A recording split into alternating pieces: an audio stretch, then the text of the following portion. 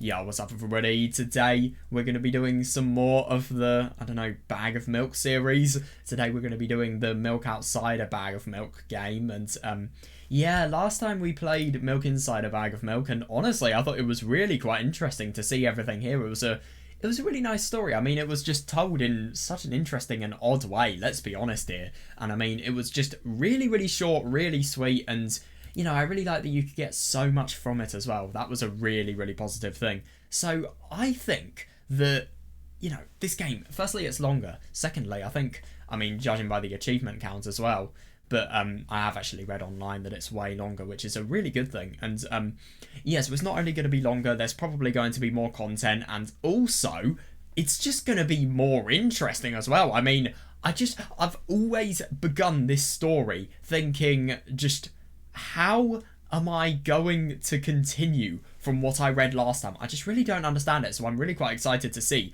what the hell it's going to be about. So, yeah, I really hope you guys enjoy it. Let's get into it. Right, okay, here we go. So let's just select our language first. That's actually really quite unusual, the fact that English is just the one language in red, and all of these other languages you can select. But I think that's because I had English last time for my language, or at least that's what I'd assume. I don't know, it's really not important. Oh my god, this looks weird.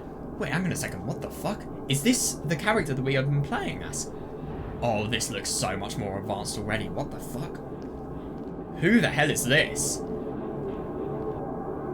Wow, I'm properly impressed. I think this is a bit of an upgrade from the last game. What the fuck? Oh yeah, reasonable, yeah. Oh my god, yeah, so this is a total... That's fucking weird. That's a carton of milk, though. That's not a bag of milk. Oh my god.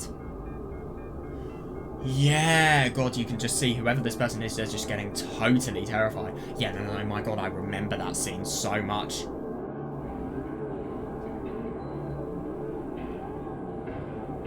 I really like these sound effects. God, it just makes you feel as if you're totally losing yourself. Oh my god. It won't take much time. What do you see? Oh yeah, what do we see compared to what does the other person see? Are you sure? Well, yeah, I do see this, but... yeah. Anyway, it's... oh. This is really odd. Oh my god, so we're... There's a staircase that looks really quite oddly bent. Well, just oddly at an angle, all of the rails.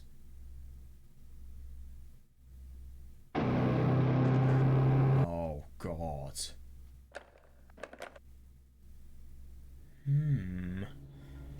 What an unusual opening. Fucking hell, that was well done. That really was well done. Yeah, I think it's pretty obvious that this game's going to be a lot scarier than the last one. And also that my game audio's too loud. There we are, let's just... Jesus Christ, this is really quite something. Okay, I've just got to do one thing, but then we can get into it. Okay, there we are. I just wanted to kind of increase the size of my game window.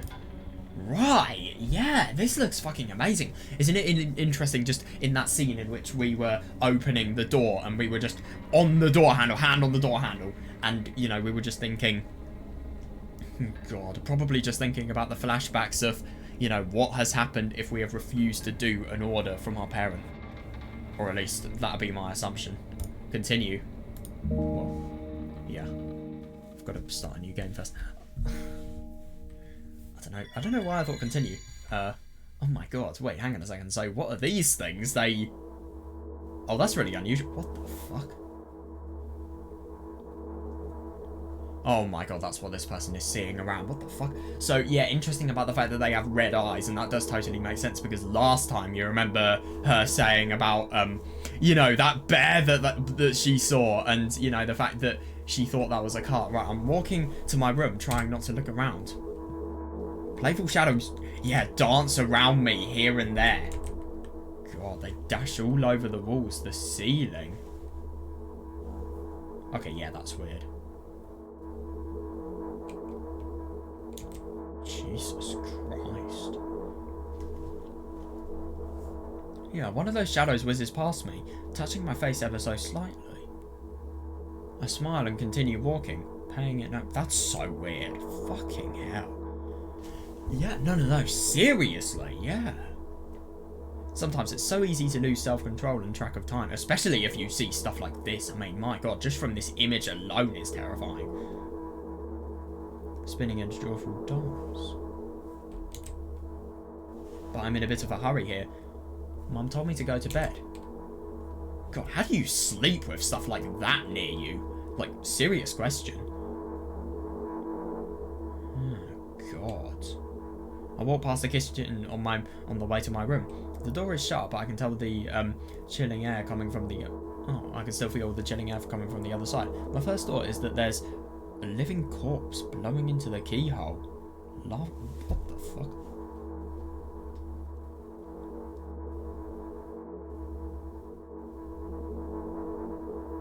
Jesus Christ, I mean, that is so awful. I mean, yeah, that is just a response to trauma right there. Jesus. That's so silly. I'm absolutely sure we have no corpses in our kitchen. I'm never sure that we've never had any corpses in our kitchen. I'm absolutely sure that... Well, I mean, obviously you can reassure yourself like that, but I suppose if you have that doubt, then the only way to prove this doubt is to actually open the door.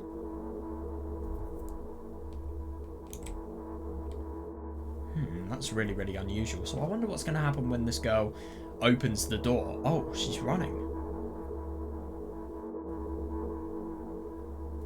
God, that's awful.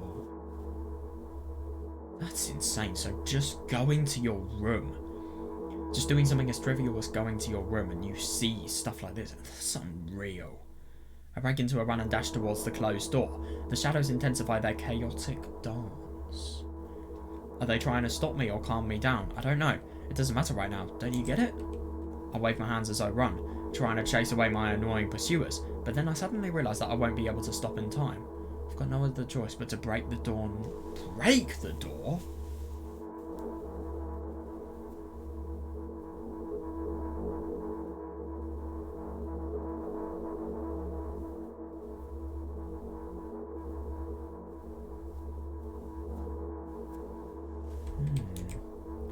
If there's somebody inside, I'll surely scare them to death.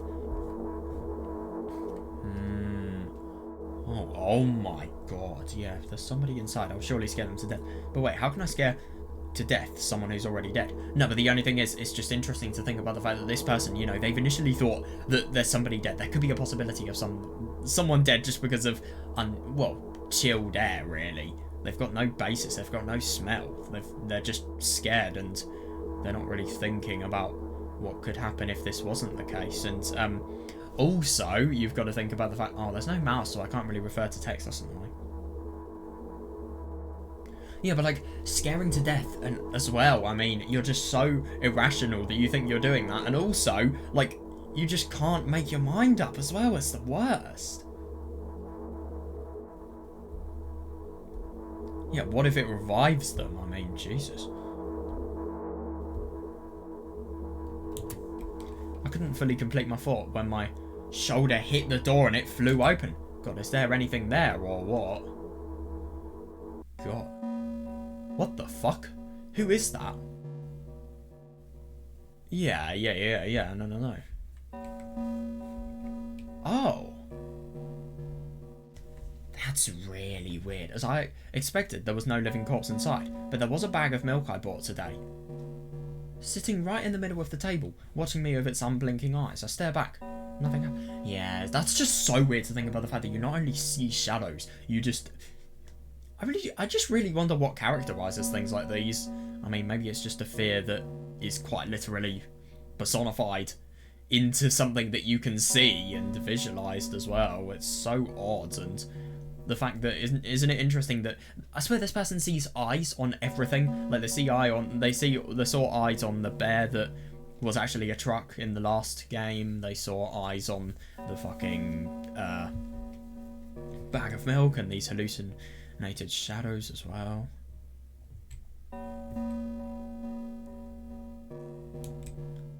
Although, what exactly did I expect? Gratitude. Have I done something that warranted? A bag of milk probably doesn't care whether it's on the shelf in a store or on a table in my mum's kitchen. Yeah, it can't. It doesn't have any emotions.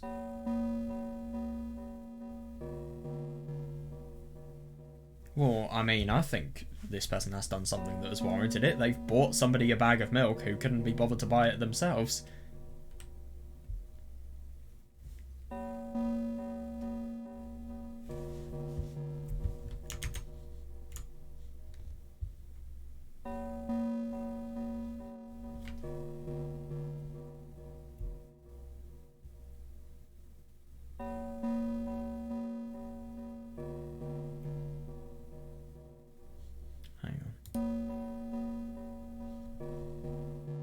There we are, I just sorted the text a bit.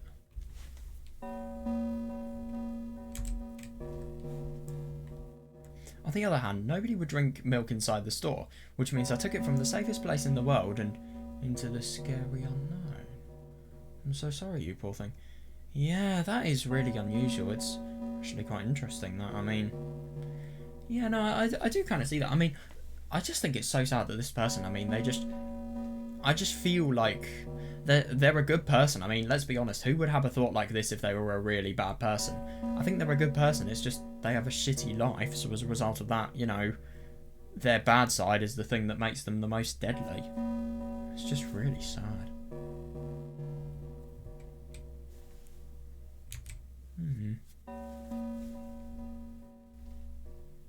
Yeah, that's reasonable.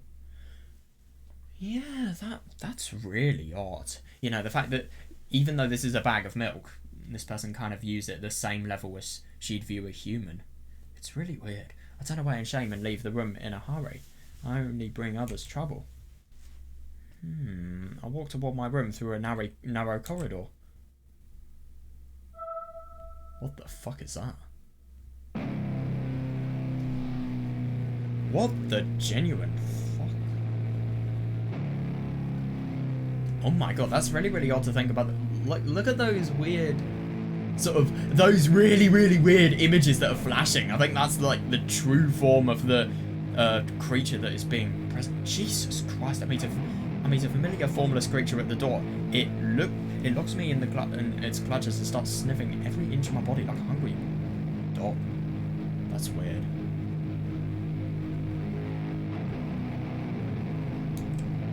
I'm not struggling. I know it's useless. I just stay silent and endure its tight grip that stops me from moving. Jesus, that must be fucking terrifying. I mean, I'm gonna be honest, to be composed, yeah, you're seeing stuff like that. Jesus. Oh my god, that's actually really quite unusual.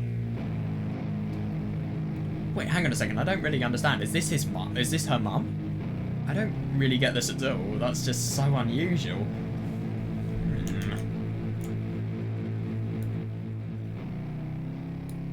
Yeah, I really do wonder what this is.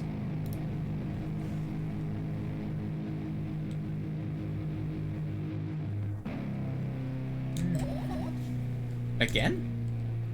I stare questioningly into the monster's bottomless eye sockets. Don't move. The creature squeezes my hands until veins start bulging.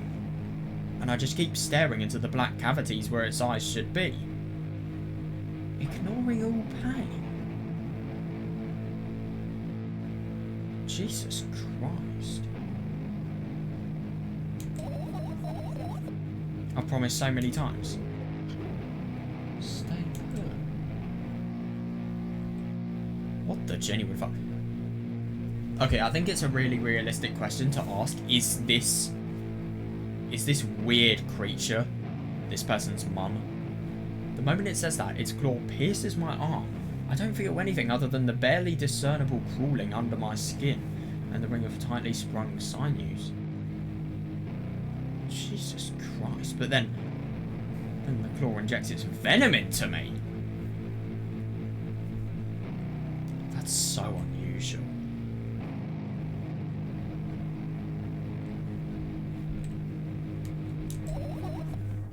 It hurts. A white veil appears in front of my eyes. My fingers cramp and start twitching frantically. I lose control over my body and slowly slide to the floor. Jesus Christ, this has happened more than once. much like last time, but why do I feel so hot? Yeah, no, I really don't. This is unreal. I feel my blood boiling up. Strong shivers run through my body, paralysing every single cell.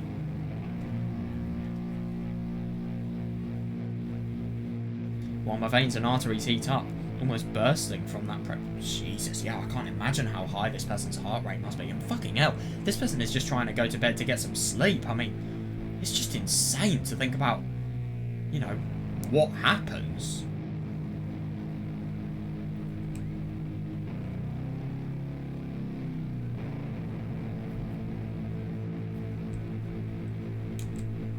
I try screaming, but instead of producing words, oh god, yeah, no, I'm reasonable, yeah, I vomit thick, milky foam. The creature notices it and throws itself at me in anger, grabbing me by the throat while keeping the poisonous claw inside my...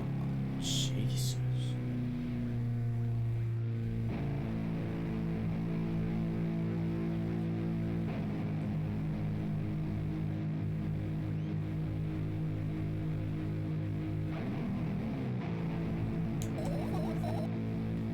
Kill me. Hysterical screams resound through the corridor. In a fit of madness, the creature starts scratching my neck. This is insane. I just genuinely can't believe this. I mean, I think if this wasn't going on in your head, that's the most terrifying thing. Everything here is going on in this person's head. But like the thing is, I think even if this was going on in real life, you would just think, you know, I am dead. This would be... You would have so much stress about the fact that obviously you're going to be killed by something that, you know, you could have never predicted and you couldn't do anything about. You've just got to watch it kill you. I mean, could you imagine how fucking scared that person would be? I mean, obviously this person has had it before, so they're probably not going to think this weird creature is going to end their life or hallucination. But still, I mean, could you imagine just having so much stress just in part of your daily life that could be similar to the stress that somebody near death would have? I mean, that is nothing short of, it's hideous. And the fact that I just can't believe that if this person doesn't take meds, let's be honest, this is what happens. Bright splashes fly everywhere, hitting the walls with a loud sound. I try to imprint where every drop fell in my memory so I could gather them all later. God.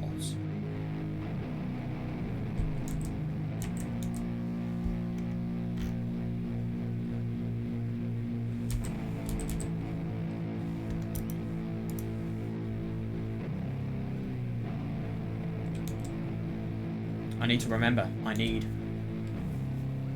Oh, God. A new wave of pain washes over me. Everything turns pitch black in an inch. Jesus Christ. What the fuck is going to happen now? Say it. I'll never drink milk ever again. That's actually really quite unusual to think about the fact that this person, they're probably finding going to the store just to get milk so terrifying that they, without even realising it, are maybe vomiting it up just because of, I don't know, the memories it reminds them of?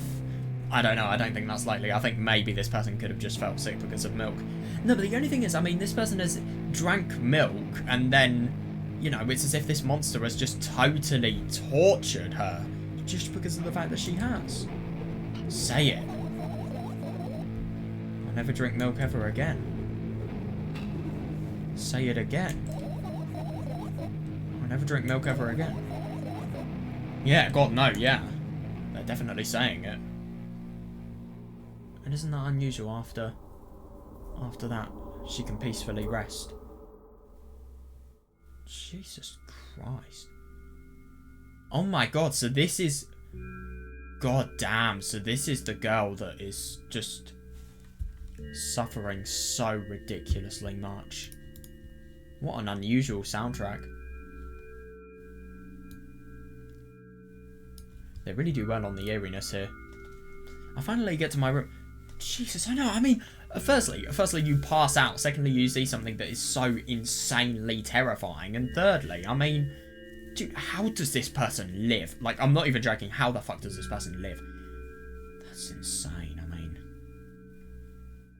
Yeah, I finally get to my room. I'm so tired of all this fuss. Thankfully, I still feel comfy and warm in my room. Oh my god. And even though she feels comfy, she still hears stuff. That's insane. Even the weird sounds coming from the outside don't make me anxious at all. Mum told me to go to bed, so I need to perform all the needed preparations. Yeah, I've washed my face, and now I'm standing in front of the mirror with a toothbrush in my mouth. Oh god. It looks to look at my reflection. It shows absolutely no desire to sleep. Yeah, I get how you feel. Yeah, no, reasonable, and let's be honest. With somebody like this, how are they going to sleep? I just don't understand. I don't understand how they can sleep. God, I feel so bad. I just can't imagine that. I really, really can't. Yeah, no, it isn't that interesting. It's as if this person in her head, she's talking to another person in the reflection. And there was a time when the last minutes before I sleep were my favourite time of the day. I loved anticipating the inevitable moment where, yeah, when the reality and the dream world would clash.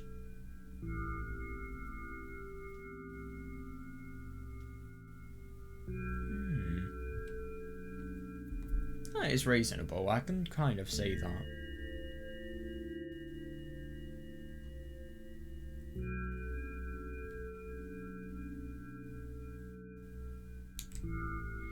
I woke up for that moment's sake. Lived through the day for it. My biggest dream was to sleep all day long. It would have been so cool. But the dreams always slowly. Oh god, that's so cruel, but surely slipped away.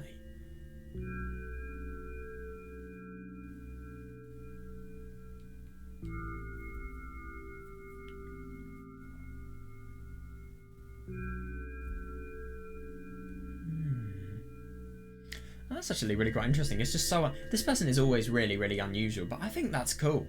Like, this person just feels as if, with the context of dreams, that, you know, you have a dream to, you know, sleep through the entirety of the day, and you just want to do it just for fun, and, yeah, I suppose you find it really exciting to actually be able to attempt that challenge every day. As if somebody fished them out of my head, one after another, until nothing was left. Oh god, yeah, now I have to sleep again, even though I don't feel any need for it. Yeah, no, I mean...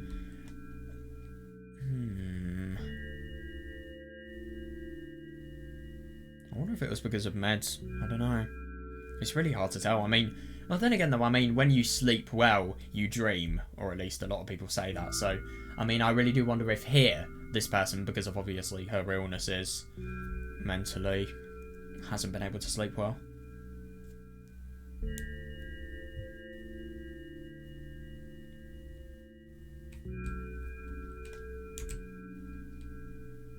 Yeah. Oh my god, so this is... God, this is the bathroom. Yeah, interesting that. Jesus fucking Christ, how many meds are there? This looks so weird. This just doesn't look real. I'm sorry, it just doesn't. Yeah, after finishing with my face, I usually reach out for my pills. It's funny, but I have no idea how they work separately since I always swallow them as a bunch without... Jesus Christ. Shouldn't somebody, like, tell you how they work? What the fuck?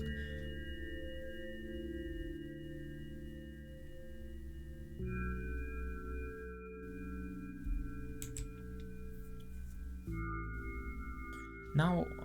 But the only thing is, I mean, this person is having really, really bad cases of... I don't really know, I'm not a psychiatrist.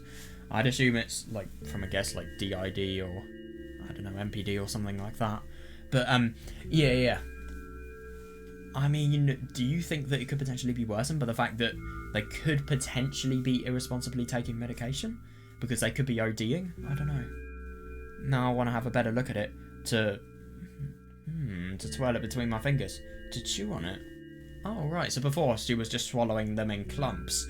Jesus Christ, no wonder she didn't have... Well, she had periods where her memory was lost. I'd do anything to stall for just a bit more time. A small, protruded red capsule was looking at me. It's covered in a murky, semi-transparent film, but...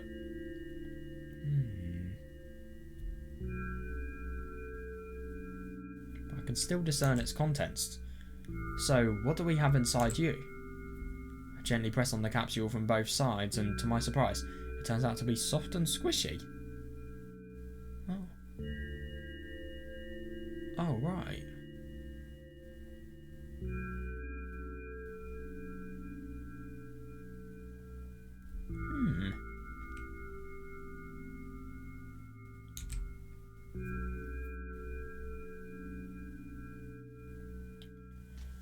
Oh, yeah, that's bad. See, the thing is, this is where good parenting, or just some sort of parenting, could come into fucking play. Because, I mean, like, this person really, really needs to be told how to take something that is really important to take. Because, I mean, my God, like, we saw that ridiculous monster sort of delusion that this person had. I mean, if this is all it takes to, you know, make it so that, well, if they don't have medication, their next day is just going to be living hell, because they're just going to have such bad, I don't know, well, they're just going to have such a bad day because of what they're going to see and hear and experience, really.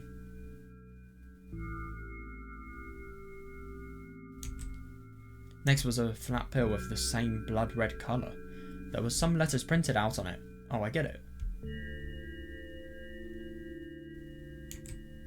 This is the medicine that makes me really sleepy. But it's not the type of sleep I want. That's not it at all. It's fake. No, I don't even want to look at it.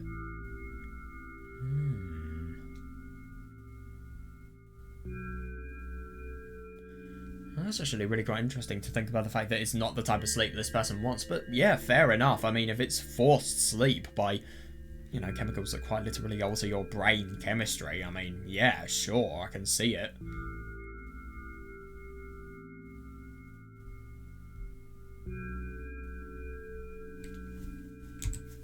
Yeah.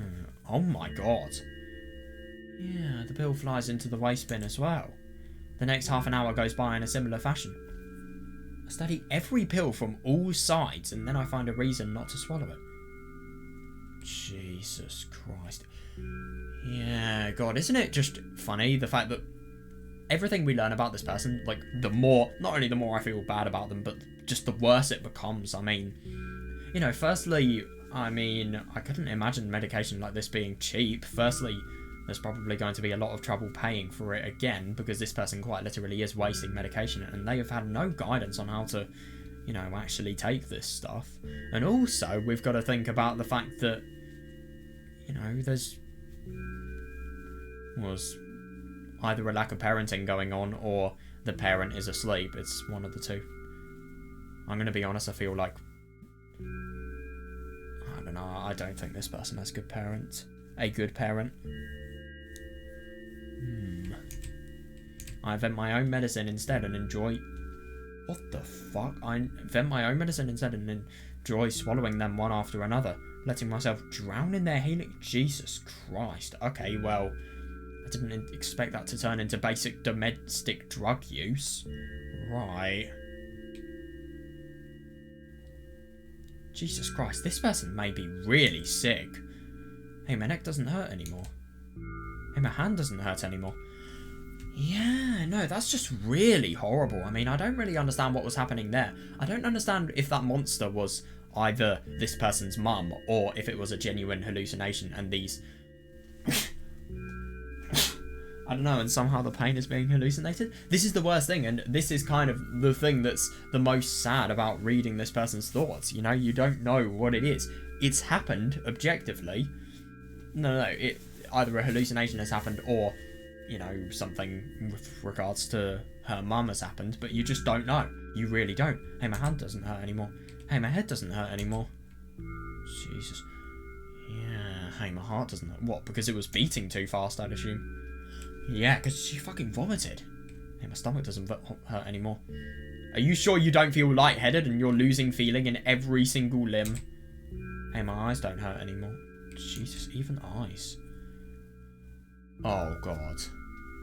Yeah, you do actually. You need to brag to it about somebody who knows what they're dealing with drugs. And they know how much you're going to fucking kill yourself. Because let's be honest, this person is not going to survive for long if this is what they're doing. How come I didn't think of this earlier? This is so simple. I need to brag about it to someone right away. Oh god, that's the worst thing. Yeah, I don't know how good this mum is, but if she's got any common sense as a human being, she'll just say, no, this is wrong. You need to listen. No, but the only thing is, I mean, this is the worst thing. How do you have a rational conversation with somebody that is imagining the world in just such a horrible way, really? But not to my mum, she'll just scold me. She's sure I'm sleeping already. Oh god, yeah, that's the worst. Yeah, I don't want to disturb her without reason. I'll think of something myself. Yeah, and this person, they're really considerate, and that's just the saddest thing.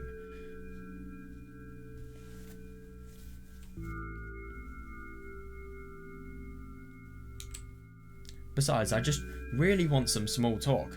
I wonder, who's going to be my conversation partner? Yeah, I wonder. Is it going to be us? Hey. Oh. Yeah, it's us. In other words, the other personality. Oh my god, so this is her room. Oh wait, no, it's the bathroom. Yeah, isn't it actually really quite something to think about the fact that, you know, this is the way that we sort of, well, this person interacts. It's just really, really odd, that audio. Oh my god, no way. Can you hide the cursor like this? Please. Yes, you can. That cursor was getting on my nerves so much. Hasn't even been an hour, dummy.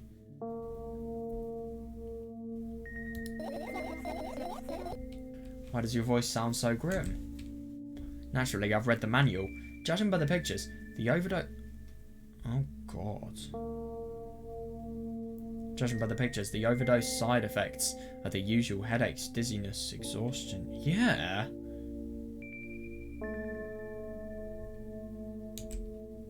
Basically, nothing I can't handle by myself. Well, you can't handle it by yourself, sure, but, like, firstly, it's not healthy. Secondly, you are going to lead to real damage if you OD. And thirdly, I mean... Yeah, basically, nothing I can't... Yeah. Oh, God, yeah, you do. You didn't reply. Aren't you, even a little bit happy? Not even the slightest bit. God, no. I want to be nice. I feel too bad being mean. That's not true. Yeah, she really, really doesn't. This is the worst thing, because, I mean, it doesn't surprise me that if you're seeing... Let's be honest, this person, they're going to have a really stimulated mind from constant exposure to fight or flight effects. I mean, like, for example, you know, what we saw just there. Constant adrenaline and constant fear. So, of course this person's not going to be tired after something like that. It makes sense.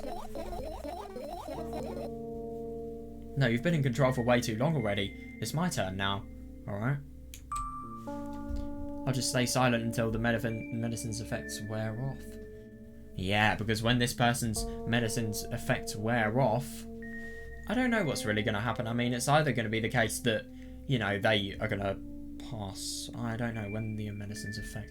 Well, the thing is, it's horrible to think about the fact that this person's OD'd and the medicine's side effects are actually reasonable. And they are actually working. Well, they're not working, they're probably really... She's probably doing herself loads of harm, but she's feeling as if no harm is being done.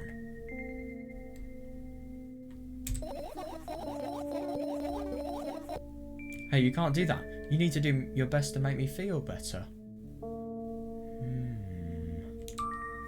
That's exactly what I'm doing. What a bully. Actually, why am I even worried about this?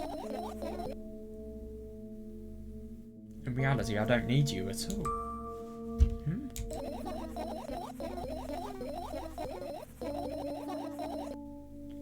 Yeah, God, no. I do see what she means.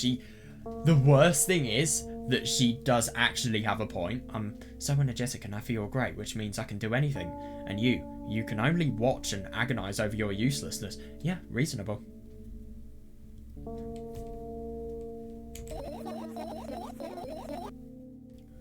I'm not angry, I just feel bad. But I just find it really interesting to think about how quickly this person's mind changed. Like, you know, their mind changes so quickly because initially they're thinking, oh wow, it's just devastating the fact that we're not going to help them. And now, even though we are something that's so important to this person and something that we probably talk to her, well, we talk to her for so much of the time. Well, not her, but her alternate personality. It's just so odd. The fact that, you know, she can just have a change of mind to something that is this important to her this quickly. I can imagine how angry you are right now. What made you so happy all of it? Yeah, seriously, what did? And why would I be sad? Remember yourself a couple of hours ago. Yeah, seriously, yeah. I don't know what you mean. Well, the time where you saw a complete monster, and obviously when you saw, oh no, for example, what you did to the milk. No, I still don't understand. Whatever. Unlike you, I won't forget that pathetic... Oh god, I don't want to say that. Well, I have to, but yeah.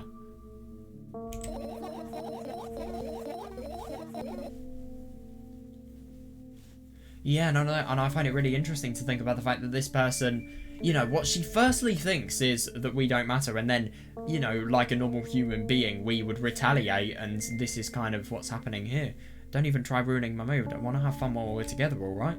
Yeah, but the only thing is, I mean, you cause hostility, and it's odds that we kind of, well, we, just like any human being, respond back with hostility.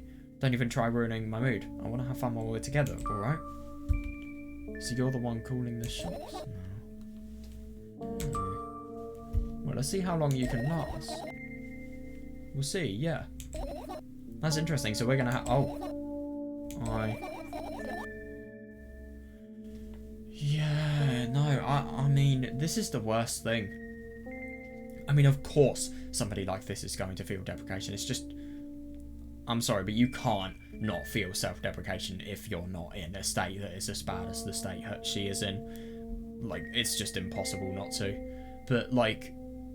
Or at least I think it's probably very unlikely not to. But, yeah, no, she's not pathetic. If anything, I'm going to be honest, for actually enduring what she does in life, just to have a day, just to be able to live a day, I fucking admire her, I really do. Like, to actually be able to live with this.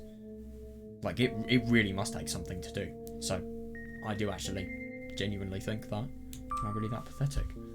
You're not pathetic, no way, say something.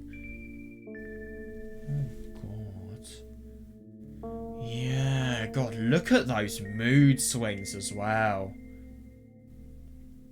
Yeah, I've heard a lot of... Yeah, I can feel tears streaming down my cheeks, hanging from my chin, and then falling on my clothes, burning holes in them. What the fuck?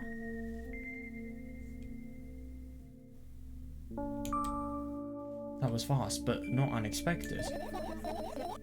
Hey, at least I tried. Go wash your face, then we'll decide what to do with you.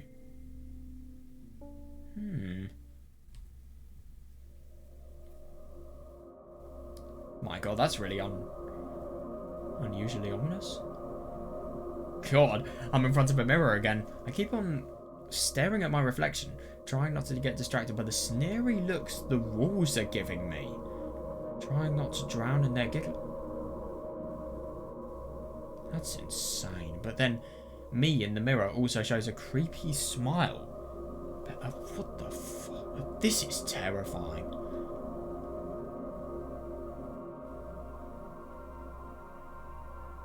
Jesus Christ, does this person ever get a rest from this hell?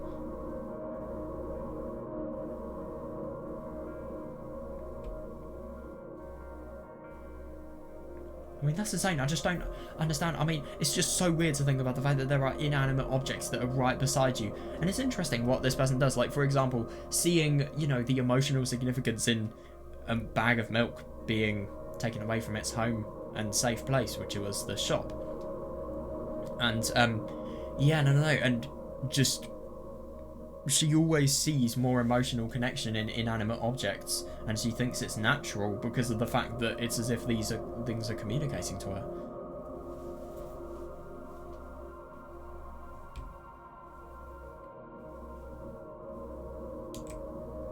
shut my eyes, but that doesn't help. Yeah, God. It wouldn't have helped even if I sunk through the floor. And isn't it interesting to think about the fact that this person's hallucinations, they're getting worse because of the fact that she's OD'd. I start counting in my mind.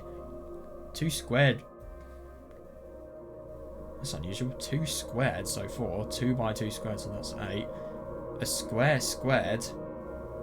But hang on a second, what do you mean by a square? Do you mean 4 squared? I don't really know. Yeah, I don't know. 2 squared, 2 by 2 squared, a square squared. Square pyramid squared. A pyramidal structure cubed. A pyramidal structure hypercubed. This person is really, really unusual. I mean, she's counting in her head. And isn't it interesting to think about the fact that that is kind of like a system she's probably felt. Maybe that's like these particular words are things that sort of trigger her to feel a little bit better. I mean, it's just so weird to think about the fact that you count particular words that don't really have much meaning, and then you feel better. But my head is splitting up. What the fuck? How do you feel? It's not your fault. It's never your fault. Oh, yeah, no, yeah. Yeah, I don't know why, but I thought I'd be able to take control. I was almost ready to... I was sure I'd be able to change something. After all, I was able to buy milk, you know?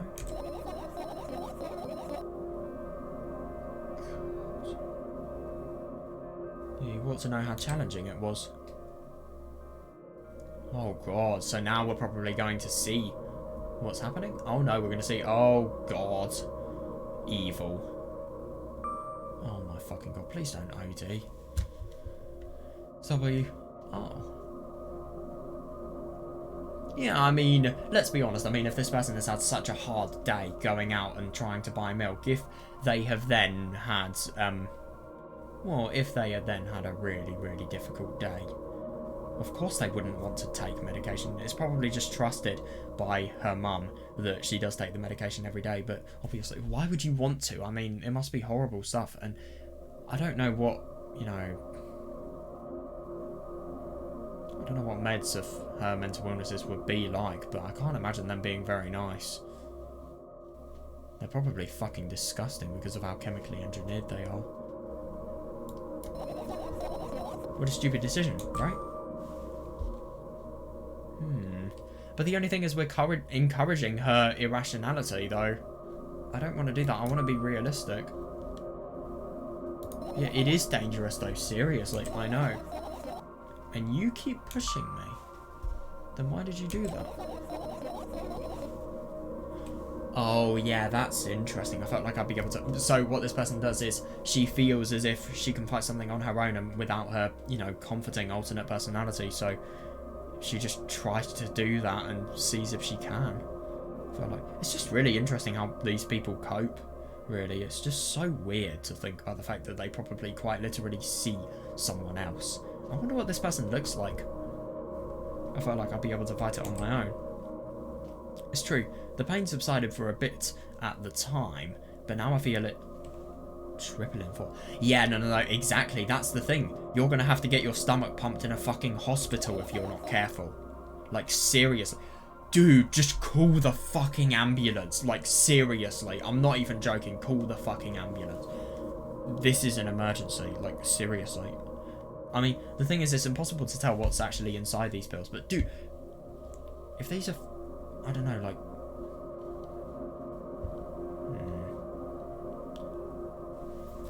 if these are meds for conditions that are really, really bad, then I can't imagine them being very weak. I've got an example, but it's from another visual novel. It's not a real life example of, obviously, you know, schizo meds being taken. I mean, I don't really know if you could liken it to that. I don't know if it's a real story, so yeah, I don't really know how these meds truly are. No, fucking wait, you... Oh no, that was the wrong thing. Dejected, I reach out for the shelf of my medicine. I swallow the pills, one after...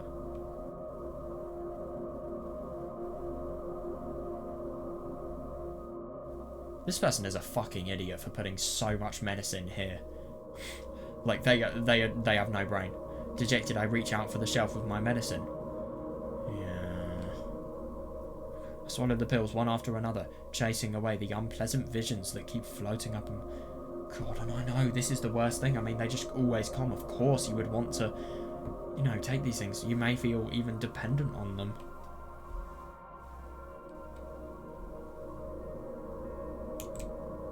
And yet my mind still draws a terrifying picture.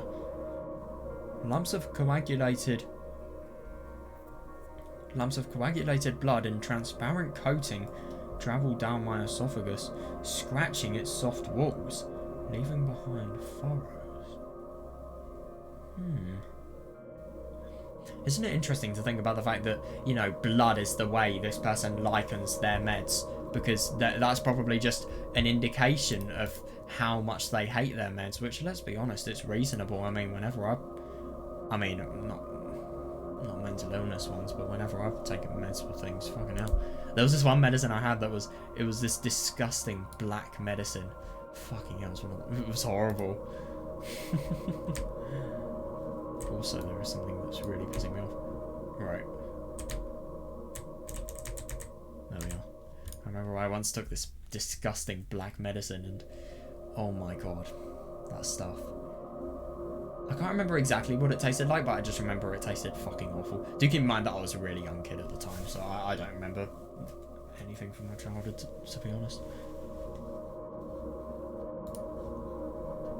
Like, I don't know, I'm really weird. I'm really, really academically strong, but the only thing is I don't remember anything in my previous life. Like, you would have thought if I was good at school, I would be able to remember things that are really, really distant in my past, just because of the fact that my memory would have been good. But no, it's completely the opposite. It's so weird. It really is. Or maybe it's because I didn't want to remember it. I don't know.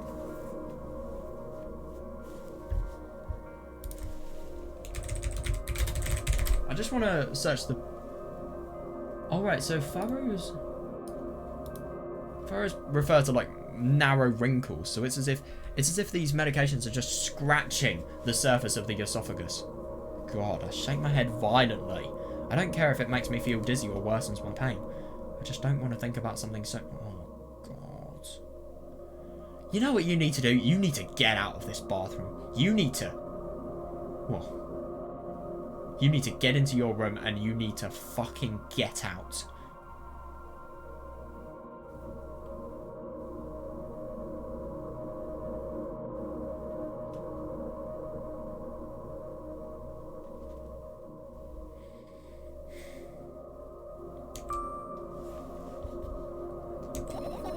Oh, it's so hard to change. What do you mean? You're afraid of being alone. This worries you much more than your pain. Oh, that's interesting. I'll toss the last pill into the last pill. Jesus, and catch it with my mouth. Somebody's getting in trouble in the morning. Fucking hell. That is if they're even alive in the morning. Why are you sleeping on a mat? What the fuck is that? Looks like a ribcage. Jesus. This scares me. I mean, I'm not even scared. I don't think the horror is that scary in this game. I just think it's so horrifying to think about how this person's life is lived. And the fact that this is actually well, these are probably based on real mental illnesses as well. I think that's the most terrifying thing. The fact that it's so connected to reality. God, I lie on the floor. I look at the ceiling. I can clearly hear water running in the metal pipes up there. Really?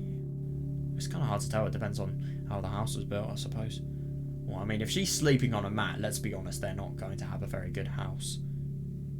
I hear the cracking of concrete blocks that will someday surely fall... Jesus. I can't believe that this person can't even have comfort here.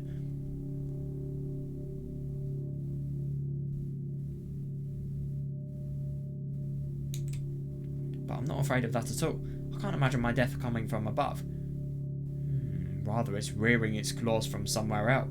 from somewhere below, waiting for me to... God.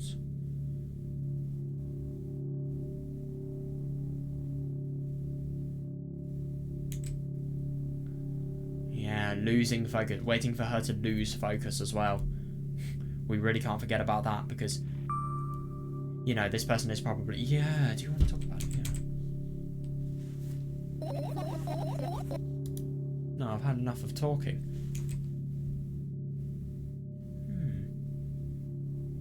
God, you really know somebody's dejected if that's what they feel. What do you want then?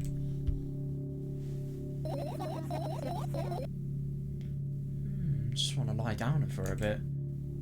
Really unusual. Jesus Christ, I just hope this person is alive in the morning. Like, seriously.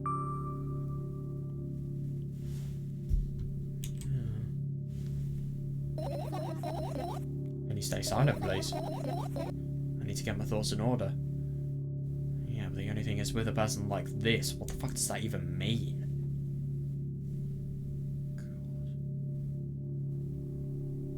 God. What the fuck are they looking at?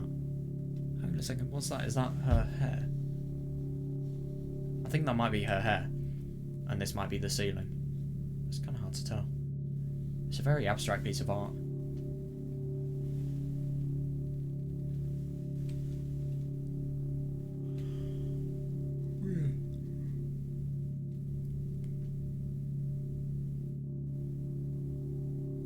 It's just kind of hard to tell where everything is. Yeah, I think that makes sense. So you go into the door and then... That's really unusual. What happened there? God. I carefully extract my thoughts that are yet to be fully formed from my head and lay them out on the ceiling in orderly rows. Now it's my call. That's really odd. This person really does have a creative... I mean, before, obviously, the tragedy of her life happened, I really do wonder what she was doing. She just sounds like a very, very creative person, and she sounds like someone who can do very creative thinking. Like maybe an art person, or maybe she did computer science? I don't know, because computer science requires a lot of logical thinking. It really does. In hopes of seeing the whole picture, I switch them from one place to another, pile them on top of each other, scatter them around. In the end, I throw them off with my hand, annoyed, and start over. I just really find it weird to think about the fact that you can see thoughts and you can visually represent them. Because if I tried to do that, I'd probably represent them in pictures. Yeah, okay, that's reasonable. But still, I just don't get how you have such a strong... You have such a strong mind that you can actually do that. I mean, that must be so weird.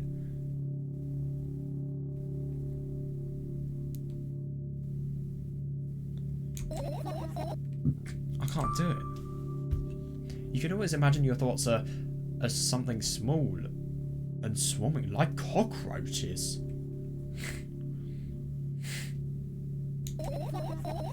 Yeah, why would you do... Yeah, do it something nice. Oh, I hate cockroaches. Can I make them fireflies? I don't mind either way. Yeah, no, you should. That's really unusual. Wow.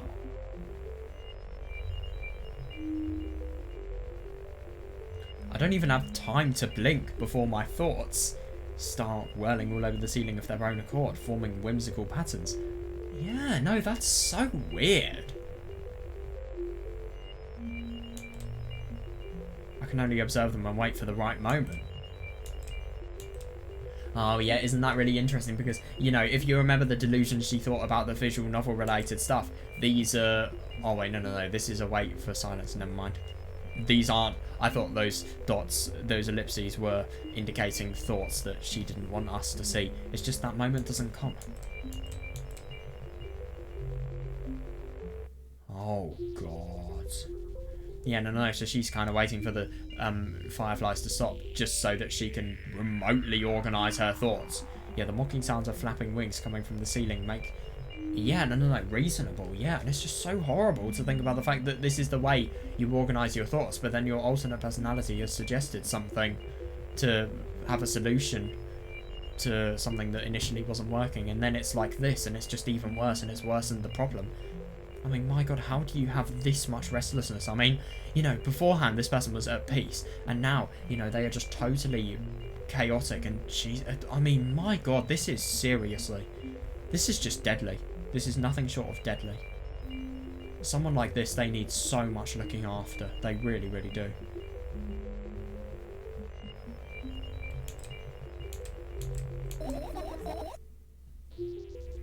Enough, I hate you. Yeah, fair enough. Please tell me she's got sleep. Please. Oh god, I spring to my feet and scream at the top of my lungs. The fireflies scatter. Good job, now start over. No way. Unstable behaviour. Yeah, no, I couldn't agree more, yeah. I don't give a damn. Well, I mean, obviously to yourself it all makes sense, but to other people they can't understand you, and a lot of them won't as well, because they'll just see what's in the outside. They won't care about what's on the inside. If they are scared from what's on the outside, they won't care about your situation. They will just care about the fact that you have screamed. I don't give a damn. So that doesn't bother you? Should it? Well, yeah, honestly, it should. And what do you want me to do then? I don't know, it's up to you. Yeah, that's the worst thing. And isn't it interesting when, you know, us as the alternate personality says, I don't know. Because, I mean, this situation is so hopeless that it's hard to know what actually to do. Well, it's just because she doesn't know what to do in her own head. And because we're just... What she thinks... Sorry, what we can say is everything that she can think. Because it's using her brain, I think. You're at it again. What do you mean? Never mind. And I've changed my mind anyway. Please don't stay silent for this long anymore. Yeah, no, and it's interesting because if, you know, obviously she kind of rejected us, so if we stay silent for this long, then, you know, as we could see, with the fireflies related stuff, she just totally loses it.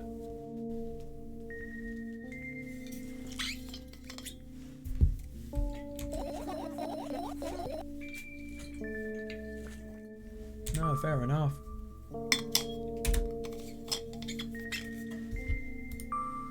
Fine. I raise my eyes to look at the ceiling once more. Yeah. Sadly, all my fireflies seem to be hiding somewhere. I need to find them. Yeah, seriously. Yeah, no, and I just find that really interesting to think about the fact that it's just a really odd representation of thoughts because of the fact that, you know, she tries to think something and then well, there's just a billion distractions. She can't think about anything whatsoever. And, you know, her thoughts, let's be honest, they're done more verbally. But the thing is, they're never productive thoughts. She can never actually think about something because there's always some sort of distraction. She can never, ever focus. No, you don't get it. If I'm thinking about something, I need to finish my thoughts, or else. I glance around the room. There are too many places for a creature as small as a firefly to hide here. Yeah, no, yeah, totally.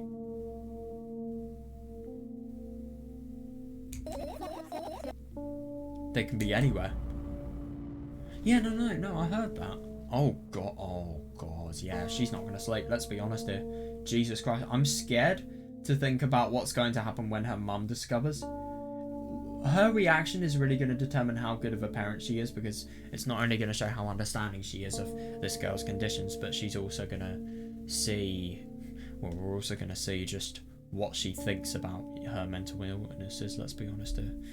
Yeah, suddenly I hear a deafening rumble. The clock just hit midnight. It's so late already, but I can't go to bed right now.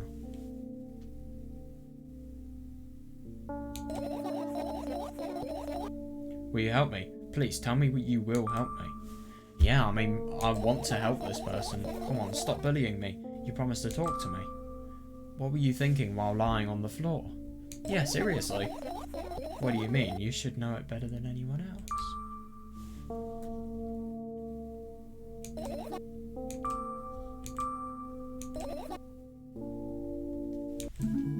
What the fuck? Okay. What the genuine fuck is happening? That was really unusual. Oh my god, hang on a second, this is just happening now? I roll my sleeves and start rubbing my eyes intensely. They're so itchy. Yeah, I just don't really understand why that's just so suddenly happened. Is it because she feels bad about, you know, having told the fireflies to fuck off? God, the amount of mood swings here are just insane. I mean, I just can't believe this. I just don't know how people like this live their lives. Oh god, look, did you hear the changes in pitch? That's really weird. My eyes are itchy.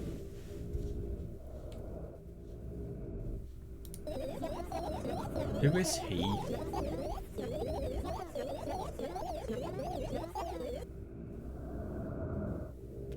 Isn't that really interesting when we just see everything get totally corrupt? We just see... I mean, we just see the peaceful side, but then we just see how quickly, and, you know, mood swings, fucking hell, how quickly this peaceful side can just get into something completely catastrophic, and then... Yeah. It's just horrible how... You know, I think beforehand we saw, I mean, I get that what she was doing was very unhealthy about the ODing, but we did just see someone who was in a I won't say in a peaceful state of mind, in a state of mind that it wasn't peaceful, but it wasn't awful, but now we're seeing the extremes of, you know, how far she's willing to go. You know, I wonder if I tear out all my eyelashes, one after another, will my eyes stop itching?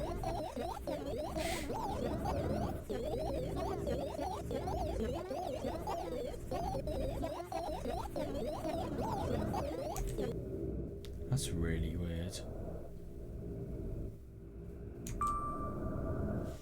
Yeah, what have you done? Seriously, yeah.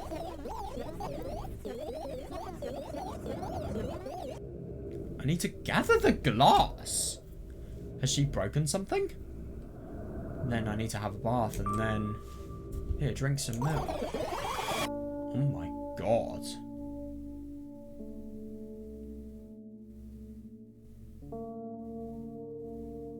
That's so weird. I just genuinely can't believe about the fact that that has just happened. That's really... This is so fucked. This really is.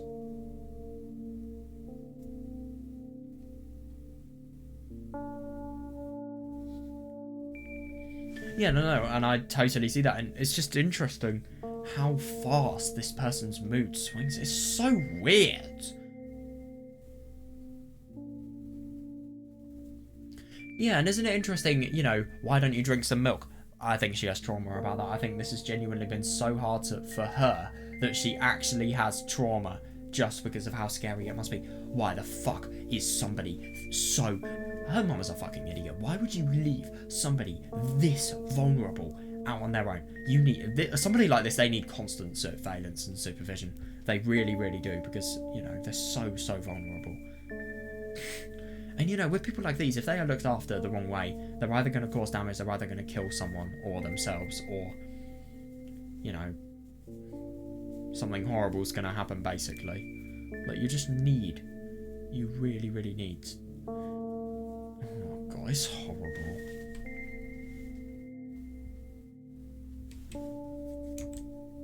Well, that was surely something.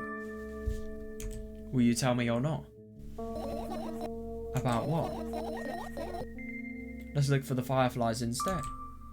You're acting weird. Help me instead of, oh my god. Help me instead of running your mouth. I've already had enough adventures before bed. Yeah, no, seriously, and it's just horrible to think about the fact that there's always something more. This is just like, okay, this is a really weird example, but hear me out here, okay? So it's kind of like a social media addiction. You know, you just have constant stimuli. You must look at them. You must give yourself dopamine. You must make your levels as high as possible.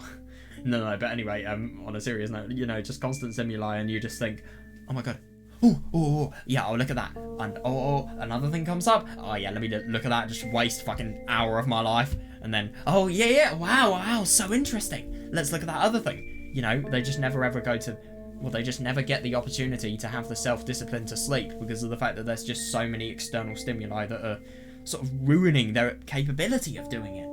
And that's kind of what this reminds me of, you know? There are so many distractions. This person can't just have silence. No, there's always either someone there or something laughing or sneering. And fucking hell, that's so brutal when, you know, the wolves were talking and laughing and, you know, her smile was just evil. I don't know why I did that. I really regret doing that, but like what I did on the webcam just there, but still.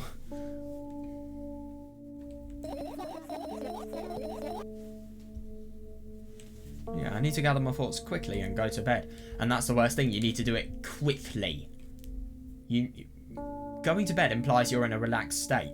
How are you going to do something quickly? I feel like a person like this, they're not going to have a response to stress that's good.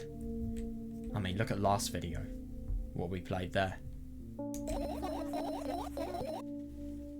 And my thoughts are hiding from me.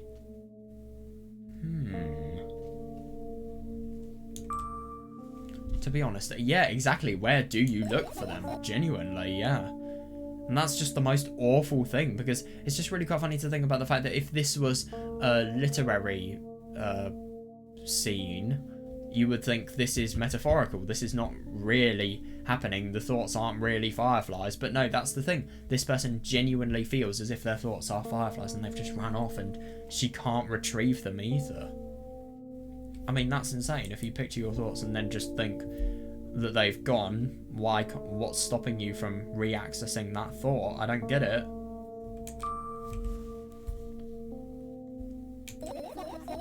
No, don't. Yeah, God, yeah, no, and no. If I make even the smallest of messes here, I'll feel really bad. Yeah, no, totally. All the things should stay in their places and that's it. No, I agree. I mean, God, this is so sad. I mean, yeah, and oh, please don't tell me. Oh, no. So we're just going to encourage them.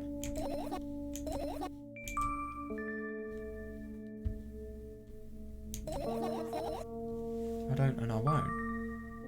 Alright then, so we need to find a bunch of tiny insects inside a mountain of junk without moving anything even, and it's impossible. Just, yeah, but the only thing is, oh, yeah. My oh my. Yeah, seriously, how are we going to do that? That's not possible. I have an idea. What?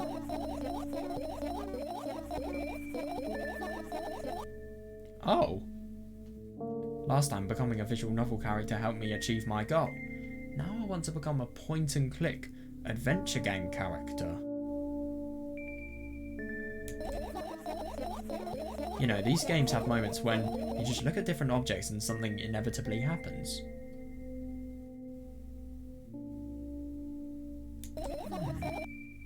It sounds so fun. And what about the things you use regularly? Do you refuse to touch them as well? Yeah, I wonder. It would make it even more interesting. This is so childish. And one of those the best. Funny that we just totally ignore that. Oh, yeah, you'll be the one doing it. Oh, no. That's hilarious. Yeah, oh, yes. I start panicking as soon as I get in a multiple choice situation.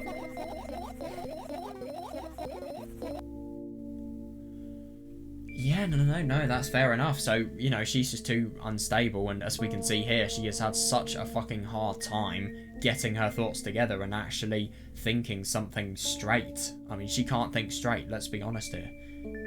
Yeah, so it's up to us, the, you know, alternate personality that is just a little bit more rational. I'll just keep changing my mind and end up crying and running away. Do you want that to happen? No.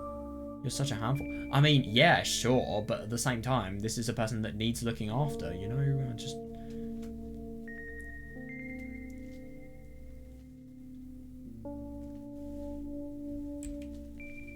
Like, I'm sorry, but if I saw someone like this, and they asked me to do something, I would never, ever turn them down. Because they just don't deserve it.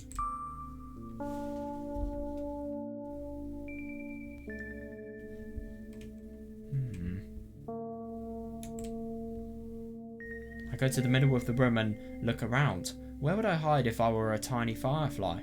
Oh, this is so thrilling.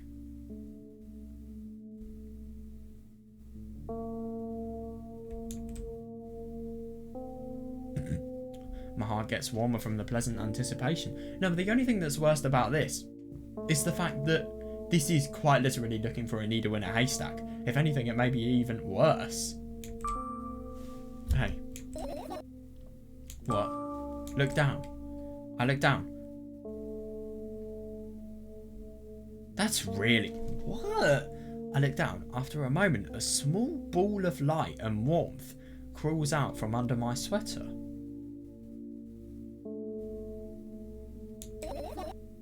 Wow. The smoke coming from your clothes. What? Hang on a second, what? That's weird. What? Why is...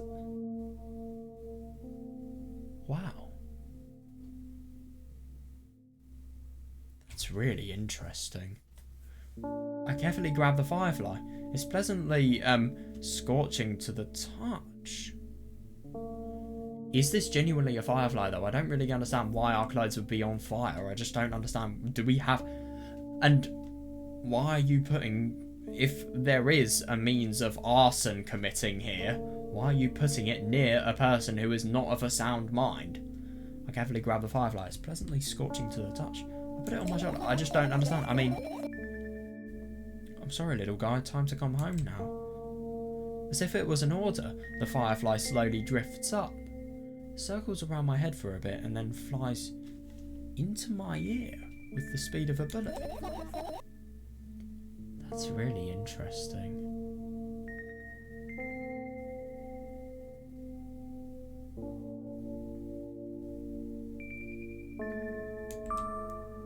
One down. Let's look for the other. That's really, really unusual. God, so... It's as if this person feels like all of their thoughts have just been totally lost and we have to look for the others. Yeah. That's really weird. So where do we look, though, genuinely?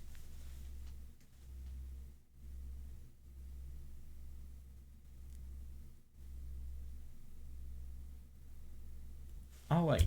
Do we have to... Oh. That's got... Oh, my... What the fuck? That's really weird. By the way, I find it really quite funny. Whenever you have work... Whenever I have work modules to do, it reminds me of these things. You know, you just...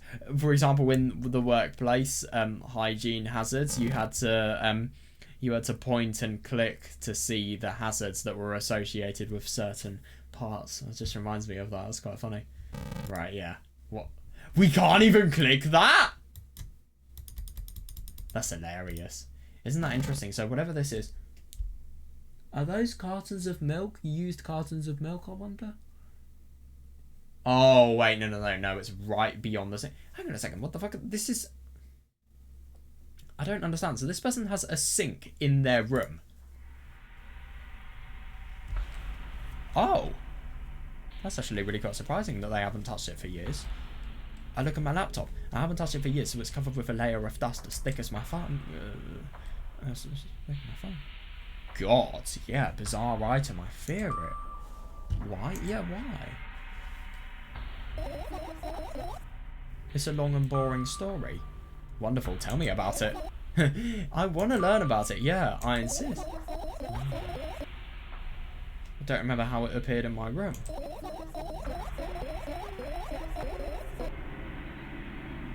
One of my parents probably brought it here because they couldn't find a better place. Oh, right.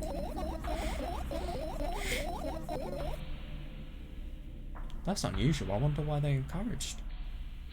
I'm sorry, but why would a parent encourage a kid to use technology? What?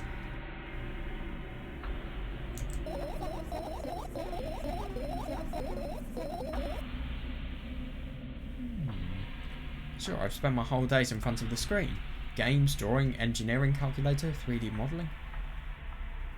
God, so this person was probably really fucking intelligent before.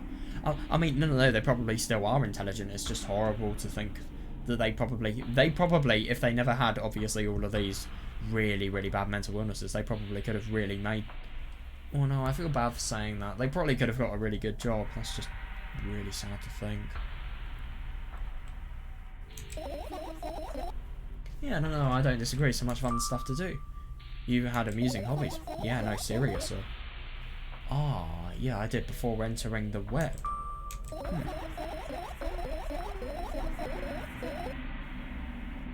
Imagine this. You're a hamster that lives underground. You have everything for comfortable living.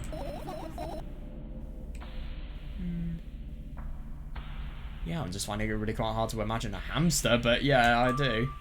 As always, your analogies are spot on. Okay, I imagine. Alright, so you're a hamster that lives underground. You have everything for comfortable living, okay? Okay. Wonderful, and here's the situation. You're a hamster that lives... Okay, I got it. Do you want to talk about... Yeah. Yeah, she's just really repeating the same thought. It is interesting. Whenever she just finds something that goes on a tangent. I remember that happening before, you know, thinking about the milk inside a bag of milk inside a bag of milk. You know, the first time we heard that phrase, it was always repeated. She was just totally like a broken record player. It was really quite something. Okay, I got it. Do you want to talk about something else? Yeah. Yeah. Suddenly, a firefly slowly crawls out of the laptop's vent grill. That's interesting. I reach for it. It gets on the top of my palm, blinking all the while. I think it's trying to say something. I can see that myself. If only I knew what. Looks like a cipher. Don't you want to crank it? That's weird.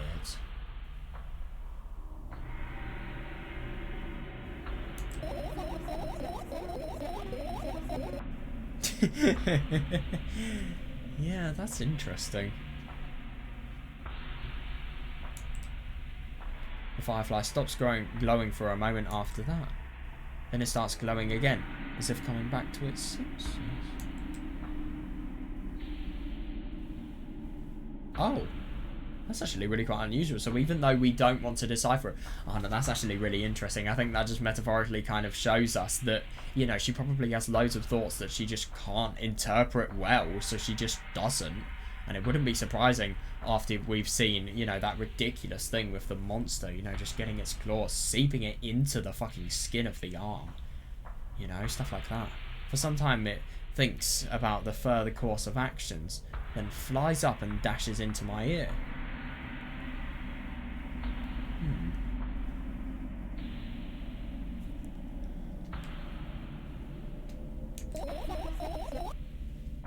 Let's continue searching. So, is there... Yeah, okay, so you can't actually hover over it. That's good. I love this. We still can't click on it. Yeah, this is going to be interesting. Yeah, I look at the mound of pills and it makes me feel dizzy. Oh my god, that Ost is weird. That is really weird. Jesus Christ, it sounds like somebody is dying. But yeah, I think it's very fitting for stuff like this. That is actually really interesting. I do wonder what this person has discovered on the internet. I mean, no, she had so much fun beforehand, just before she was doing all of her hobbies that didn't really involve the internet much. But then she fully discovered what it means to go on the internet. And I really do wonder just why she has done this and what has happened, what she has looked at. I mean, maybe she's looked at something really traumatic, or maybe really bad, or maybe it's actually encouraged ODing or something like that. I don't know, because on the internet there is a lot of stuff that sadly encourages mental illness like this. I've seen quite a lot of it actually.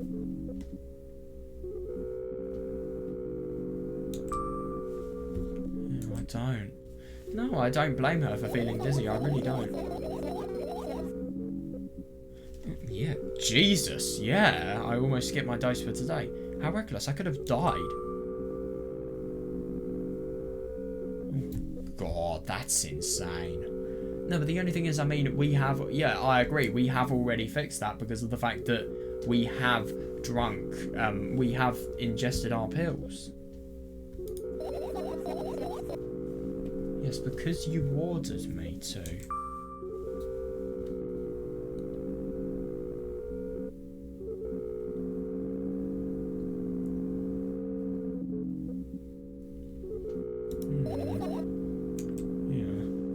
I heave a deep sigh, come closer and extend my hand. Wow, it's warm. The moment those words leave my lips, one of the bottles overturns. Oh god, yeah. Pills rain down from it, and along with them... Yeah, no, that's interesting, because I feel like everything here is going to have a lot of significance in her life, because obviously medication probably really, really oppressive thoughts just from the fear of taking medication, but also ODing and also, I don't know, actually being prescribed the medication. I can't imagine that being pleasant. Firefly, hooray. And obviously the laptop, whatever the web was, it changed this girl. It really did. And this is probably before, obviously, the really traumatic event happened in her life.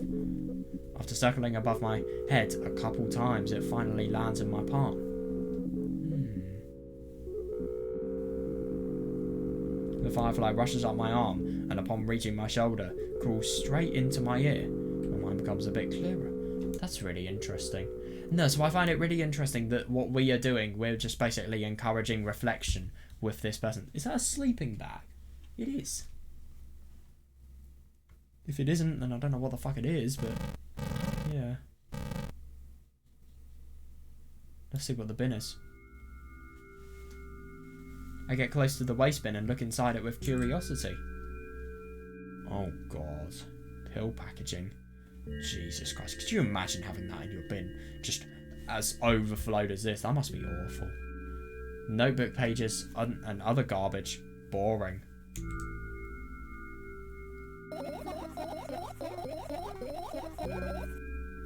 Yeah, no, fair enough. Maybe some of your worst thoughts would? There's nothing here. Indeed, no self-respecting firefly would hide in a heap of garbage. Can't disagree with you. Yeah, seriously, yeah. Oh. But how do you know? Well, then again, these are your thoughts, so, I mean, if... Why does the intensity of the sound change if you wriggle your cursor around? The radio, that'll be interesting, because we've got the web, and, well, there's 2 radios here. That's really unusual. Why are there 2? Wait, no, hang on a second. I'm so confused. Sorry, I don't actually... Sorry if this is paining anybody. I don't own these objects. Oh, this looks like a boombox. I don't know. What even is this? Oh. Oh wait, so this changes the song. That's really unusual.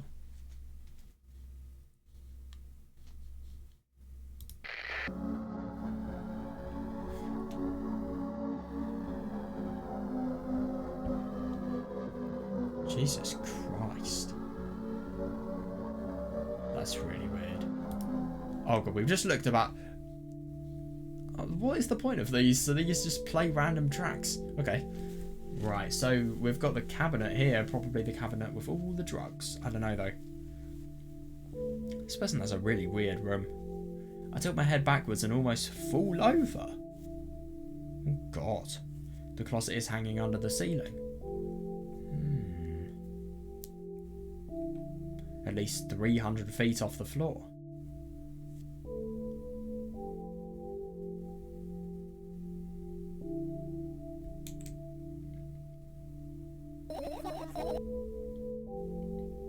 Are you joking? Oh, even though it's my room, not everything here is for me to use. Whatever. I don't care.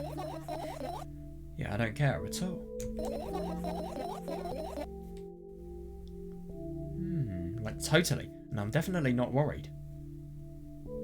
Yeah, I'm going to be honest, I think that's really bad. I think this person needs the comfort of nobody else coming into her room.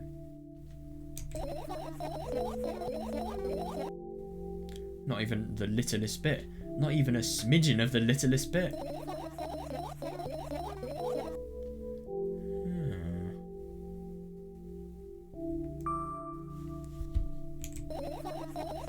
I'm not even done telling you how much I don't care. God, how long were you intending to go for? It is interesting that she just has a tangent about something that is so small and then as a result of that, she never ever stops. Until, obviously, us, the alternate personality, intervenes. Oh god. Yeah. From this moment on, I'm ignoring you. Oh no, you don't. Then act normal. That is probably one of the most evil things you can say to a person like this. Seriously. Oh, so there's nothing there, yeah. There's no firefly, and yeah, that's interesting that there's, with everything, there's a meaningful answer. Yeah. Yeah. I turn my eyes towards an inconspicuous shelf near the mirror. There's a glass with a toothbrush sitting on it, and a small towel is hanging nearby. Wonder what of all sign.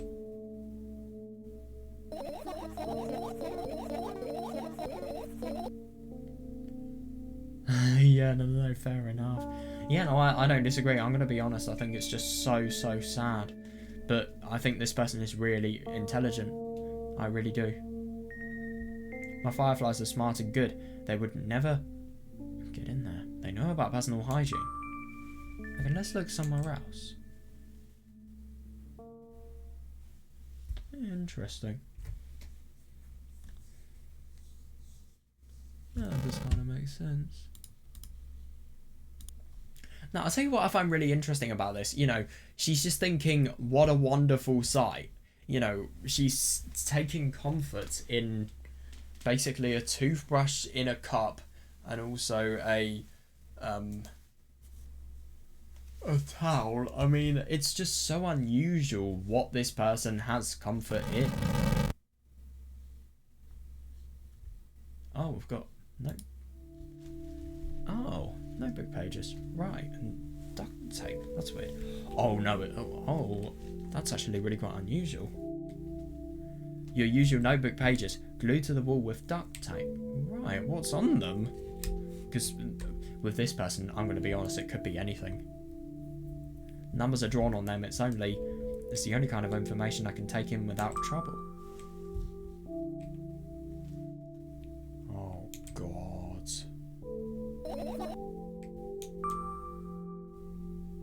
Thought you know them by heart. Yeah. God, some of these people should never deserve to learn this. It's not your handwriting, is it?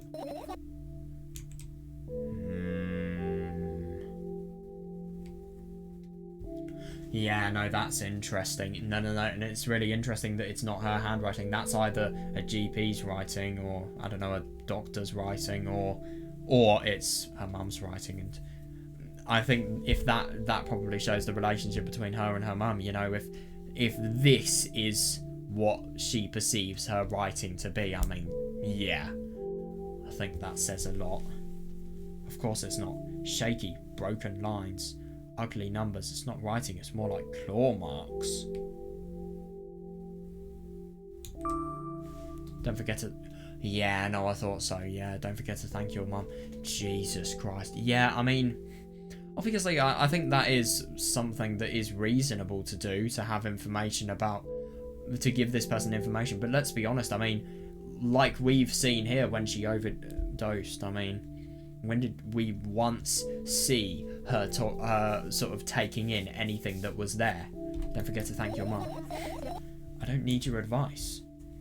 My scream makes the pages rustle Scream. Fucking hell. How does this mum sleep, by the way? Can I genuinely ask that? Like, how?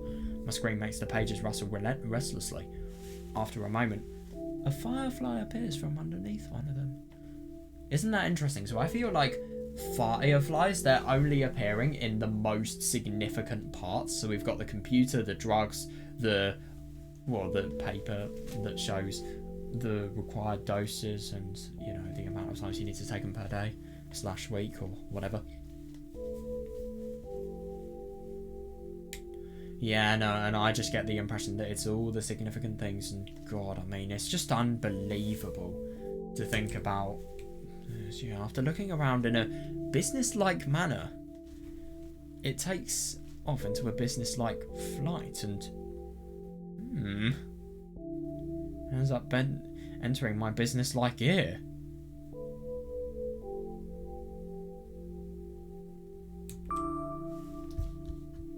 Hey.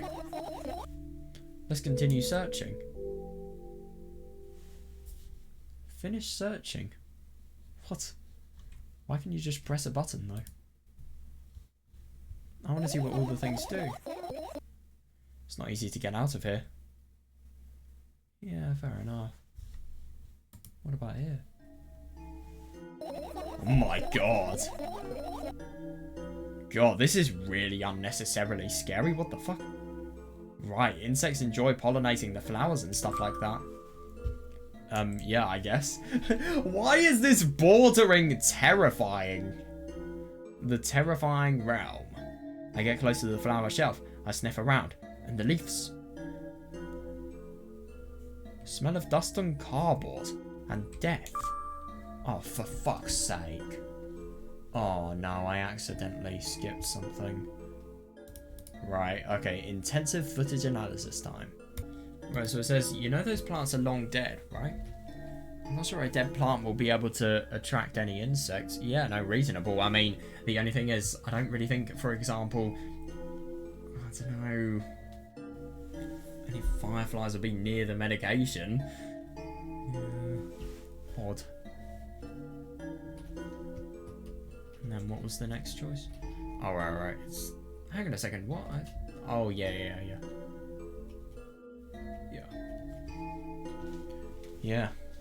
Unusual.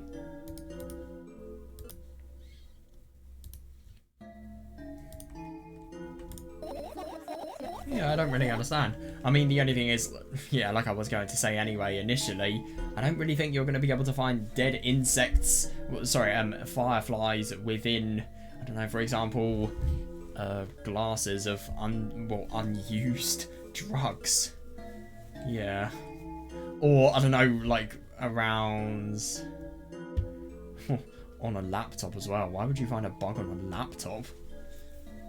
Well, we kind of don't have a choice here, you know? Oh, fuck, hang on just a second.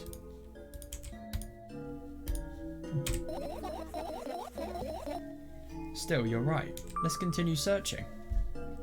Yeah, no, that is a really good question, I agree. When you're listening to me at all. Yeah, no, interesting to think about the fact that she's not telling us. Yeah, she's not going to tell us whatsoever. Oh, I've got an umbrella. The umbrella emanates a faint sense of coolness. No wonder it's the only thing that defends me against the thunderclouds that gather under. Oh my god.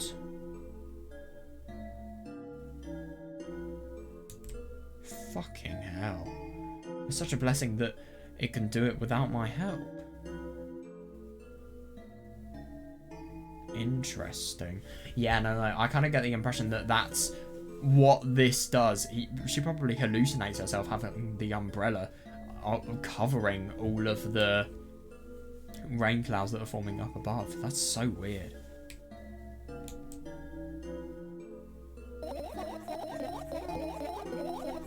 Still, a firefly won't hide in a place like that. It will catch a cold and be unable to fly. I mean, I don't really agree. You don't want to check it? Yeah. Well, I'm sure we won't find anything there. Oh. Yeah, fair enough.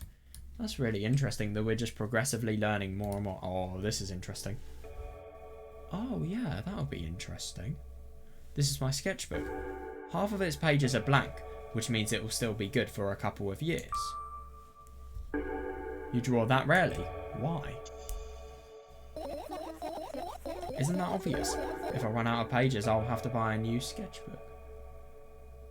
Yeah, that's reasonable. It's just a really quite unusual mindset. I mean, if you enjoy drawing, but you don't want to draw just because of the fear of having to buy a new sketchbook, I mean, it just feels like you're so unnecessarily preventing how much you can have fun.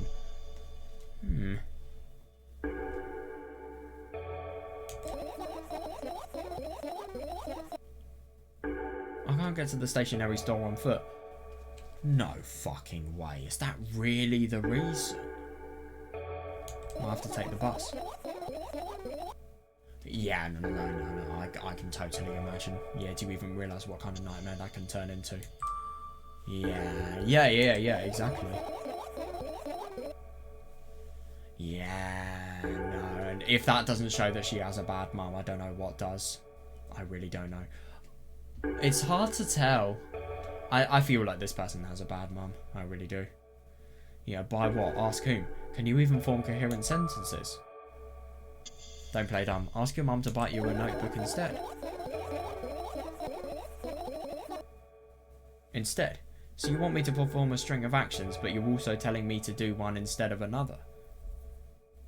Well, yeah, we want her to perform a select amount of actions so that she doesn't have to do another one.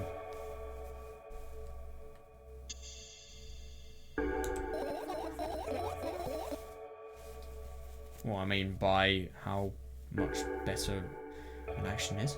It's just interesting how this person's common sense has just totally gone out of the window, and it's just interesting to see what their reasoning is, and let's be honest, how unusual their reasoning is. Then how would I decide which action to take? You're so dyslexic. Right. Okay. Man, you're a tough case. Well, yeah, I don't disagree, but like, yeah. No, and isn't that interesting? I just find it really interesting, like, the hostility that is gained when something remotely reasonable is asked to this person, because, you know, she will just turn it back onto you because of the fact that she feels as if you're being ridiculous and you're being a bit hostile. You lack empathy. Is that my fault? I get closer to the sketchbook, stepping over the wires.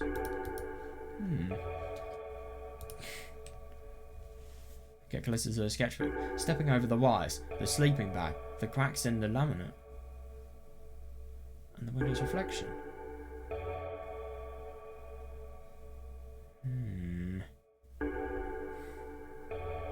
Yeah, this room really doesn't sound clean. God. The sketchbook is lying on the stool. From my height, it seems like the stool is missing 2 legs. I squat and look again. All the legs are in place. Yeah, no, fair enough. Will I be able to think of an interesting allegory? Oh, let's not go there, okay? I stand up and study the sketchbook from inches away.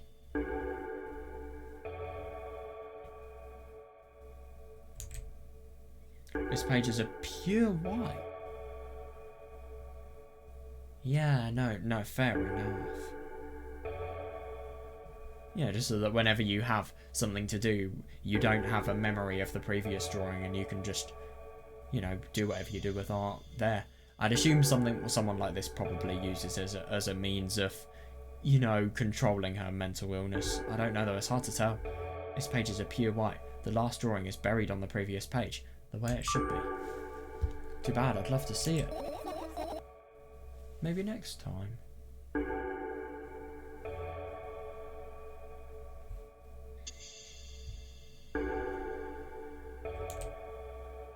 A sudden gust of chilly wind breaks into the room and makes the pages rustle. Oh no. I shut my eyes. A distinctive sound of pages turning echoes to... oh my fucking god. A distinctive sound of pages turning echoes with headache in my head. Oh god, what? I know what's gonna happen.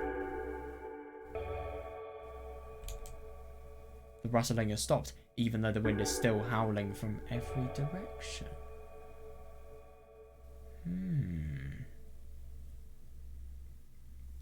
God, and yeah, this is something that this person is totally hearing. It can only mean one thing, that no book is open on the first page. If I wait a little longer, the wind will close it.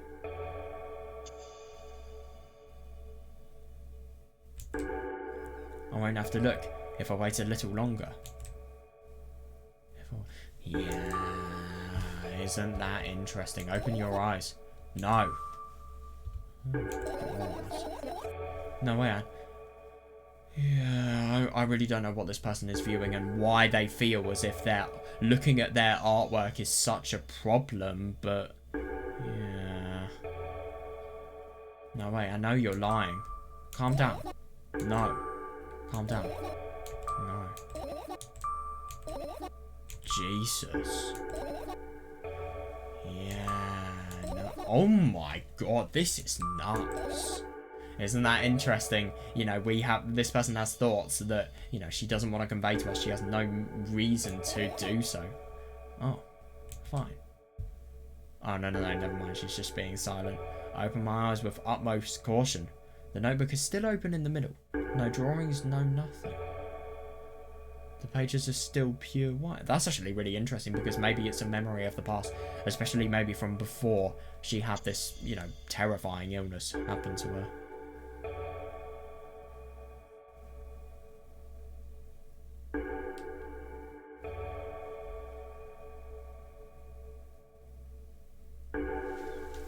That's interesting.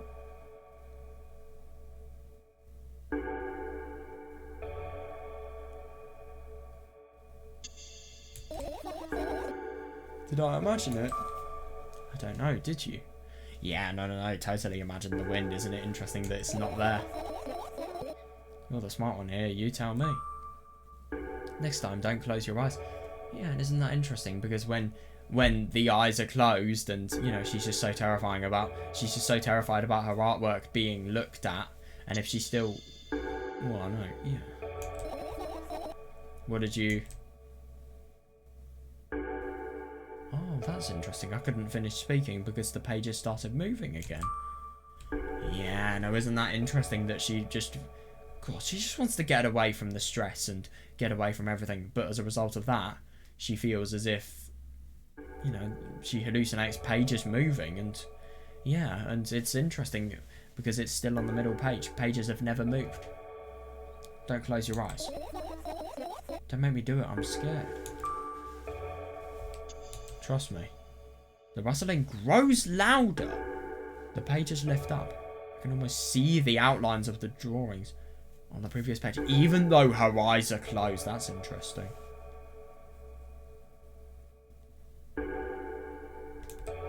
No, wait. Everything that is in the past should stay in the... Yeah, no, fair enough. I can see why somebody like this would have no desire to interact with their past. Yeah, it should never be viewed by the future person. You couldn't convince me. That's it, I'm closing my eyes. Look there. Oh god, now we're just gonna bully her. The barely visible light seeps through the pages. With every new gust it becomes brighter. Oh my god. Oh, that's interesting. A firefly. The wind immediately stops. For a moment, the world sinks into perfect silence, but only for a moment. The buzz that has always been haunting me fills the surroundings, but it doesn't matter now.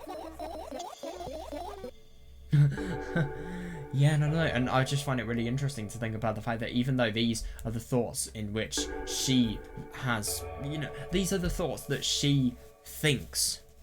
Despite that, well, it doesn't matter whatsoever. It's not important. The only important thing is the fact that, you know, these thoughts are what has made this person scared. And it's just so weird to think about the fact that, you know, the personifications of her thoughts are also scary. Goodness gracious, little boy, you made me so scared. The firefly blinks, flies up and enters my ear. Yeah, God, I mean, those noises, they must be horrible. I spend some time looking for the perfect spot on my head, but then its buzzing dies down.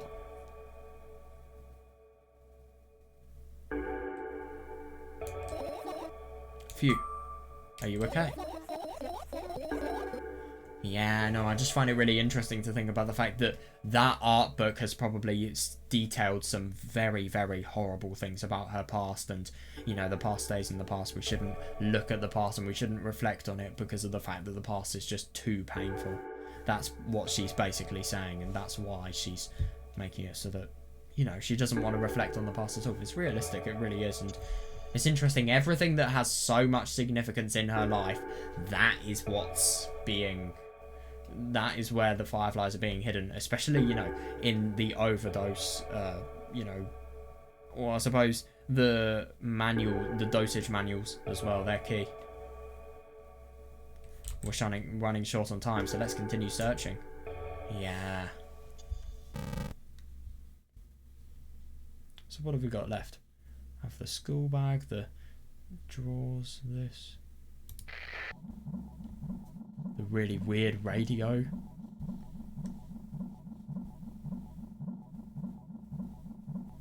Yeah, so I think, oh, we'll go here. And then we'll just, oh my god, there's so many things.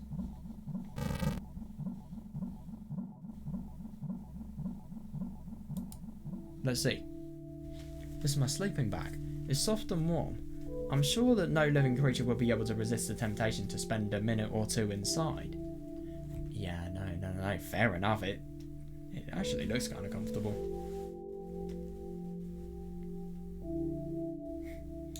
Fair enough. They've wanted deep into it with a couple of favourite items.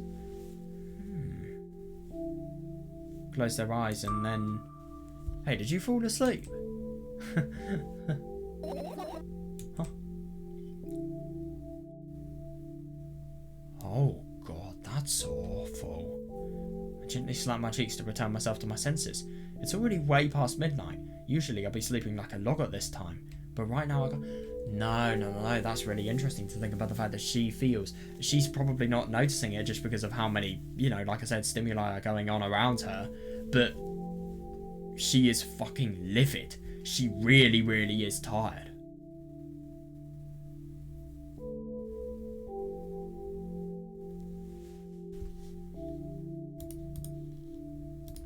Hang on a second. I don't know why I said livid there. Well, just... I don't know. Very tired, basically. Very... Yeah, kind of like me at the moment. I gently slam my teeth to return myself to my senses. Yeah, no, that's awful. I mean, yeah, it's already way past midnight. Usually I'd be sleeping like a log at this time, but right now I can't. Yeah, God, you can just look at how tired she is, but she just places importance in, let's be honest, something that is not... Something that shouldn't really have much significance whatsoever. She's just placing importance in nothing. But obviously it means stuff to her, so she has to do it, but it just seems so trivial. Let's continue searching. Hey, maybe we'll find something inside. I agree, yeah.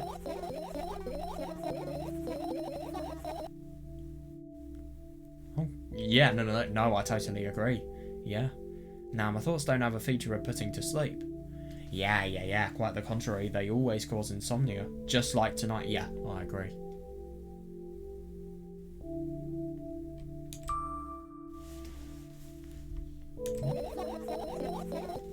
I said searching here is meaningless. That's interesting. The fact that even though, you know, the sleeping bag, the place you sleep in, is very significant, and your thoughts probably would be there, she thinks because of the fact that her thoughts are... Well, her thoughts can't be in a place that they should never be in. They should never be there because of the fact that she should be sleeping. Oh, yeah.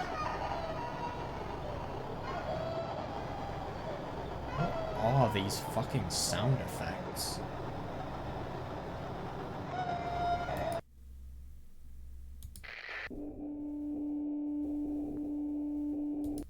What is that?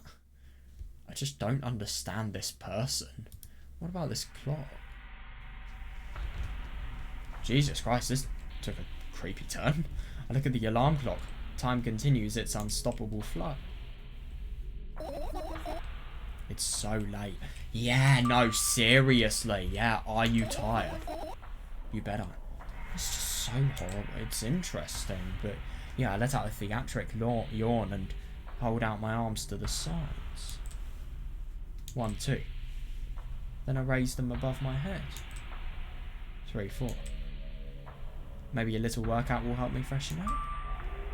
Good idea. Do you remember the exercises you've been taught? Who teaches them? I think so. I take a hesitant stance. Or was it heels together, toes apart? I wonder what she's doing. Whatever, I'll go with that. Countdown 5 minutes. 5 minutes? 5 minutes for one exercise. Isn't that going to really hurt your muscles? Fine, you have a clock right in front of you, though. Can't look at its hands for too long. At first, I feel like they start moving in the wrong direction. And then they disappear altogether.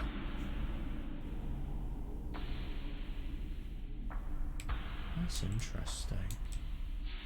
And then things always get messy. Oh, I mean, if clock hands disappear, what does that mean? Does that mean you're even in the real world? Last time I saw a pair of... Oh god, yeah, that's terrifying. And also... Yeah, it doesn't surprise me. I used to hear voices back in the day. They pleaded for help, I think. No, they probably pleaded for help just simply because of the fact that the clock wasn't how it should have been. That's so unusual. What a mess. Truly a mess. It was a mess, right? Yeah, no, I agree. A mess. Well, are you counting down? My god, finally. What do you mean? I was trying to get through to you for half an hour. Huh? Well, that's a metaphorical. Forget it. Do you see the... No, that's interesting. So, because of that, we can show that this is probably one of the biggest problems in her life. No? Let's continue. Oh, wait, no. I thought that was implying that there was a firefly near the clock, but no. Let's continue searching then. Yeah, interesting. So, this is obviously another terrifying little radio. I mean, what are those sounds? God, if that doesn't scream mental instability to you, I don't know what does. It just sounds like something is crying. What the hell is that?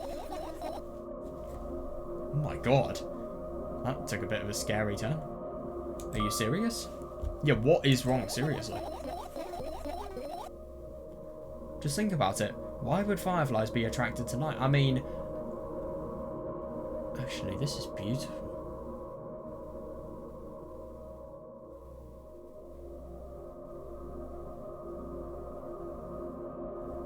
Oh, this is amazing.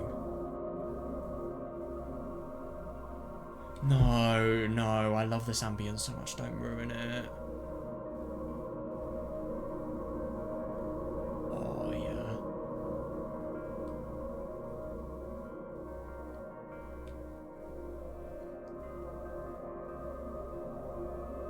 Oh, this is amazing.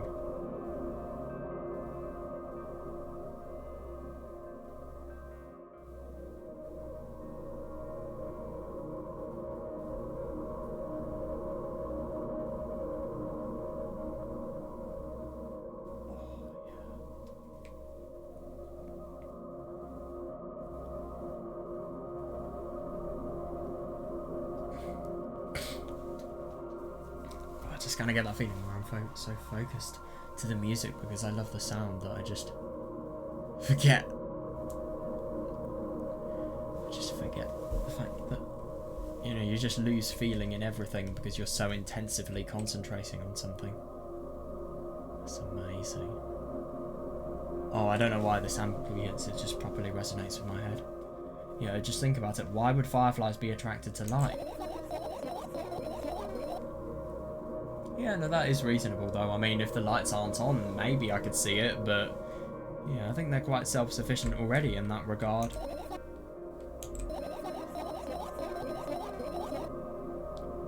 Yeah, gods. I mean, fair enough. Well, only if they purposefully want to lower their self-esteem. No, I suppose I can kind of see that. I mean, a firefly may want to be attracted to the light just because of the fact that, well, light lamps dissipate thermal energy. They may die. Or maybe it's just because you're a firefly, so it just seems purposeless. It just seems like it has no purpose if there is, if there's a light that is infinitely more powerful and significant than you. I can see that. But this is really interesting as well, by the way. Firstly, blood red sky, but also this looks like a moon. It's just really odd what she sees. The fact that it's all black. There's no hope whatsoever.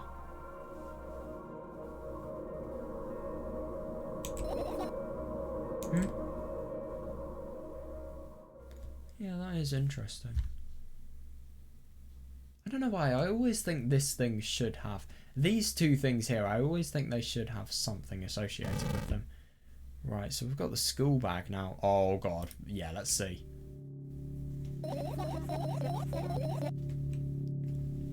I doubt it. All of the compartments are locked. Why? What if... Oh, reasonable. Yeah, I mean, this person quite literally imagined somebody just killing them. Yeah, fair enough. I don't even want to think about what's inside. Who knows what I'll end up imagining? Yeah, don't. Good. Thank you for not thinking about that. That would have been really deadly. What's so funny about that? I imagine myself being a firefly that is looking straight at a... Oh my god.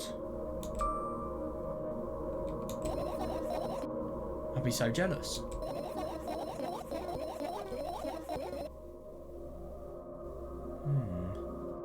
Oh, wait. Oh, no. Hang on a second. I kind of misinterpreted that. Oh, I thought it was dissociation, but no, it's... No, because I thought what she thought... I thought she imagined the sensation of... By the way, sorry if my definition isn't exactly correct, but, you know, she imagined the sensation of leaving her body just to sort of be a firefly and, you know, go and be propelled like the wind, by the wind, like a firefly would be. I don't know if that would count as dissociation, but I don't know. It's kind of hard to tell. The only thing preventing it from flying is a cage it's locked in, and the cable. Yeah. It's like an inmate if you think about it.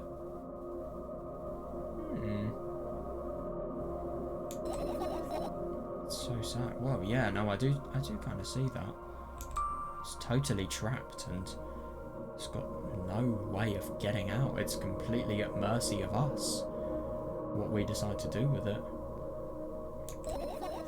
Let's continue searching. Yeah. What are these? Oh, a bit ominous. And what are those?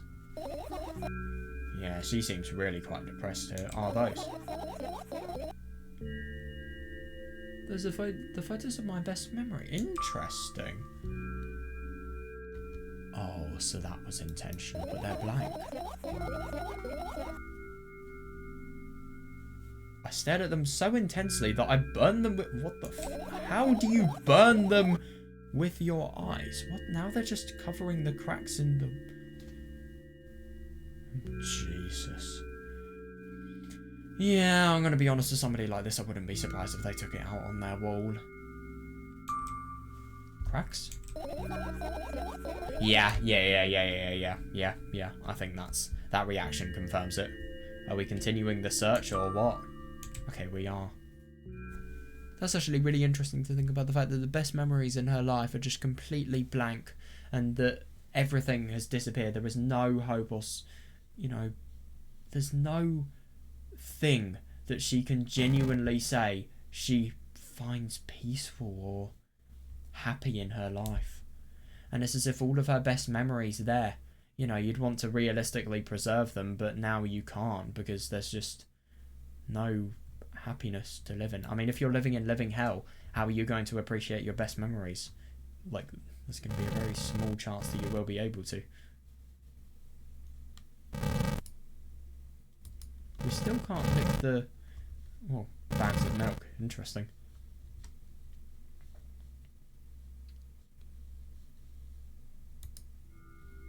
Let's look at the school bag. Yeah, no, interesting that it's worn down. Yeah, no, this is going to be interesting to see what's happening about this school situation. I look down, my school bag, worn down and silly, is almost screaming of its own uselessness. Yeah, no fair. Oh yeah, that's interesting. That's such a weird analogy. But I suppose that just shows, maybe it shows disgust. And maybe this is kind of, this repulsive analogy pictures her experience at school.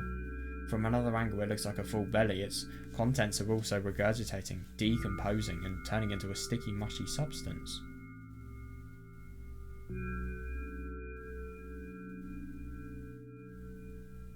Weird.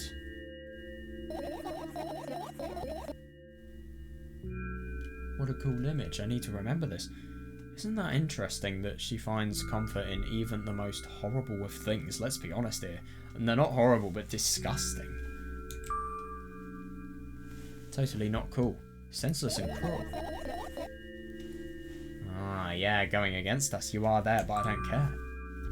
It's me you're laughing at? Well, I'd never. After all, you're not my pet. Fair enough.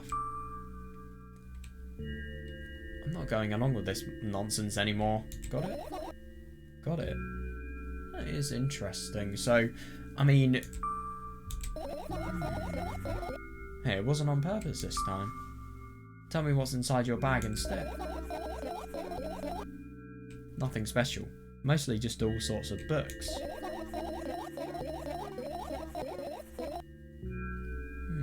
Yeah, no, that does make sense. I've taken out all of the pens and notebooks out of there, and I'm not interested in anything else.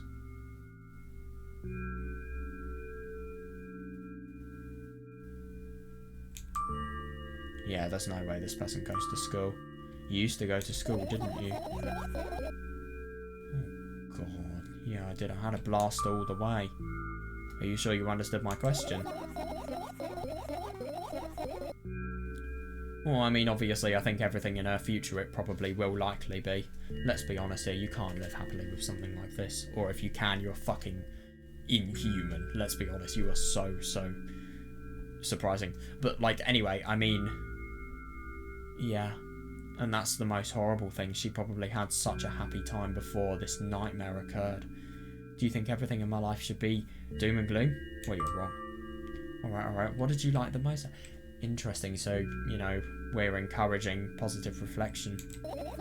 That's a good thing. Well, the rooms are really bright, not like at home. That's really unusual. This person really does have odd thinking. I mean, even without, you know, obviously the trauma, she just has odd thinking.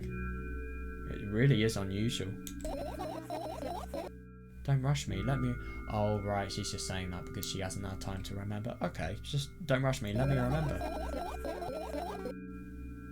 Well, the beds were also soft, and the food was not... Oh, she was sent to boarding... Oh, Jesus.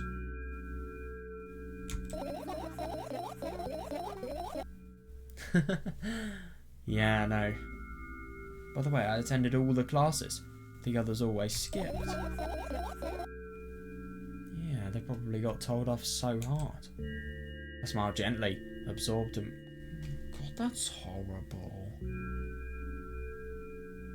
I just think it's so sad that, you know, this person, they just seem like such a happy person. They would be such a happy person if it wasn't for obviously everything that's happened in their life. You never... Does that fucking matter? I mean... Like... Yeah, you never graduated, though. Well, that's not exactly her fault. Do you remember your last day there? It was a normal day.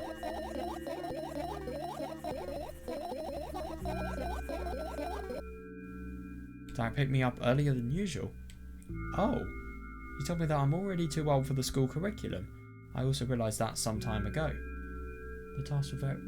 Wait, so what would happen after that? Then we got into the car and went home. Mum greeted us there, we had dinner, and we went to our rooms.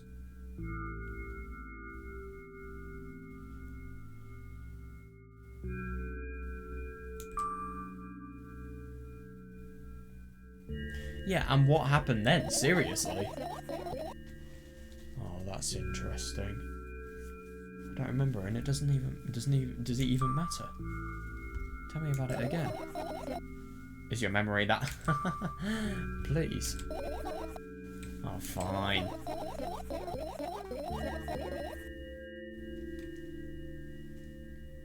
That day, Dad picked me up from school earlier, explaining to me that I needed to grow up. It's not like I could completely grasp what he meant. Either way, I didn't resist. We got into the car and went home. So I thought this person was... No, so... Is she being taken out of school by her dad because of the fact that she's been held back a year or something and it's just way too easy for her now? Is that what it is? Mom greeted us there, we had dinner together, and we went to our separate rooms. Satisfied? Tell me about it again. We can really hear it again?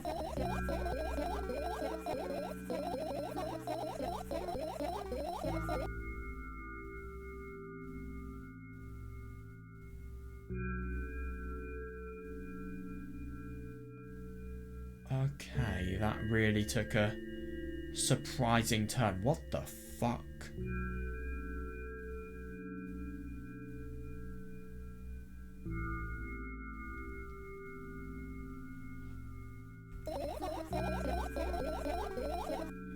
Then he pushed me into the car and we drove home in complete silence.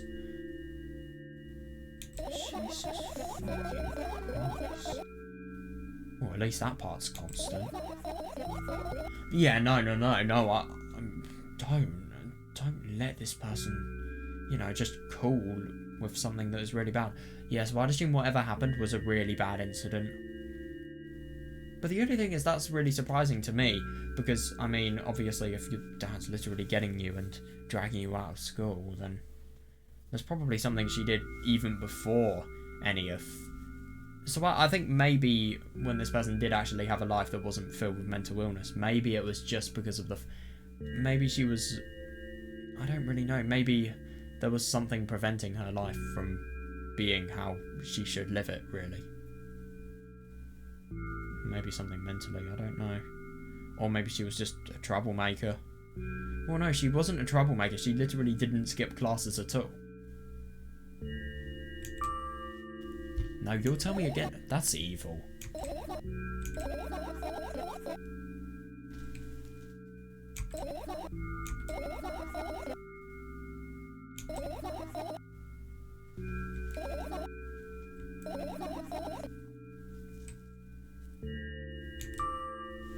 What? I'm so confused.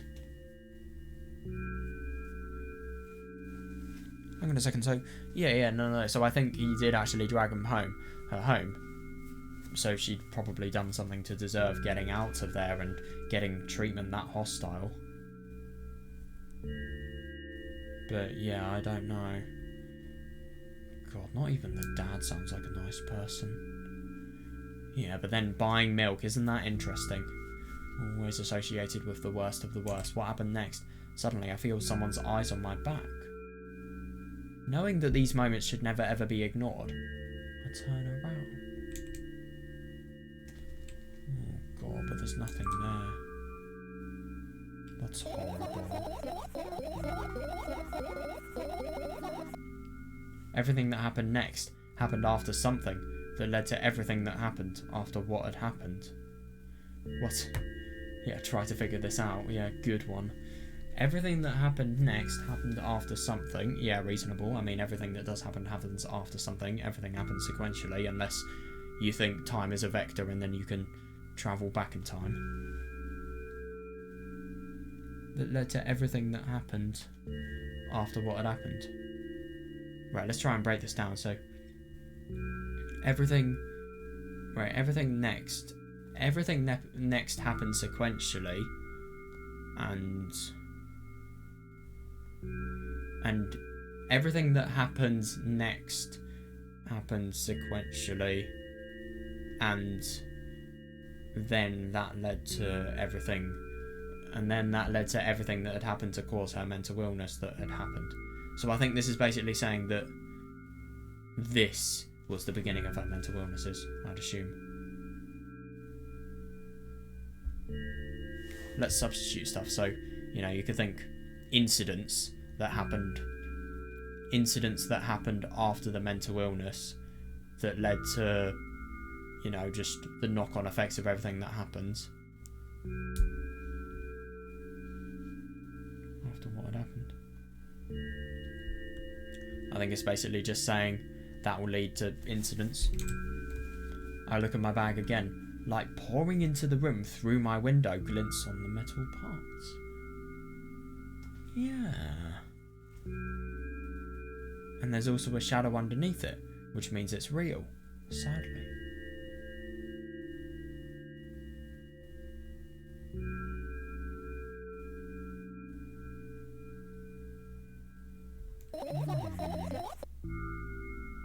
Whatever, I don't care anyway.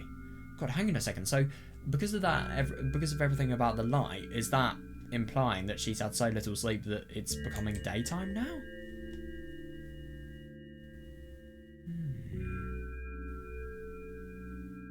God.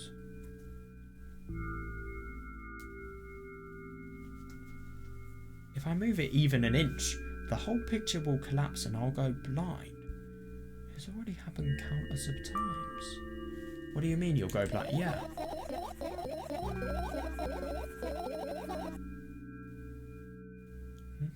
God, I've spent months memorising the location of every item in my room. That's why I can see them so clearly and vividly. No, it does actually make sense, especially because I was always thinking that, like, how are you meant to see stuff? So this is probably all complete darkness for this person. I mean, maybe you'll see a little bit of... Maybe you'll see the stars through your window. I don't know, though.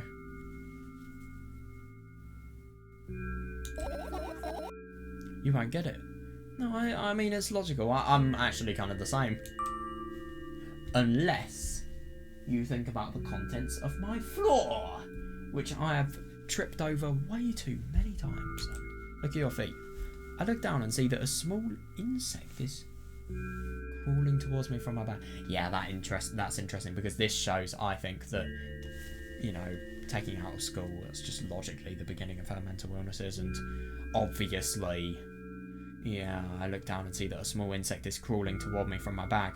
It's barely glowing, and it can't even fly. I guess this firefly is really tired. Interesting, I bend down to pick it up. The firefly starts glowing brightly as soon as I touch it, and then flies up. Isn't it interesting to think about the fact that the memory of her life is tired? Or maybe it's just something that she doesn't want to think about whatsoever, and she's tired of going over it, because this sounded like the turning point of her life, so of course it could be the thing that she has potentially negatively thought about the most. Or at least that's just a guess. There you go, boy, good job. After doing a victory lap around the room, it flies towards me with high speed.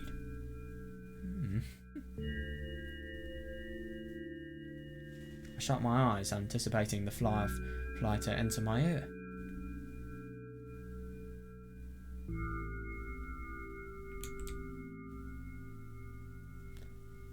That's exactly what happens. After it gets inside, it buzzes for a little while and then goes silent. This one is kind of sad.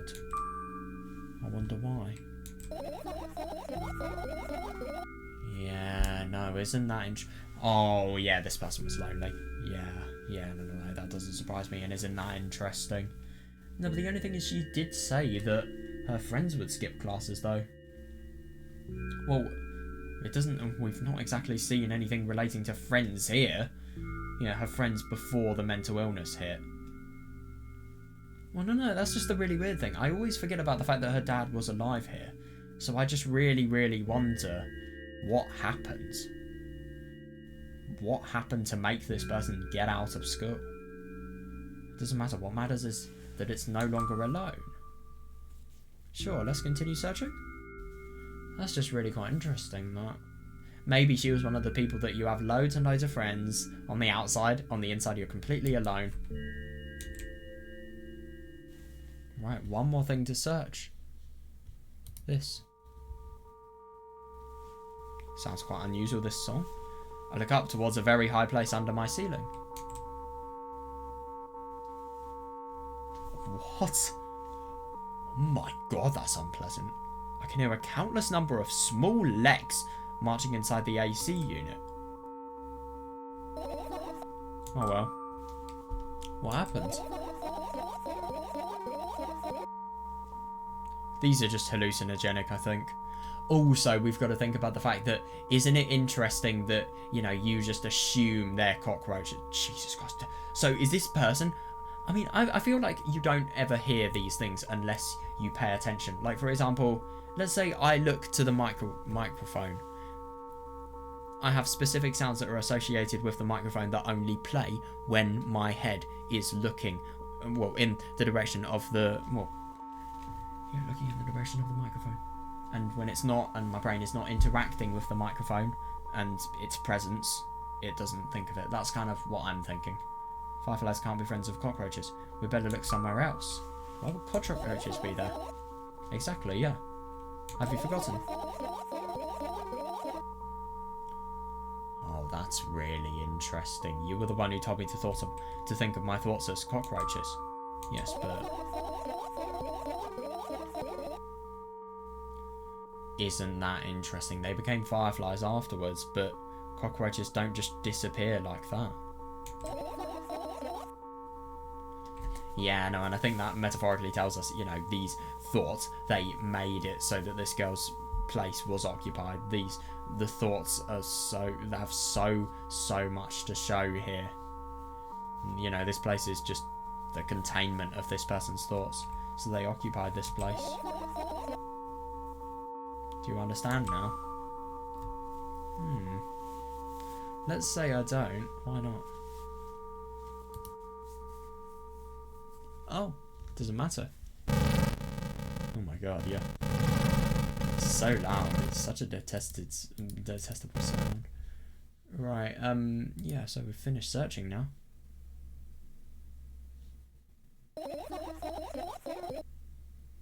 Yeah. What's...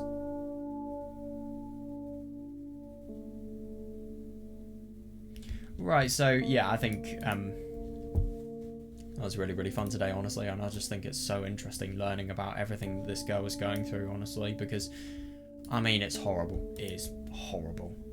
But I won't deny that it's just, you know, a taste of a life that you could never ever imagine even being possible to exist. I mean, I'm sorry to say it, but it is interesting.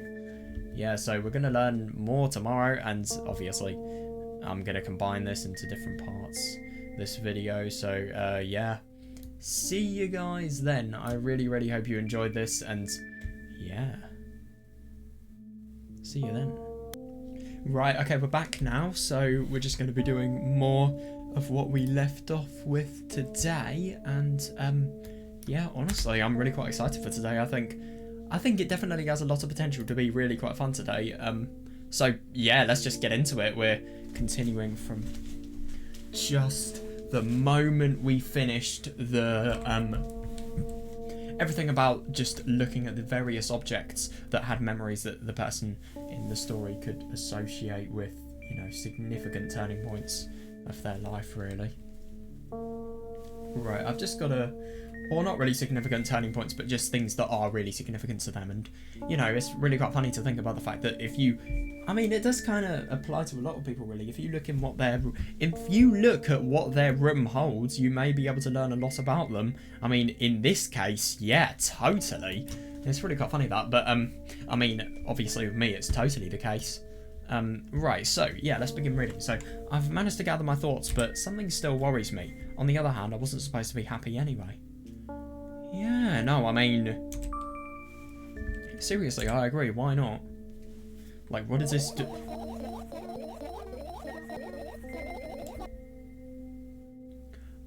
Yeah, that is actually a reasonable thought. If I lose something and then find it, it's just going back to the starting point. No changes at all. A zero sum. That is actually a good point, but at the same time, I mean, it's better than having that thing that you wanted to find lost. I mean, I don't really agree. But at the same time, I can see what she's thinking.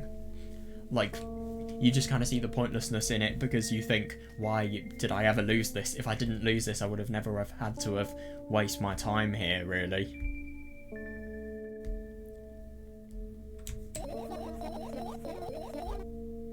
And happiness is always about being positive, right? You shouldn't think too much, it hurts you. No, I do totally see that, but the only thing is I just feel that telling somebody like this, and it's really interesting to think about the fact that we are basically part of her subconscious, so these are things that she thinks. No, but I totally agree, but the only problem about this is if you don't think too much, no, just telling somebody this, it may hurt them. Yeah, I want to say, you do, please. How about you get some fresh air before sleep? No, that's a really bad idea. What is this person going to see? What do you mean? Well, you go to the balcony, breathe in some air. Somehow those words triggered a... Jesus Christ. Somehow these words triggered a panic attack in me. I subconsciously step away from the balcony. Jesus Christ. I just don't really understand why there's been such a provoked reaction to that. I don't think it's a good idea. Why? This may sound silly, but... yeah, I feel like someone's watching me. Oh, God. Just for a couple of minutes, okay?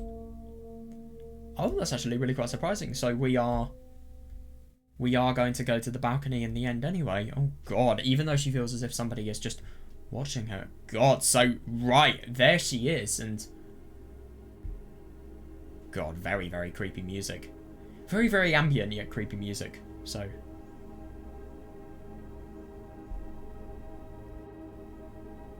actually, no, this is... no, I like ambient music like this. I think it sounds more peaceful and creepy, to be honest. That's actually really, really weird. I can't believe this, because I thought this person was just living in, I don't know, maybe their own house. Maybe they'd need to climb up a few stairs to get to their house, but no. Oh my God, so this is a properly weird apartment building. Jesus Christ. It looks more like a shopping centre rather than an apartment building. Yeah, okay, now this sounds more creepy than comforting.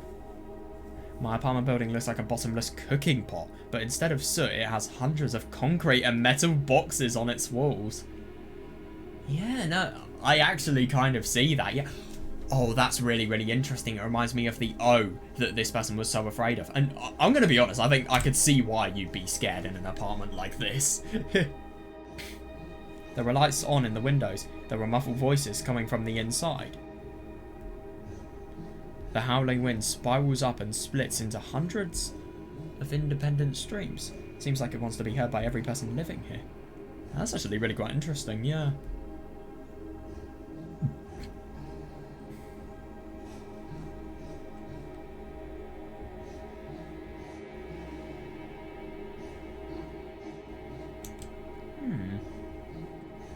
He must feel so lonely, living in endless silence. It is interesting. I mean, this person's probably thinking as if that is the view of the wind. Yeah, I agree. Yeah, your apartment building is pretty weird, isn't it? I could see the horizon from my window before, and the building grew for miles in both directions. I guess at some point it circled around and closed in on itself. God, that's actually really quite nuts. It must be amazing just to live in an apartment block and just throughout the course of your life see everything completely grow. I mean, obviously it must be amazing until you realise that it's really shit because of the fact that you'd probably have to put up with all the construction noise. Well, to be fair, it definitely depends on how big the building is. I feel like this could either be a massive apartment block or it could be something really small. This looks like an alien space shuttle though.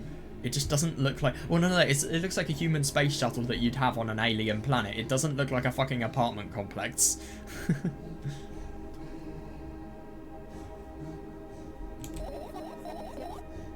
Nothing unusual about that. Yeah. How do you feel? I definitely feel. Sometimes that's more than enough. Oh, God, yeah. Still, you're anxious, aren't you? Yeah, no, it's just really interesting that, you know, this person probably has such... well, let's be honest, they're not of a sound mind, so of course actually feeling something and actually having an opinion must be something that is not only really quite rare, but also something that is just so difficult to have. Still, you're anxious, aren't you? Of course. Moreover, I'm completely terrified. No, it wasn't actually. Yeah, was it that obvious? Yeah, no, I thought so. You're looking in every direction, but not up. Ah, this. I've already told you, haven't I? Yeah, exactly. About what? I bet you they're gonna give us a jump scare here. Ah, you know, small stuff. Can small stuff make you terrified? Yes! Dude, nothing. If there is objectively nothing in front of this person, they can still be terrified because they may, I don't know, like for example, you know, just, I remember the last time they were hearing shadows and they were hallucinating shadows that were near the walls and they were hearing voices as well, obviously. It's hard to explain. I climb up the metal railing and let my legs hang. Jesus Christ, be careful. Fucking hell. I sneak short glances at the abyss from time to time. It replies with angry, cold breath. That's actually really quite interesting. I think that this massive hole here, that's probably what's being referred to as the abyss. And yeah, oh, that's really interesting. That's how we interact, like old friends. God, that's so weird. Sometimes I feel like the whole world pretends to be crazy. As if it's trying to make me believe in something that doesn't exist. Yeah, no, that's actually really quite interesting, because I totally agree. I mean, this person with their hallucinations, of course, they could be driven to believe that those things truly exist, but they don't. It's weird, isn't it? Yeah, no, I agree. Yes, but at the same time, it makes me feel a little bit happy. Everything around me was created for my sake, to deceive, trick, confuse me. Yeah, no. I mean, yeah, I guess if that's true, I guess I'm not so crazy myself. That's actually a really interesting thought. So you're thinking as if, because of the fact that everything there, you just feel as if it was made to terrify you. If so, you're not crazy because of the fact that you are experiencing the intended results of these things. But it's just really interesting to think about, you know, how illogical this is. Let's be honest here, and you know how. Well, I'd assume it's just a thought that's just totally overruled by fear. You know, you have logic, but then it's just completely overridden by your fear, and then this is the result of it, really. If that's true, I guess I'm not so crazy myself, after all.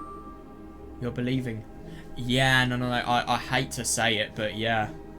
I mean, yeah, it's just, I don't think it's necessarily the definition of crazy, but at the same time it could be a sign of mental instability, especially if you're thinking that everything in this world was there just to hurt you. But it's just a lack of logic, really. But that's probably then caused by mental instability. But I wouldn't necessarily call this crazy. You're probably right. Another gust of wind blasts down against the pot's walls, smashing the glass to dust and blowing away the concrete crust. I, on the other hand, feel a gentle breeze that only ruffles my hair. That's actually really quite unusual.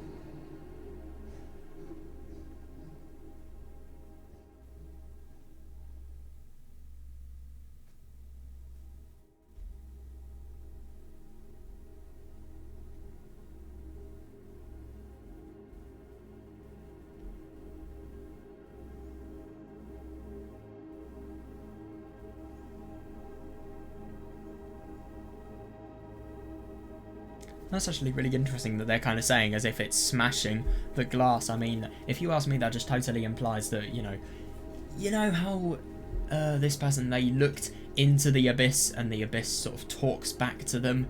And, you know, this is, if you ask me, she's probably hearing sounds of smashing and stuff breaking. Just, you know, highlighting fear, really. Highlighting terror that this wind could cause. Yeah, that's really unusual. I'm cold, let's go back inside. Yeah, no, fair enough. I wonder which time of year it is at the moment.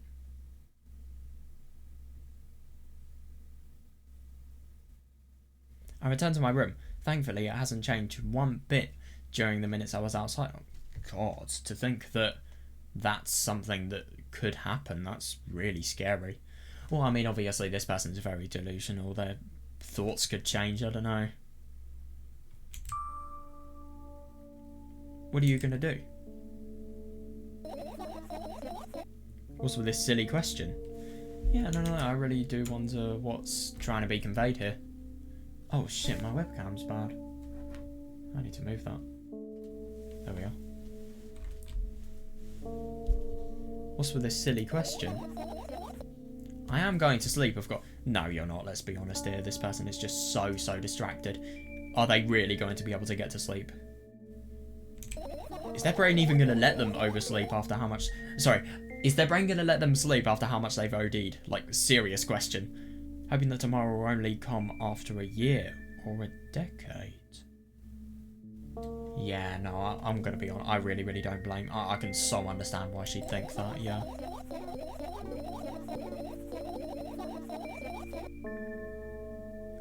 That's actually a really interesting analogy. I never thought...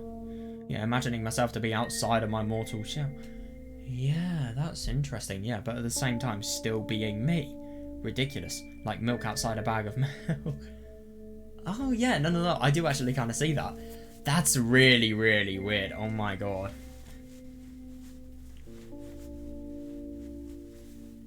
Jesus Christ.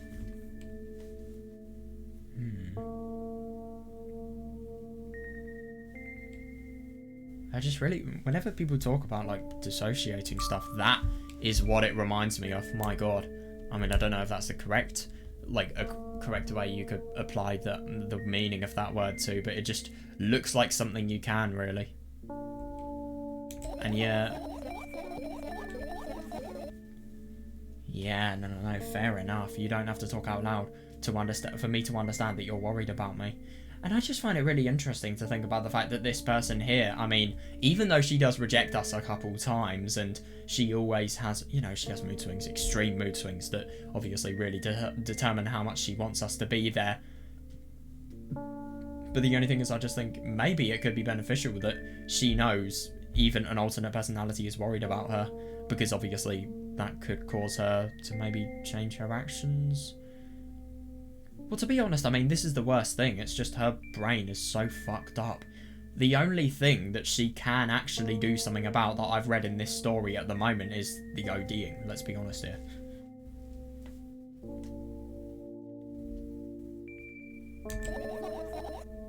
Yeah, I know that already. I also know that our time is running short. No, don't. Fucking hell, you won't take another pill. Good. Oh god, that's really dangerous. I mean, the thing is, I mean, this person has firstly overdosed, but the only thing is, if they don't take it tomorrow, what is going to happen the day after? Like, how much worse are all of the things that they see in here going to be? Of course not. In fact, I won't take it tomorrow either. And the day after tomorrow. And never ever. Yeah, no, I don't blame her. I mean, this medication must be properly horrible to take. That's a goodbye then. Interesting. No. Oh. I have one more. And that's actually really interesting that this person said, that's a goodbye. I mean, yeah, maybe that just implies that if she doesn't take this medication, she might quite literally suicide. It's hard to tell. I have one more small favour to ask. A really small one. What is it? Yeah, no, fair enough. And I just think it's sad how, I mean, I just find it really interesting that, well, I suppose with a person like this, there's just so much that they need to get off their chest, so I just wonder if a day like this, I mean, I get that obviously she's not slept, and obviously if you forget about the sleep deprivation and the overdosing, I think reflection on this is actually, like, reflection that she is doing at the moment is probably really quite beneficial, but at the same time, I mean, fucking hell. Yeah, I blurted out way too much today. A lot of stuff I want to forget forever. Yeah, reasonable. I don't blame you, but... Yeah, good point, actually. I kind of get those feelings. I don't blame you, but was it really necessary? You'll see tomorrow. Yeah, no, that's actually really interesting. You'll see how you feel. If you feel like, you know, you've got a little bit of a weight off your chest just because of the fact that you've talked about stuff that, I mean, especially stuff like this, you know, just looking at all of the objects and looking at the significance they have in your life. I mean, that could be beneficial just to think. Well, I don't really know. You've got to be careful with these things because if, for example, I don't know, like the drugs, they've probably had so many bad memories that she can associate with. So, I mean, you've got to be careful with reflection because it could just make everything way worse. You'll see tomorrow. No, I wouldn't be able to sleep like this. Fine, what's the favour? I nervously scratch my wrists and bite on my lower lip. Wait a minute, you're afraid to tell me? Yes. Oh. I'm also scared that something bad might happen if I tell you. Interesting. Yeah, no, fair enough. I'm also scared that when something bad happens, something way worse will happen. Yeah, no, that's reasonable. Stop, I get it already. Still, I won't leave you alone until you tell me. And that is interesting, the fact that, you know, there's just that real encouragement and, let's be honest, almost pressurized, almost sort of a pressurized nature of, you know, oh, that's interesting. No.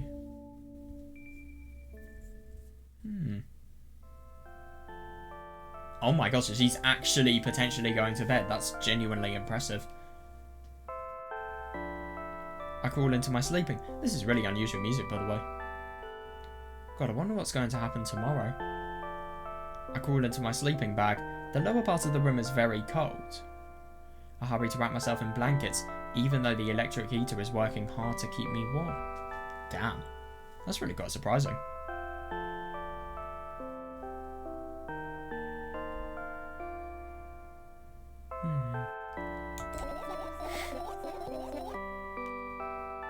Yeah, no, I can totally see that. Yeah, and it does sound like dreams are probably one of the only things that actually comforted this person. And I can actually see that because this person, let's be honest, they're not really in touch with reality. So I suppose with dreams, they're always positive things. They're always things that, you know, you can just imagine yourself in such a nice world. And because the thing is with these people, their reality is composed of things that are not real, that probably look like fantasy. It's just interesting how they must view dreams, people like this. Yeah, I'm sad because the dreams just won't come anymore. Oh god, you won't believe me if I tell you how I dealt with it at first. Of course I'll believe you. I know, it was a joke.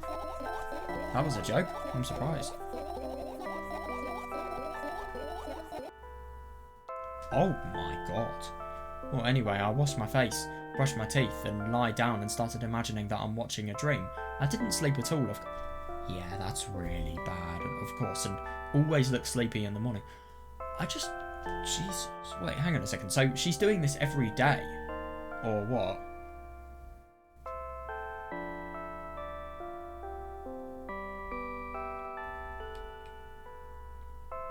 God, that's awful. And it's just really interesting to think about the fact that this person, they have torment from the fact that their mind perceives things that aren't real to be true. But as a result of that, they also have more of a connection with, you know, the positive side of fantasy, really. And it's just interesting how that works. Oh, God. Wait, hang on a second. What? After a week of insomnia? Wait, so she didn't sleep for a fucking... What the fuck? After a week of insomnia, I started feeling weird and seeing things.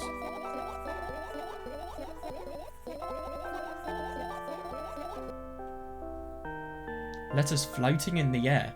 Strange silhouettes that appeared in the most unexpected of places. Interesting. Bulging eyes with trembling, pale pupils. Oh god. Yeah, I could imagine that. That's really odd. It was scary, you know. I've got a good sort of analogy to think about what I'm thinking of.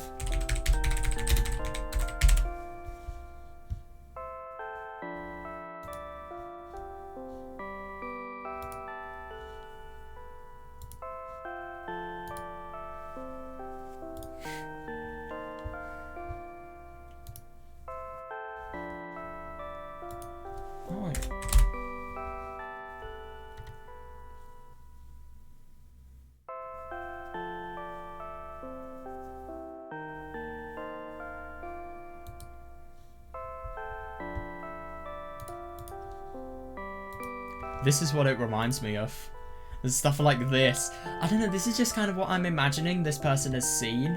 You know, just eyes coming out of nowhere, and obviously eyes with no life as well. And then we've got to think about, I don't know, DDLC spoiler, but I don't know, Natsuki from DDLC, for example. I mean, it's a bit different because of the fact that she has no fucking eyes, but, like, you kind of get what I mean.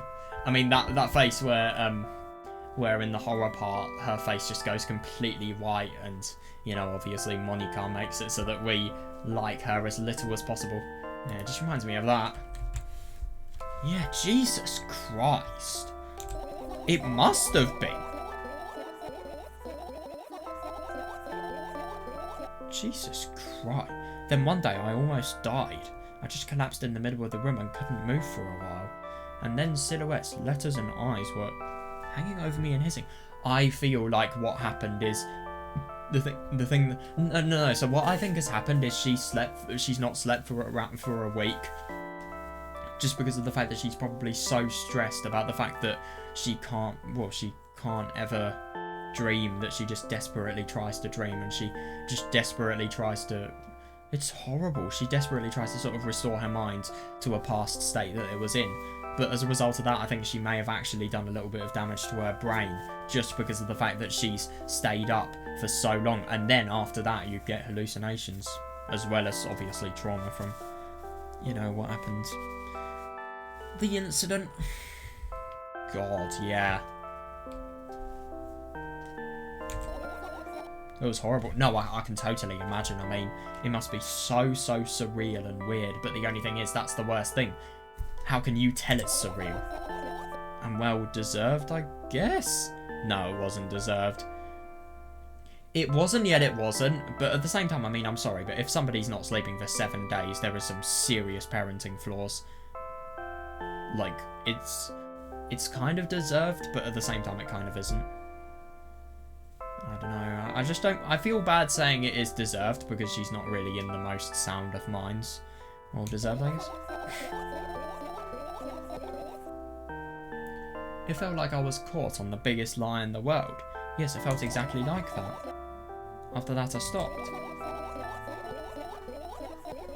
Yeah, no, that's interesting. But the silhouettes, letters, and eyes stayed here. I guess they really like this place. Yeah, and interesting about the clock as well. I remember, you know, she just looks at the clock and then she thinks the clock hands are going in the wrong way, and then she just fucking sees an eye. It's weird. No, but that is really quite something. I mean, God, that's horrible. Like, the amount you would have to push yourself to basically have insomnia for a week. So much so that, let's be honest, it probably damages a little bit of your brain. That's just nuts. It really is.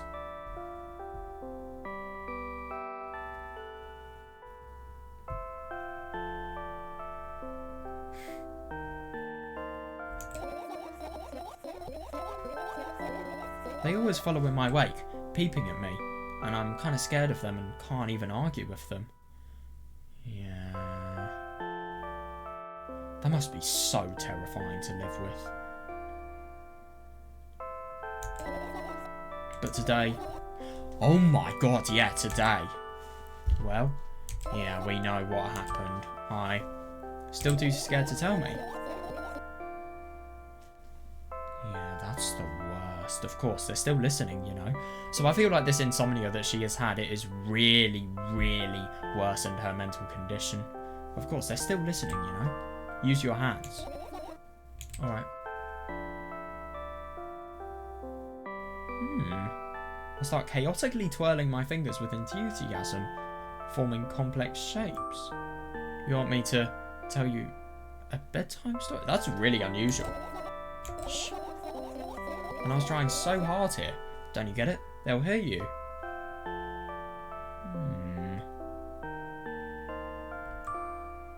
Relax, nobody can hear you. Seriously though, I agree. And isn't it just interesting that subconsciously she probably thinks this as well? So what do you say? I'd be happy to, but I have no idea how to tell them.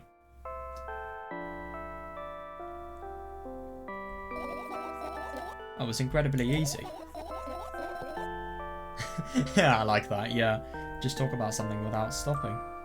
Sounds silly. But it's not. And meaningless. You don't know what you're talking about. Yeah, but then again, I'm going to be honest, with somebody like this, I kind of feel that...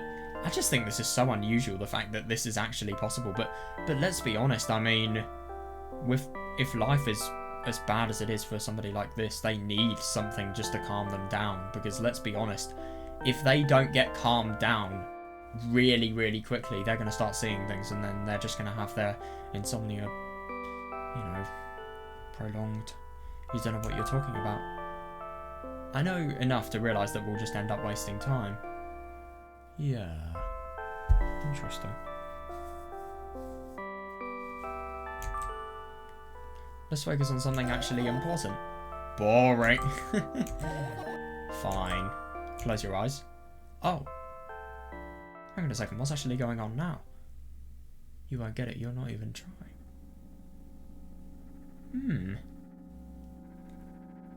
I don't really understand what I'm not going to get. Oh, wait, no. I thought there was just something that was really, really ambiguous in the story that I wouldn't be able to understand, but no, we won't get the bedtime story. Well, so I really do wonder what this is.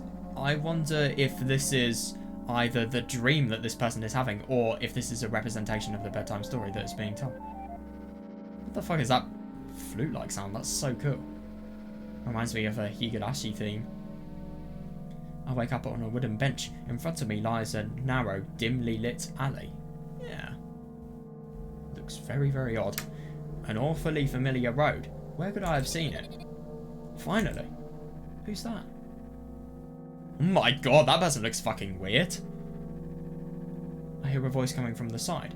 I turn around and see a boy with a weird expression. Yeah, a very weird expression, I agree.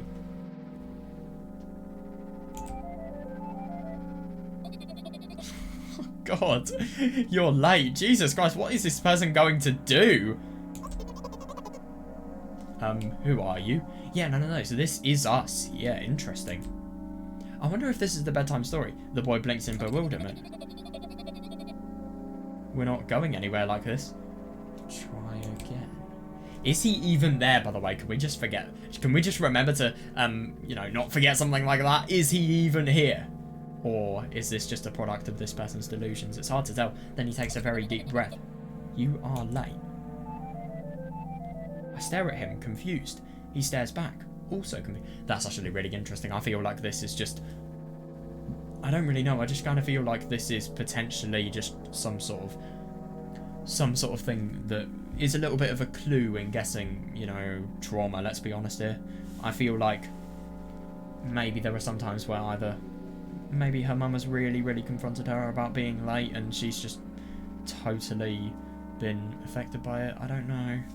Or maybe, for example, when getting the bag of milk and, you know, just thinking, what is going to happen to me if I'm late? Something like that. I don't know. I stare at him, confused. He stares back, also confused. Sorry? The boy nods, satisfied. See? Much better.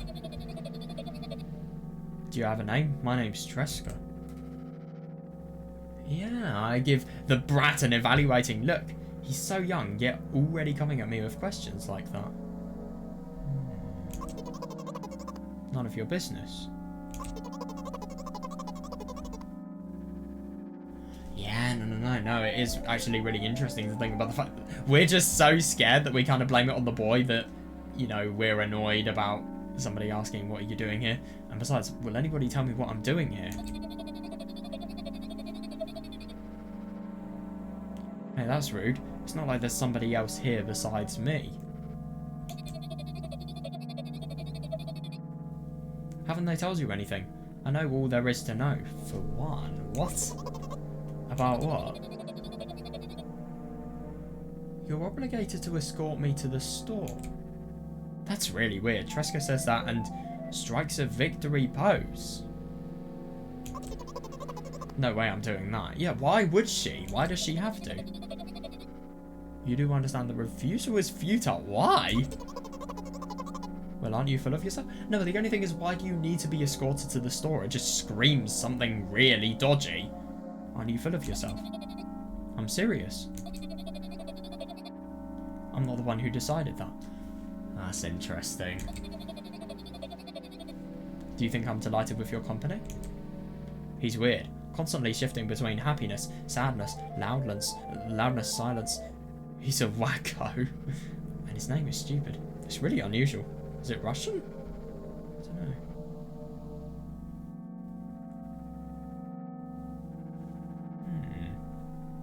Yeah, it is really unusual though, I agree. Are we going or what? But the only thing is I don't really understand what's going to happen.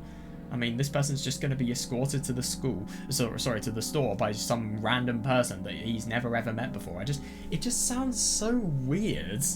It just sounds wrong. Are we going or what? You can go, and I need to think. Oh, right, I'll be happy to, but I don't know the way. Why can't you just ask for directions then? And why are you necessarily assuming that we know the way? Triska puts on a cunning smile. Oh yeah, that's interesting. About my lower lip in frustration. Yeah, no. Interesting, I'll be honest with you. I don't like you. Fair. Yeah. He simply bursts out laughing in reply. I do like you, though. This is really dodgy. I'm going to be honest, I don't really know whether this is real or fake, or if this is just a product of a dream. If it is real, you run. Seriously, this person is very, very dodgy. Then he grabs my hand without hesitation. I don't even have time to retort. Lead the way. So, are we actually going to go? Yeah, we are, it looks like. That's really unusual. No, but the only thing is that implies that he does actually know where this store is, so it was just an excuse for us to go to the store. That's really weird. Our trip to the stores went fine, if not for the fact that Triska was walking way faster than me. And on the other hand, at times he stopped abruptly and went backwards, studying the ground underneath. That's really unusual because it kind of reminds me of potential behaviour that this girl has had in the beginning of the first game. That's weird. In the end, the trip took a lot longer than it should. Yeah, no, fair. Yeah, that's really odd. The fact that he'd be walking faster, and then he'd just suddenly go back. Oh, what does that say?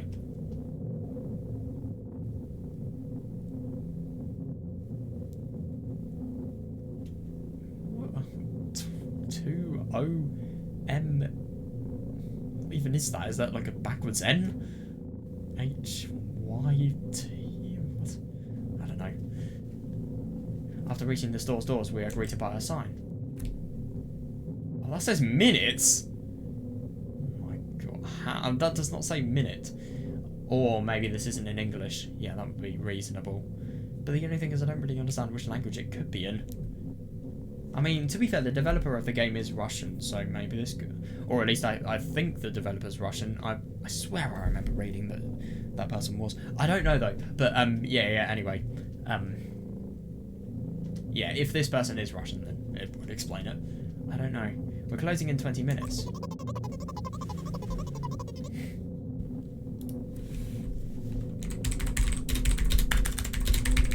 Let's see what it... Yeah, it kind of looks like it. Look, I'll show you my finding. Yeah, look at that. It kind of looks like it, but it doesn't really. I don't know. It's definitely Russian. Or maybe it's some sort of dialect. Or maybe it's a different language altogether that just uses Cyrillic alphabet. I don't know. I have no idea. Yeah, that is actually a really good point. I mean, why would you say that you are closing in 20 minutes? I mean, the only thing is... What about, like, for example, the first minute after you've put that sign up, that message is already invalidated? Like, it could be closing in 20 minutes, but at the same time, you know, maybe 19 minutes have passed and it's going to close in 1 minute. Like, that sign is so misleading.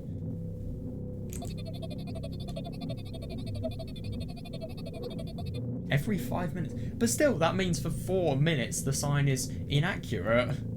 They probably have special... staff for this. Somebody who runs to change the sign every 5 minutes. It's convenient. What's the point of that, though? Are you joking? Yeah. You're so annoying. Yeah, that is really unusual. Yeah, no, reasonable. It's much better than being boring. How old are you, by the way? None of your business. Oh, what's your name? Yeah, no, fair enough. He is being really, really intrusive. I mean, I'm gonna be honest, I feel like he just sees somebody and thinks they're hot and then just wants to try and pick them up. Or maybe something very dodgy is happening. It's hard to tell. None of your business. Yeah, no. Oh, God. Oh, right, yeah. He's being serious. I was ready to slap the living hell out of that brat, but a scary-looking man suddenly appeared behind the glass. He's holding a cardboard sign that says, "We're closing in 15 minutes." Scary, man. God. Let's go. What are you waiting for? Huh? Oh, yeah. Right. Oh my god, that's actually really unusual. So, yeah, I just genuinely don't understand what this person needs. God, looks very, very cool, this, you know, presentation of what's on the shelves. God, it looks so unusual. It looks so slurred and so... It just looks as if everything is merged together and all colour is lost. It's actually really, really cool. After another round of going across the long row of canned products, we realise that we're lost.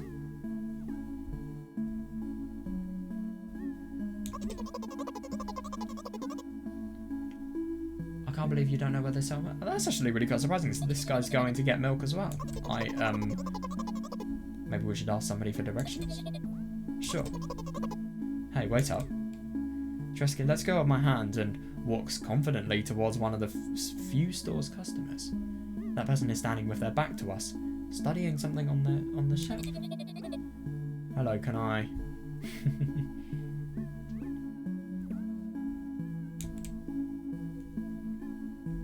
Oh, that's actually really interesting, that little coincidence about the fact that he's like... He says, "Can I?" And that's the only thing that can actually be heard by us. I can't hear neither the second part of his question, nor the reply he gets. That's interesting, but my good-for-nothing friend freezes in place. Looking the customer straight in the eye, I hurry toward them.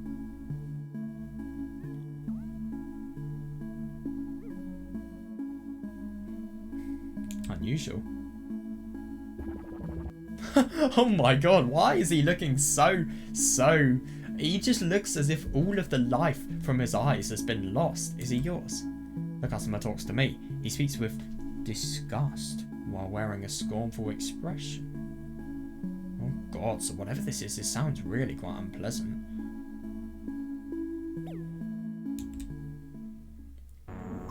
Oh my god! Hang on a second, what? This is Tresca. What? If he's yours, please get him away from me. Yeah, no, wait, hang on a second. It kind of looks like Tresca, but at the same time it also looks like the customer. I don't know. If he's yours, please get him away from me. Yes, I'm sorry. I grab Tresca's hand and lead him away. He's still looking at the customer. Jesus God, what the fuck did he do to him for, you know, him just to be this scared? I grab Tresca's hand and lead him away. He's still looking at the customer, his mouth ajar and his eyes popped. He's also shaking.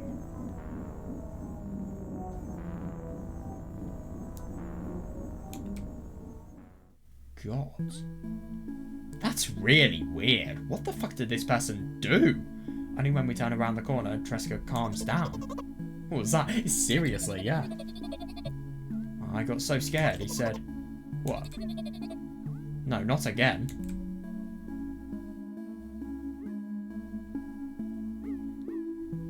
Jesus fucking Christ. I'd assume that these people were either this person was really, really insanely scary, or maybe these people were really quite young. Suddenly, Tresca starts screaming like crazy. God, I cover his mouth with my hand. His face is burning and he's crying.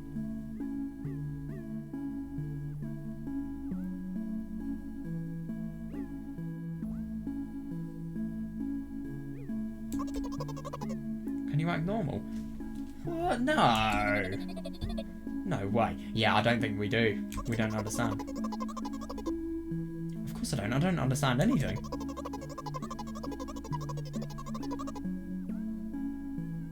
Well, I don't really think it's annoying people. I think it's just asking a question to see where something potentially is. I don't think that's being annoying. Annoying other people is still wrong, though. This is something you don't understand, it seems. You're mean. Yeah. Who, me? Oh! Tresca pushes me away and runs off. That's really unusual. Drat. Oh, at the edge of my vision, I see the store's staff hang a new sign on the door. Oh, hang on a second, it's closed now. There you are. Oh, that's actually really quite unusual. Why is it so fucking creepy all of a sudden? I meet Tresca at the cash register. Before that, I managed to visit the milk department after finding out where it was. Yeah, so you've actually got a carton of milk for him.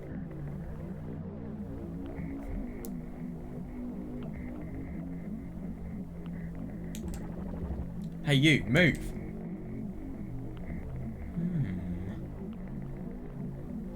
I hear an angry voice coming from the other side of a long queue that has formed after Tresca. I squeeze through towards him.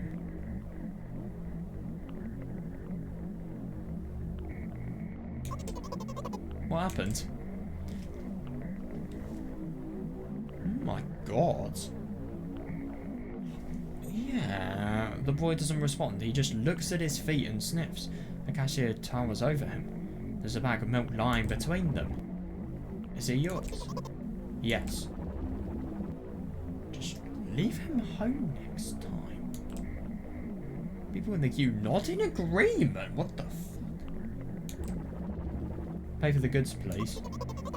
Yes, sir. Jesus Christ, what has this kid done? And the waiting fee? What? You heard me. I did, but that's... Yeah, no, seriously, I couldn't agree more. I mean, the waiting... What, you have to... Yeah, so let me guess, he's going to be the only person who has to pay the waiting fee. Nobody else... Why the fuck are people being so mean to him, though? I don't really understand this at all. I mean, you've got this one person who he's just this innocent kid who's just started to ask for directions, and as a result of that, he's just had... Well, he's just had such a rude response, and... Now he's actually got some milk and he's gone to the cash register and we've also got some milk. But, yeah, now it looks as if he's getting bullied by the cashier. Tresca starts giggling all of a sudden. What? But, you heard me. You know what?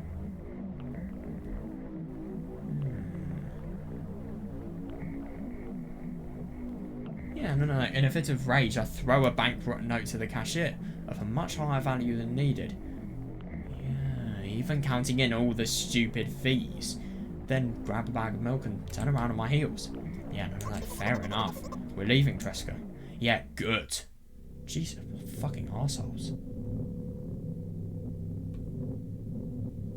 We spend the whole trip back in silence. At some point, we end up turning right towards a gas station.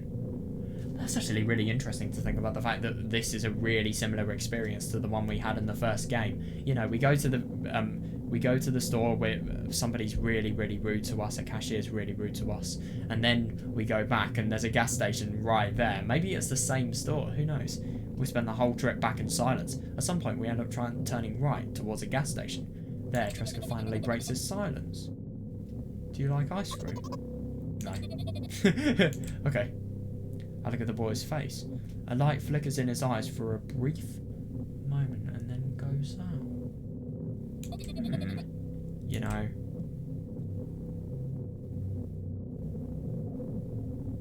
What?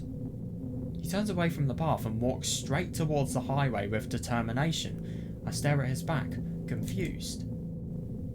Yeah, I don't like this.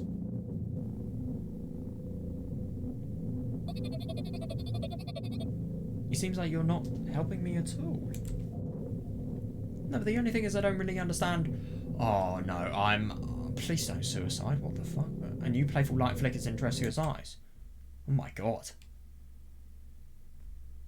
Oh god.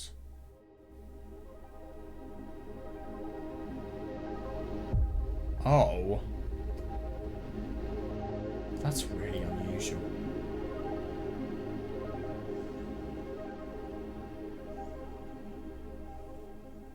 Oh my god, yeah, I think it's probably obvious about what has actually happened there. What? That's the end of it? But there's so many achievements that I need to do. I don't understand. A magic maiden. That's funny. God, this is a really good ending theme, but no, what I just find really interesting about that last thing, it kind of implies that, you know, this Triska person, I mean, no, I just find that really interesting because of the fact that whenever she said that she had stopped dreaming, now we see why, because this person is just really, really odd, he's really random, and then you see him, you know, he asks you, he asks you to go out and go to a shop with him so that they can buy a bag of milk. Interesting, a bag of milk as well. I feel like she has got... I just feel like going out on her own has actually really, really provoked her, so much so that she's kind of having a traumatic response to it. And that's the scary thing. Because I think this is all just a traumatic response, and I really wouldn't be surprised if...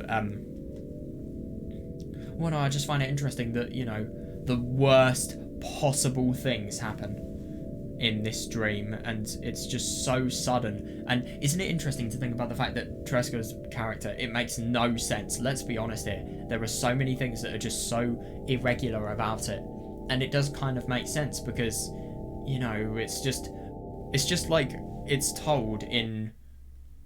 Oh yeah, it's just like that dream is told in the perspective of somebody who is...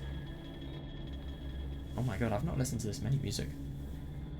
It's like that dream is told in the perspective of someone who is just improvised, whose mind is just improvising what's happening the more it goes. And let's be honest, with a lot of dreams, they just don't make sense. So this person does dream, but, you know, obviously their dreams are probably just completely wrecked by, you know, the trauma of, you know, the event that happened with her.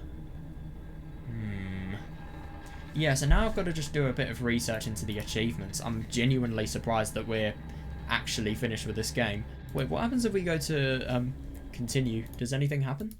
Oh, right, so it doesn't look like it. I love how terrifying this save game screen is. Can I just mention that? Oh, yeah. Can I go to the menu or not? It doesn't look like it. Right, okay, I'll just BRB for a sec. Right, okay, so, yeah, there are really, really weird means of continuing this plot now. So basically, we've got to, we're going to have to skip until this part again, and then we're going to save. But, yeah, so what we need to do is, I'm not entirely informed myself, but I think we may need to, whenever we're in that scene where we can point and click to the significant items in this person's room, depending on the item we pick, the item we pick depends on the ending, which is really weird. So for example, the ending that I've just researched, what you do is you get the pills and then you click the finish searching button. So basically, I suppose it's because of the fact that I don't really know. It's odd. It's odd. I don't really understand why, but yeah. I'll just skip. I've not saved, so yeah. Oh, I learnt about the saving option too late. Funnily enough, the second we have finished searching, I learnt about saving, which is really annoying. Right, okay, there we go. So we've got back to this point. Right, I just want to see what to do, because I don't know, so it looks like we're going to have to time this quite well. Right, that's kind of annoying.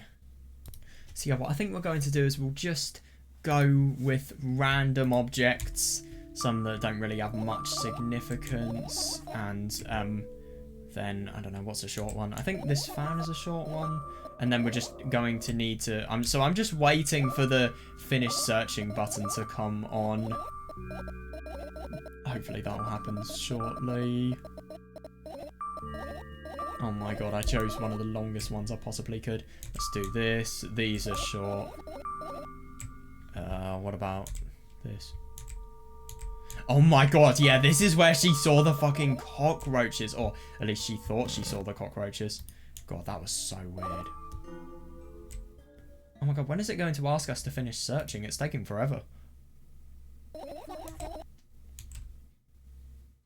Oh god. Yeah, fair enough. Dude, when is it going to ask us to finish searching? I swear, we've searched so many things and yet it's not asking us. I'm genuinely surprised. Well, are we going to have to skip through all of them? Because I remember I'd only searched through around half of them when the finish searching button came up initially, so I'm just really quite surprised that it hasn't came up now. Seriously, why hasn't it came up? That's so weird. Is it...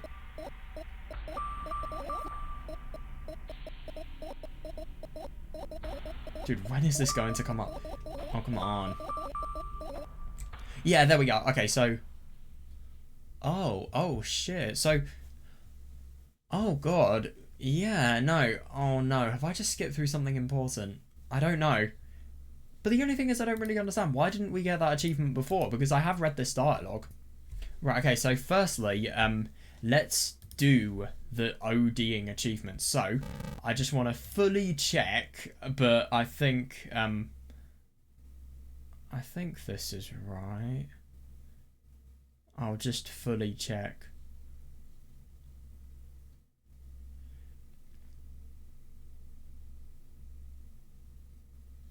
Wait, hang on a second. Where did I find it initially? I'm so confused.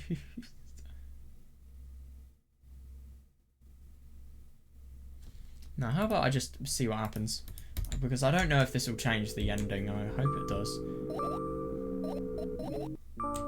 Yeah, so we're going to finish the cutscene, and then we're going to see what happens. Yeah. Wait, hang on a second. So, this is just going to be the repeated dialogue about going to the balcony.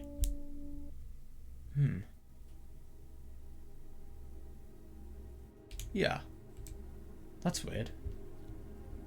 So what is actually changed? Is there anything that is changed? That's an even better question to ask. That's really interesting about the apartment. Oh my god. Oh shit. Yeah, let me just quit the game because I think there is a lot I've accidentally missed. Right. Oh my god, if only they had a button for skipping unread text, that would be so useful. Okay, yeah, I get that I was talking about the ending, but there was just one thing I wanted to cover before we go into the ending. There's a difference. Right, so let's just reread this and I'll show you where the difference is.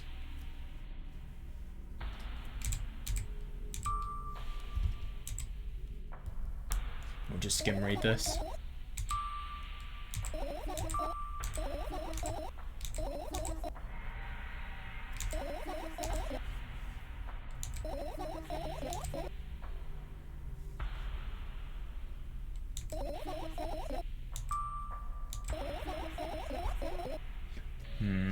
Yeah, so...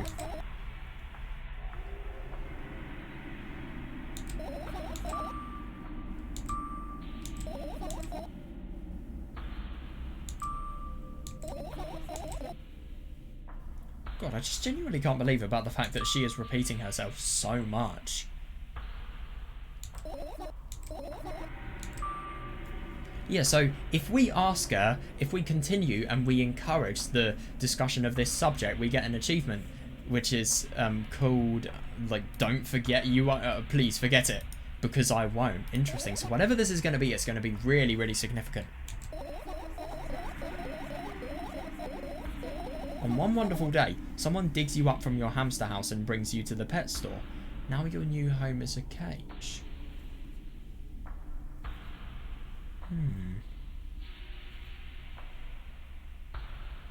That's actually interesting, because that kind of implies, if you ask me, that somebody is, well, they've always had comfortable living, and you know, they've just had comfortable times on their computer, and then it's as if the internet has just dragged them from their comfortable times, and now they're in a cage because maybe I don't know what's happening. It's really odd.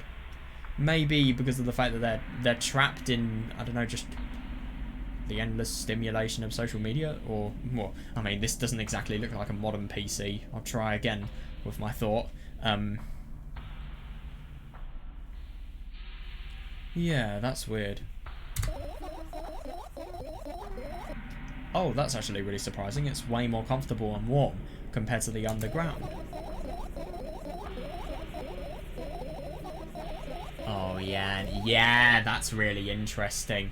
Yeah, no, I totally see that. And the most important part, you have a lot of neighbours there. Their cages are identical to yours. And the other hamsters look identical to you too. That means you're all the same. No, I totally see that, yeah. Apart from the fact that they were born at that shop. You'll ask, what does that indicate? And I'll tell you nothing at all. I forgot what I was talking about. Oh god. So I thought this was actually going to be relevant, but I don't really know. She's just got so hooked up in her analogy that it's kind of hard to tell whether this analogy is relevant to what we were learning.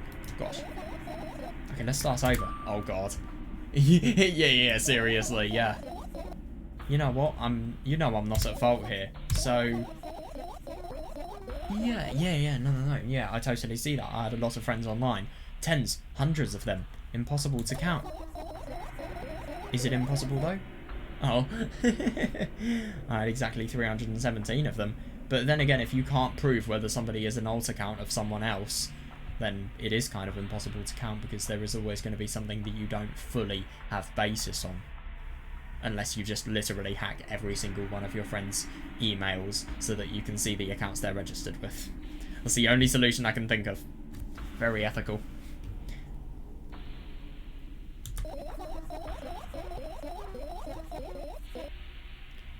Yeah, although I guess nobody counts the exact number of hamsters when they walk into a pet shop. Hey, don't get distracted. yeah, so I really do wonder what her story's going to be. For my 317 friends. 68 were into gaming, just like me. Yeah, no, and I totally see that, and I just find it really, really interesting to think about the fact that it's as if, you know, you were just taken from a world where you're comfortable, and then you're just put into a world where you can have constant interaction with people that are just the same as you. The only thing is they've been there for longer than you have, and you're just integrating into their world, really.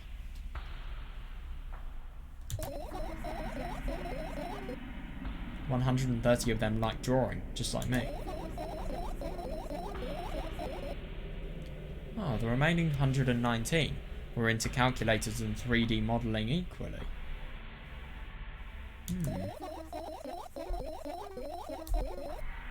Yeah, no, that is a good point. When I say equally, I don't mean 59.5 friends on each side. Alright.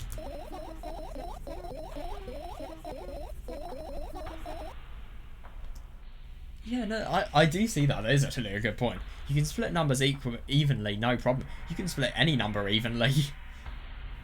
But math just doesn't work like that when it comes to friends. A major conundrum, right? Well, it is major conundrum. I do actually see that, but at the same time, it is reasonable. Get to the... God. I knew, of course, that no real people exist on the web. Yeah, totally. I also understood that all of my friends die the moment I turn off the light. That's really interesting. No, and that's really, really interesting. It's just that, again, it reminds me of Lane. You know, it just reminds me of the concept. Oh, right, Lane spoilers, by the way. But, like, if it is not perceived by me, if I don't have any means of perceiving these people, they don't exist. That's so interesting. I really, really like that little reminder. That's really cool. But I still wasn't even a bit worried. Yeah, no, fair enough. But the only thing is, it's just interesting how this person perceives things. If she feels as if her friends are killed every time the computer turns off, and then they're revived every time it turns on, I mean, it is reasonable that you would feel bad. Why? Yeah, seriously, just a combination of ones and zeros if you simplify it down to the baseline, really. Yeah. Yeah, that's interesting, which means my friends are also numbers. Isn't that amazing? I mean, obviously they are people who are interacting behind those numbers. But then again, I mean, I do kind of see that, because if a robot is technically coded to, I don't know, let's say for example AI, if you make friends of AI in, I don't know, like 20 years, that'll probably be a thing. But like, if you make friends of AI, that is technically you just making friends of ones and zeros. But anyway, what's really quite funny is the data the friends send in order to, in order for you to actually read and interact is just ones and zeros. And I suppose that in the end of the day, for example, whenever they want to talk to you, it's just the, I think it's probably just network packets that are routed from, sender to recipient. So, I mean, again, just ones and zeros in the end of the day. So, I mean, it's either network packets, ones and zeros, or just data. Let's be honest here. But yeah, it's just really weird that is the thing you can think of. I mean, what the friends input and the means they communicate to you with, that is ones and zeros. But the only thing is, there is a person behind that, and I think she's just struggling to see that, really. No, it's really interesting. Yeah, but that is a good point. If you view them as just ones and zeros, why do you call them your friends? I mean, everyone who shares my interests is my friend. And I don't care whether they know about my existence or not. That's interesting, yeah. She feels like somebody that's very easy to exploit, just if she thinks that. I mean, yeah, it's a bit scary.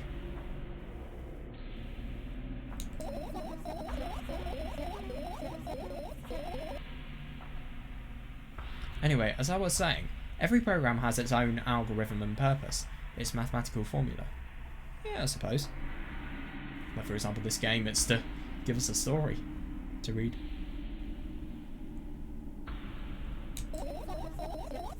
And if you solve that formula, you'll... Oh, yeah, that's interesting. That's really interesting. And if you solve that formula, you'll be able to predict the program's behaviour at any moment. No, this is really interesting. You don't need to follow me around, just listen.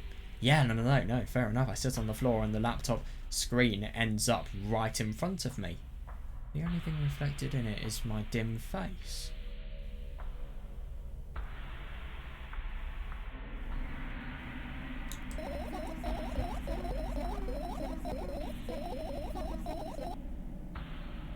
Yeah, that is interesting. She only views what happens in the computer. She doesn't realise the person that is making that happen on the computer. Like, if you have a message, it is objectively ones and zeros, but it's made by somebody.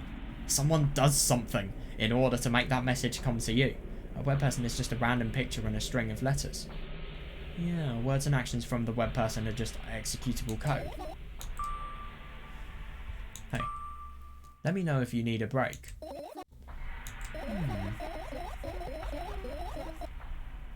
Oh god, yeah, one day someone appeared. From that point on, my laptop was always on. Yeah, that scares me.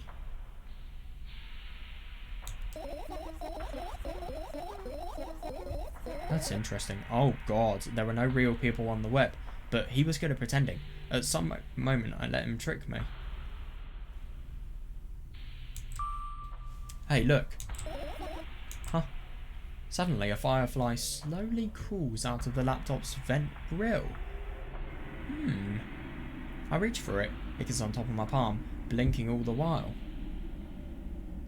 That's really cool.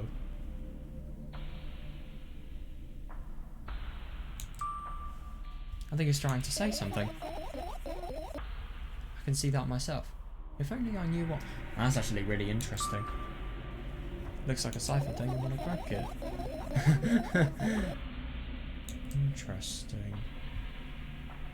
That's just really quite interesting to think about the fact that she probably has a lot of thoughts associated with this person who has, who has given the biggest impression to her online. I'd assume that she's probably either been manipulated, or maybe something's happened to this person, or I don't know, maybe it's just Oh, I don't really know. Maybe this person has really badly influenced her or something like that. It's just hard to tell. But yeah, I think it's as if the firefly represents a thought that is really, really strong that is associated with this person. But because of the fact that it's just so complicated, she doesn't want to tell us about it. She doesn't have any need to tell us about it. The firefly stops glowing for a moment after that. Then it starts glowing again, as if coming back to its senses. For sometimes it thinks about the further causes of action, then flies up and dashes into my ear. Let's continue searching. Yeah, and what about your story?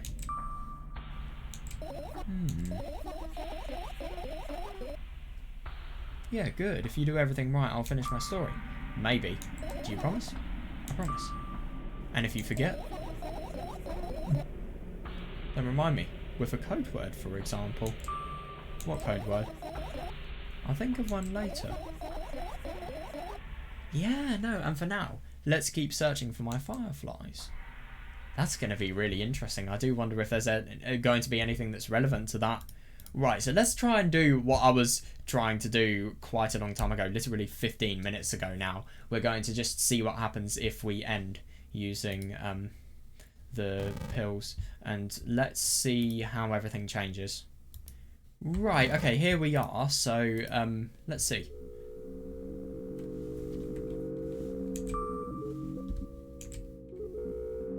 I'll just reread this, why not?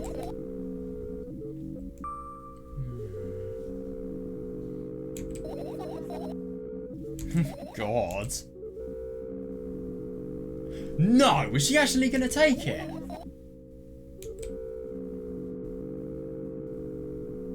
Oh, wait, no, it's just because of the fact that... Yeah, no. No, I totally forgot about this, yeah.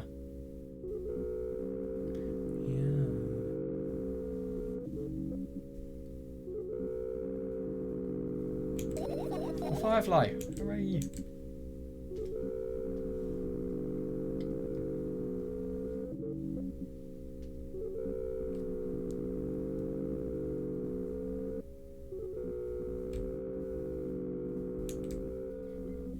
Yeah, so now we're going to see what happens if we finish searching. So, yeah.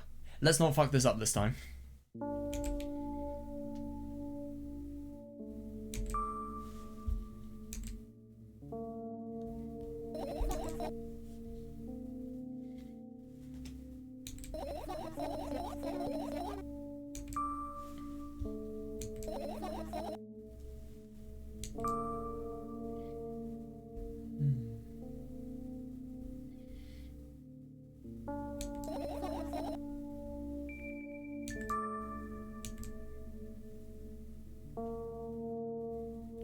God, that's insane.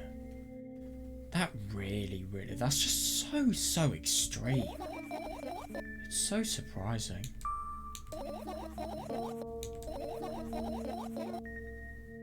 No, totally reasonable.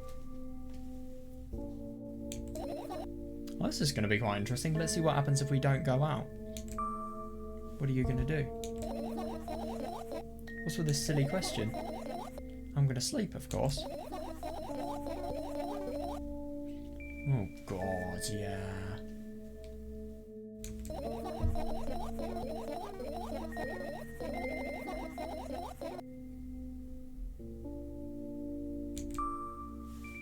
And yeah, no, totally. Let's be honest, who isn't worried about this person?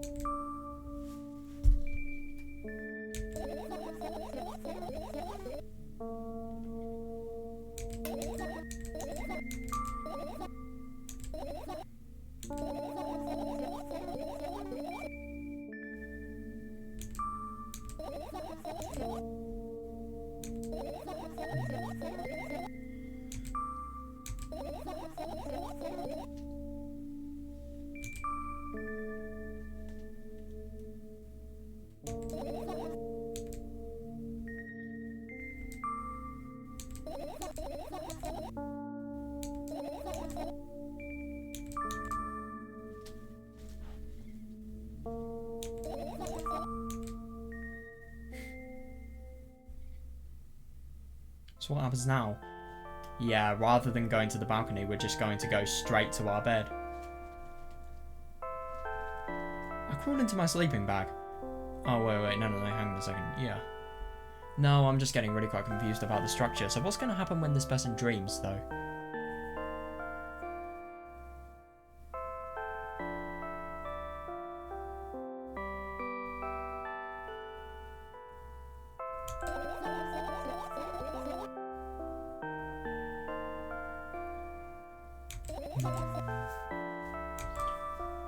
Oh, God, yeah.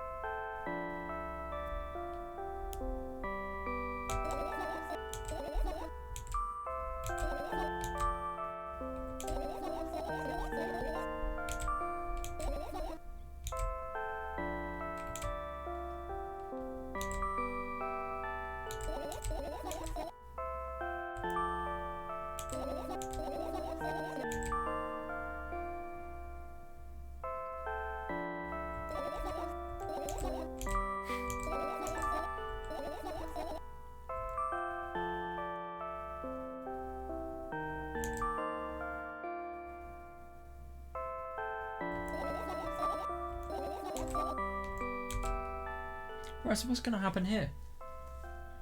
How is it going to differ? Is it going to differ? Better question. Oh, for fuck's sake, it's the same. Oh, you've got to be kidding me. Okay, so it looks like we are really, really not going to be able to get what we want if we don't, oh God, if we don't go to the balcony. Oh my God, I've just wasted my time reading that. That's really annoying. Right, okay, now let's not fuck this up. Yeah, no, I just thought there was going to be something that was somewhat different, but no. Yeah, so we're just going to see. Right, so we've read everything about the drugs. Now we're going to finish searching. And now we're not going to make the mistake of not going to the balcony because it looks like there's something significant when we go to the balcony. Oh, for fuck's sake. Dude, I'm such a fucking idiot. Oh my God. I completely overestimated. Oh, thank God we picked the right thing. Oh my God. No, I completely underestimated the times. Oh God, I need to be careful. Right, that teaches me in the future I'm not holding. Right.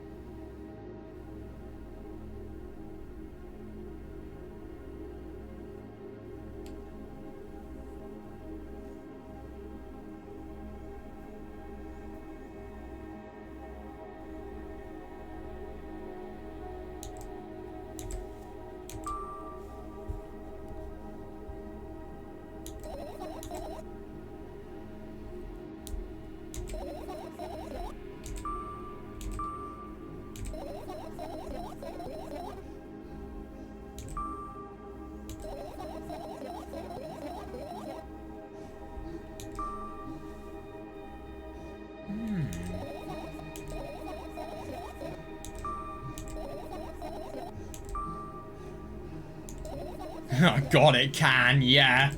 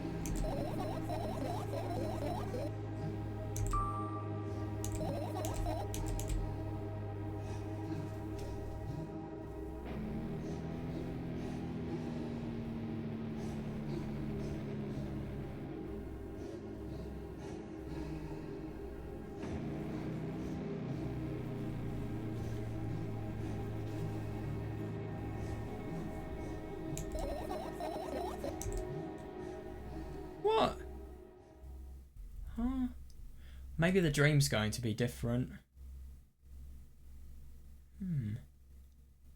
Isn't it interesting? This looks different. So does this.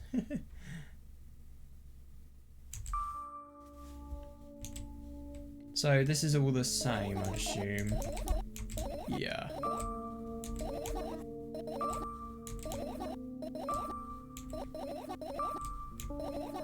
Oh, isn't that interesting, by the way? I just noticed something, you know, about the stuff regarding taking pills. If she doesn't take pills, she won't be able to see us. Yeah.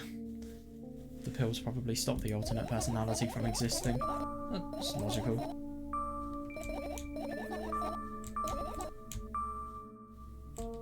Right, I want to see what the hell's going to happen when she goes to bed.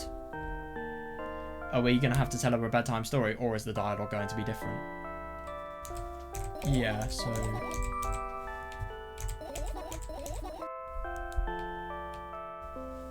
Oh god, yeah, that's a horrible story about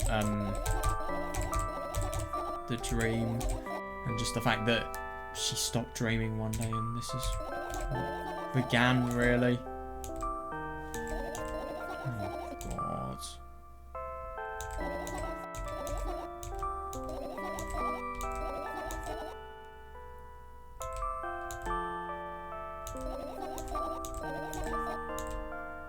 Right, so what's going to happen here?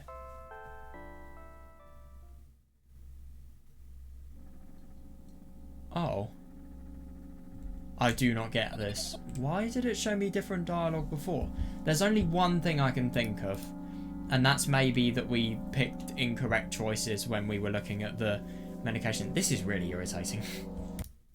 Also, I was just looking through how to actually do this. I think I've understood it now, because all of these, I don't really know about any of the other endings, but this particular ending that I'm looking for here, that I unintentionally got before, it's dependent on having the sequence called First Death activated, and I think it might have been activated before, but I just wanted to fully check, and, you know, I just went back.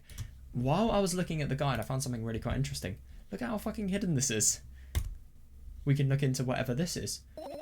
Yeah, what's going to be significant about this? What's this? Oh. Right.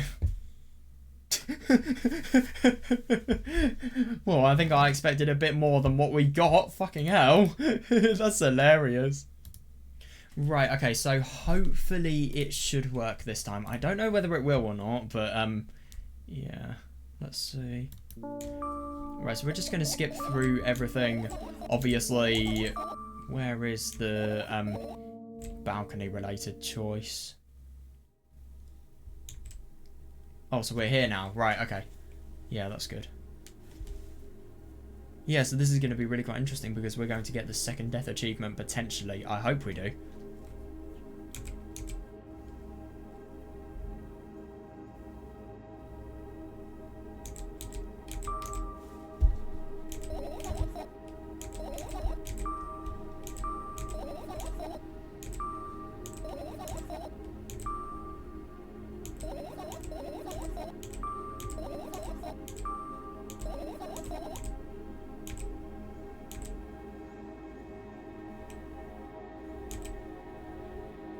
I really do wonder if the death is going to come from, I don't know, this person accidentally falling from the railing or something like that, because sitting on this balcony railing is not safe whatsoever. It sounds like a really high height. It's like, yeah, it's just imminent danger.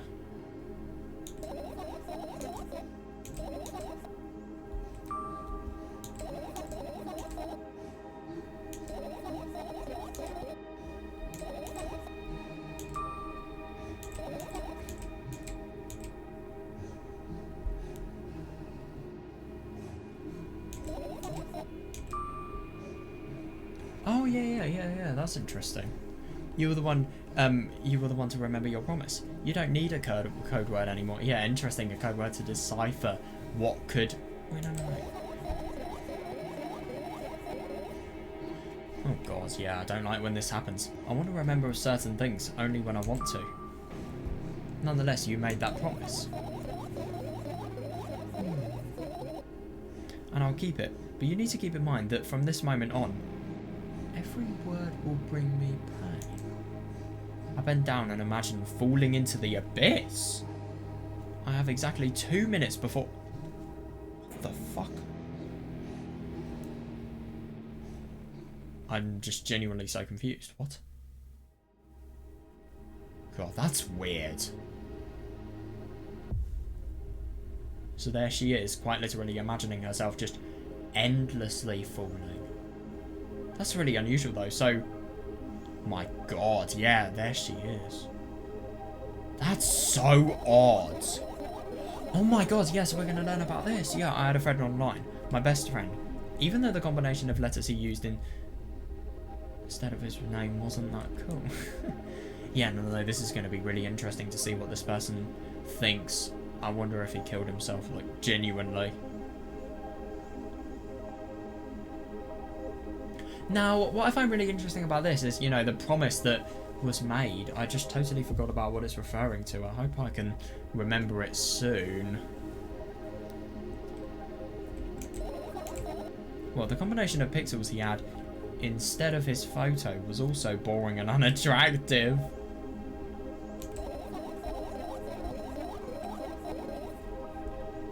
Interesting that she feels as if there is a rule and there is a set definition to how somebody should behave and what they should set as their profile picture.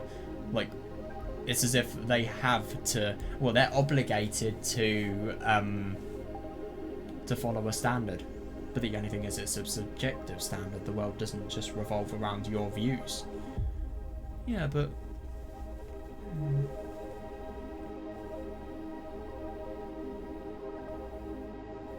Oh, I'm just really trying to decipher what this code was, because I remember there being a code word for something. I just forgot what it was. I don't know. This is so strange and wrong, breaking the rules of being online. Why was he doing that? Maybe his code was a few lines short?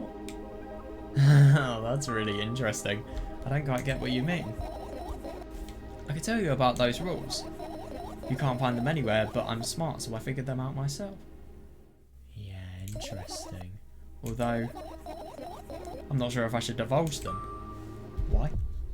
Yes, good question. When I try to say what I think out loud, I tend to make mistakes.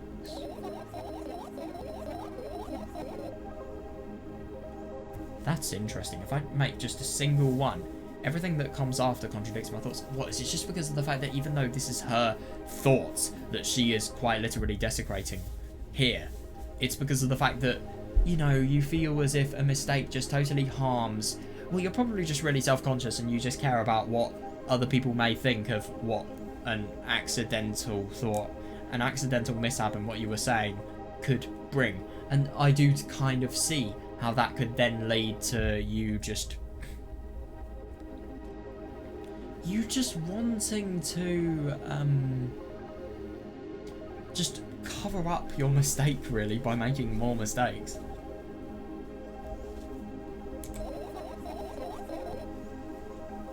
And I end up with the opposite position. Yeah, no, fair enough, and I don't want that. According to that logic, it would be better for you just to keep... God, oh, yeah, no, I can see that fear of rejection, yeah. And the fear of messing up. Yep, yeah, I've totally got that. Totally, yeah. Oh god, that really hits home. Yeah, that's my dream. Yeah, reasonable. Yeah, keep my mouth shut. Never get up from bed. Never see or hear anything. Just dream on and on. Why is everything so terrible?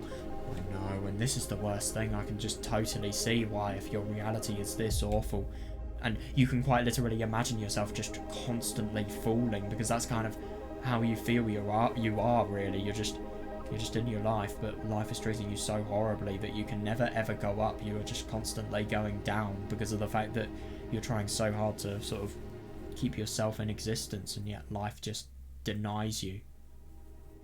God, it's awful, yeah. Don't get distracted. So what was that about your friend? Oh, God. Yeah, she really, really does get distracted. I totally see that. Ah, yes.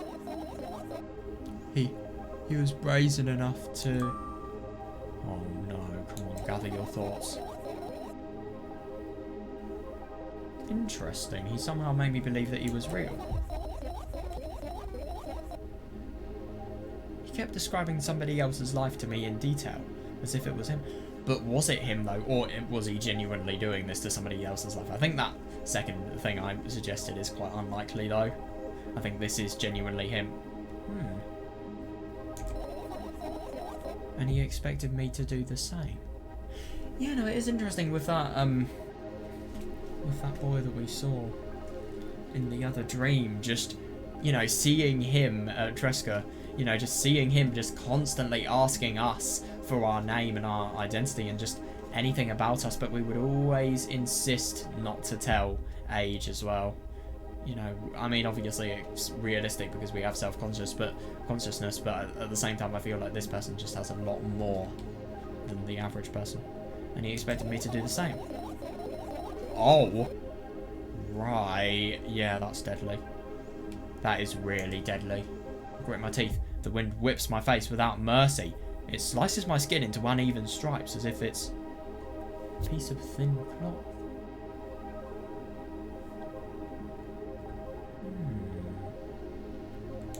God. Yeah, no, I totally see that. That's so dangerous. He knew more about me than anybody else in the entire world. You know, oh no. Yeah. Isn't that really, really funny? Yeah.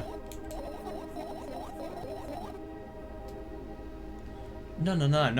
That's not an army of bots. I think that's an army of people.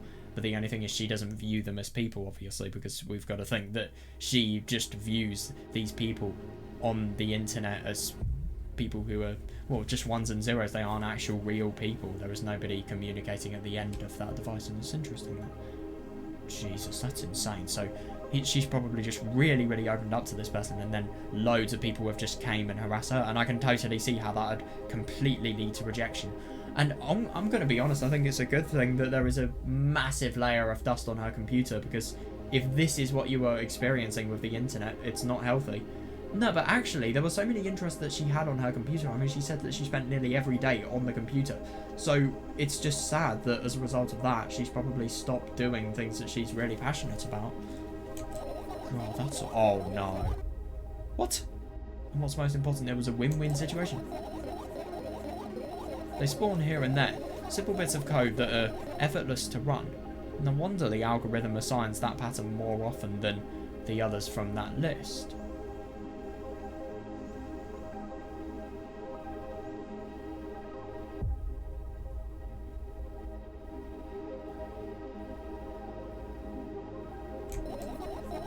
Text and video generators get to work at the same time. Oh no,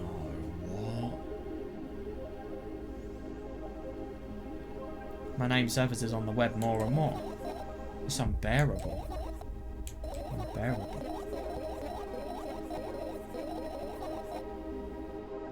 Oh, that's interesting. From around every corner, every balcony, ceiling, attic, wall, I always feel many pairs of watchful eyes directed at me.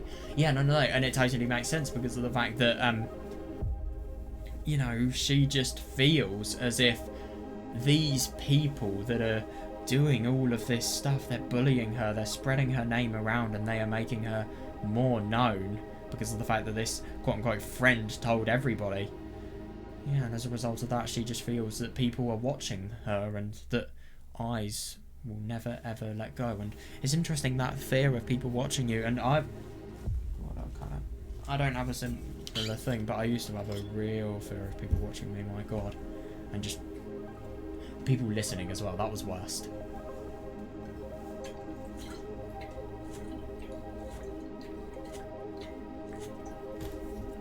I can kind of relate it to myself, but not obviously this badly, but yeah, it's hard to imagine. It really is just...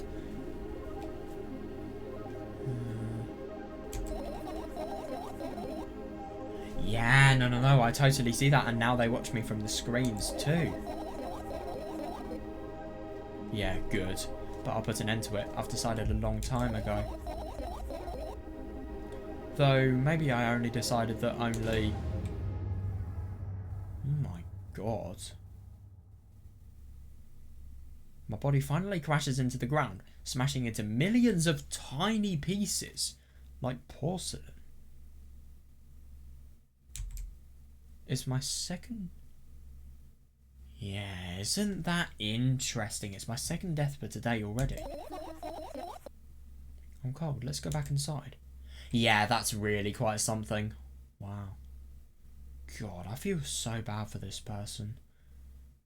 Yeah, that's the worst though. So you just tell somebody, you probably just really open up and you feel like you found somebody that you can really trust, but then they just completely betray you, and obviously they probably find something funny out about you and then they share it everywhere. And then, I mean, when she said text and video generators, I mean, what did she mean by video? Did people quite literally make videos on what this person had leaked? I don't know.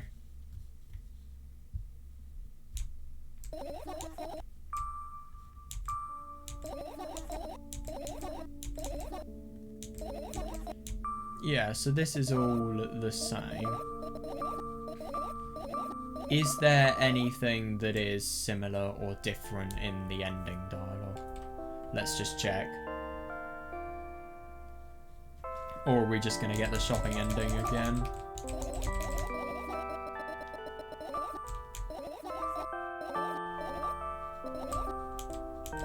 Yeah, God, that's so insane. I just find it really interesting, obviously because of her paranoia. She felt as if before people were watching her. Well, no, things were watching her. Obviously, the products of her delusions were watching her as well.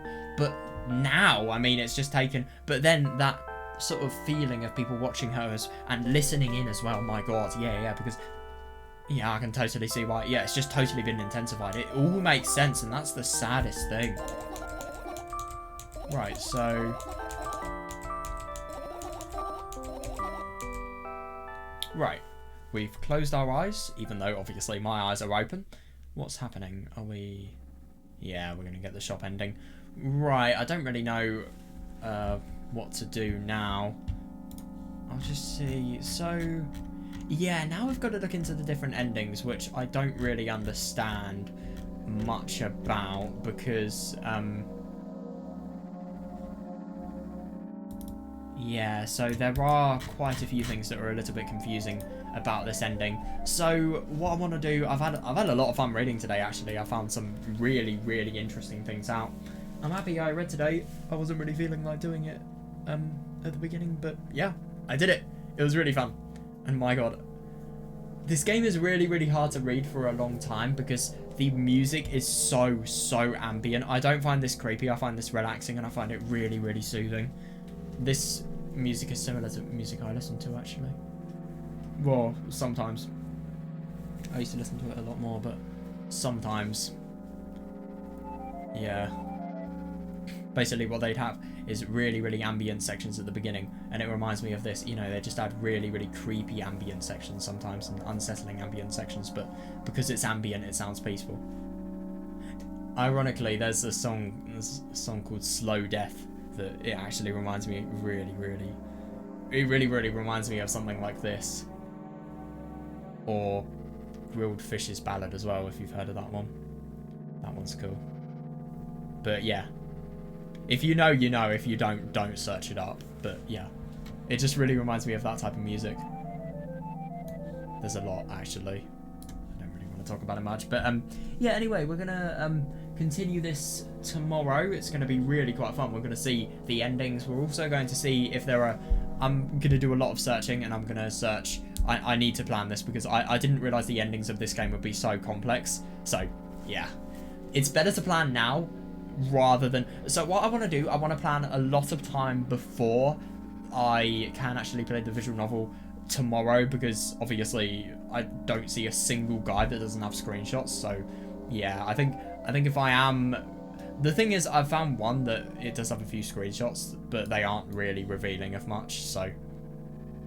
I just want to give as much time as possible from when I look into the guide to see the endings and from when I actually play it, because then those screenshots will be least fresh in my mind. So, yeah, I'm really excited. So, yeah, see you then.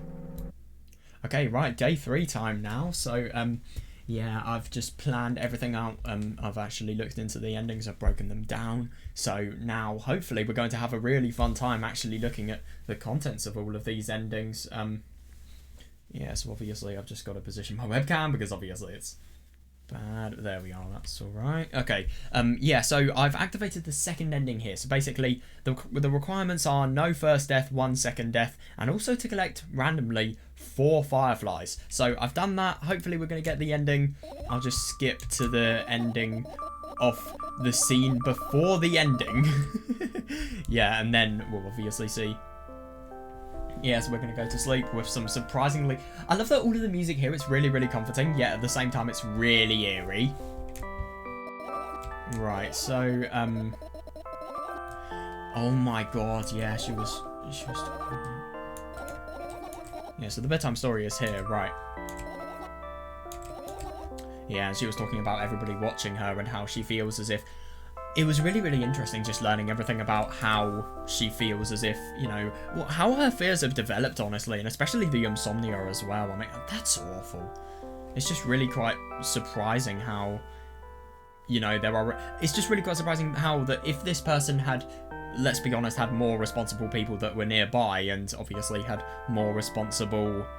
I don't know, maybe have more responsibility themselves, they would have been able to have so much less damage overall. Like, their life would be so much less hellish just simply because of the fact that they would have caused less, really. It's really odd. Right, so I really hope this is going to work. Right, okay, here we go. If we see Treska's story, I'm going to actually shoot my computer. Yeah, okay, good. Yeah, we're seeing the other ending. Oh my god, this looks really weird. This is properly unsettling. What the fuck? So, in the background, it kind of sounds as if somebody is, I don't know, colouring in a rhythmic way? I don't know, like, they're doing rhythmic pencil marks. It just sounds like... I say it's rhythmic because, you know, let's say, for example, to draw and to write, the pencil would make very different noises when pressed on the paper. This just sounds like the same noise. So it sounds as if they're doing the same stroke time and time again. I wake up lying on the cold floor in the centre of a cramped room. God, this is this person's dream as well. That's really weird. I look around without standing up. There's no furniture, just naked walls and a single door. Yeah, right there. That's interesting. I can hear muffled sounds coming from the other side of it. Oh no, is it going to be the dream? Is the dream going to be that this person is going to be the one who's trapped and there's going to be no way whatsoever out? It's really hard to tell. God, I love how unsettling this theme sounds. It properly fits it. Scary sounds, interesting. Or is it just because of the fact that you're perceiving them to be scary? It's hard to tell. Oh my god, who's that? Or what's that, actually? I thought that was a person just looking at the top part there. I was really annoying there's no cursor. I kind of want to refer to the thing I'm actually looking at right now, but I can't. I hug my knees and wrap myself in my sweater like it's a blanket. It's no use. I'm chilled to the bone. Oh god. Oh my god, so that's a person. Fucking hell, that's just really hard to tell. It's really abstract, and that's what I like about it, to be honest. It's so unique. I'm chilled to the bone. God, yeah. Yeah, no, I really don't blame this person for thinking that. I mean, it's quite literally a room that is just completely empty. There's no sign of life whatsoever. I totally agree. I mean, who would not, especially because of the fact that it's really dark. I mean, who would not feel creepy? Who would not feel creeped out even just because of that? The room is pretty spacious, but I still can't shake the feeling that I'm trapped inside a suffocating cascade. Yeah, no, fair. And the faint blue glow that sneaks in through the keyhole only adds to that feeling. That's actually really quite interesting to think about the fact that everything's really dark green, and yet there's still just a faint blue glow that kind of shows that it's just as if daylight is teasing you. There's no way out, and the way out is teasing you because it's inaccessible.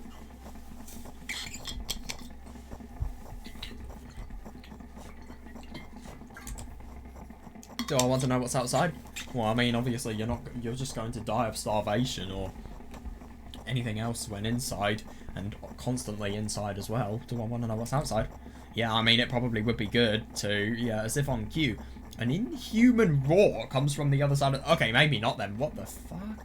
Well, to be fair, I mean, if it's a roar, it probably will be able to break down a door. Oh god, it's gonna eat you. Let's be honest here. It becomes louder and louder. More and more distinct with every passing second. God, somebody or something is getting closer. Something. I think that's a bit more reasonable. Oh my god, that's weird. Oh shit. Hang on. Okay, good. I am recording. Just wanted to check. That's fucking weird. I curl into a ball, trying to take up as little space as possible. Yeah, get away from the door as much as possible. Yeah. Maybe I can become invisible or become smaller in a miraculous way. Oh my god, if only. Yeah, no, I don't really think that's going to happen. I mean, I really do wonder what the best procedure would be. I mean, maybe you could... Actually, to be honest, I think the best place to hide, if it was a beast... If you knew what the beast was and you knew how to fight it, I'd probably hide just... You know when you, how do I put this?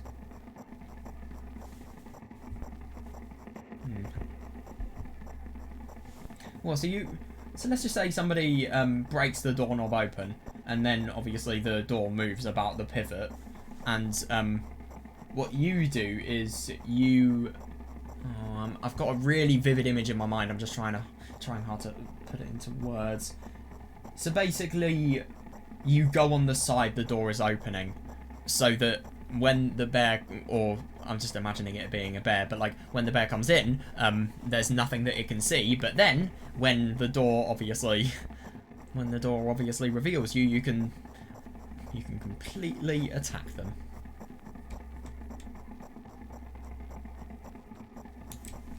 In the meantime, the howl becomes unbearably... Oh god, this is terrifying.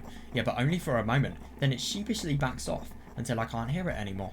I finally decide to stand up. That's actually really quite surprising. Why is it backing off? Why is something so terrifying that it's howling backing off?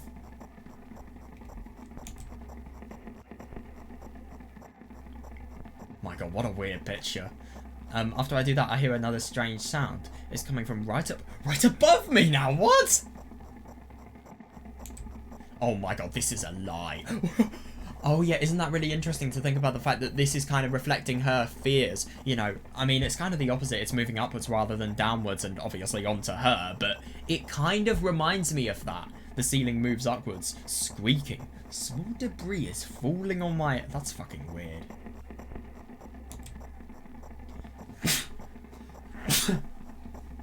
I squint a little, then raise my hand, trying to touch the ceiling, but it suddenly starts to rise quicker and instantly disappears into the darkness. God, it's as if it's afraid of you.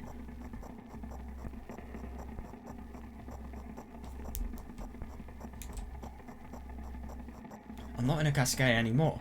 Well, it wasn't exactly a cascade now. It was... yeah, it was a well in the form of a cascade. Yeah, reasonable. No, I can see that. A well, but firstly, it's insanely cubic, but also... Well, it's insanely cubic and it's 3D rather than spherical, but, well, not really... I suppose cylindrical, but it just feels more like a square than a circle. Yeah, the room becomes... And also, the fact that there's no water. Bit of an obvious point there. The room becomes darker and colder. I don't have to do something at some point. Yeah, no, definitely, because if you don't, you're going to starve to death. What are you going to do? That's the biggest question. Oh my god, what the fuck is that? Oh my god, hang on a second. That's actually really quite interesting to think about the fact that everything is just so weirdly interpreted here just by the images. I mean, it's just so abstract. Like, what is that we are being shown? It's just genuinely so hard to tell. Is that a person? Is that a thing? Or is that... I don't know. It's just... It really is weird. Hours pass. I frantically run from one wall to an... Oh, God. What she's probably trying to do is... Well, she's probably just trying to exert all of her force onto the wall so that it has some sort of chance of breaking. All the momentum as well. Transferring all the momentum.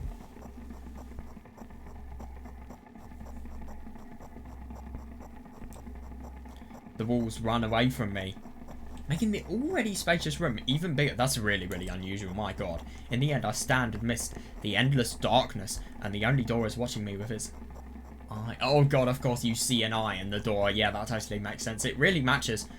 Isn't that interesting? I kept purposefully avoiding it. I could sometimes hear horrifying rustles and howls on the outside. Yeah, God, that must be horrible. I mean, let's be honest, if you were in a place like this and it genuinely existed in the real world, you would go mad with fear very quickly.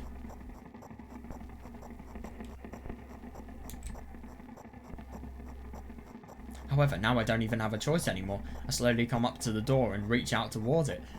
Yeah, no, fair enough, because... Oh my God, what an unusual image. That's the person's hand. Yeah. As expected, the door also moves away from me. God. I continue moving forward with my hands stretched out. I don't want to lose the only source of light in this pitch black dark. Yeah, no, fair enough.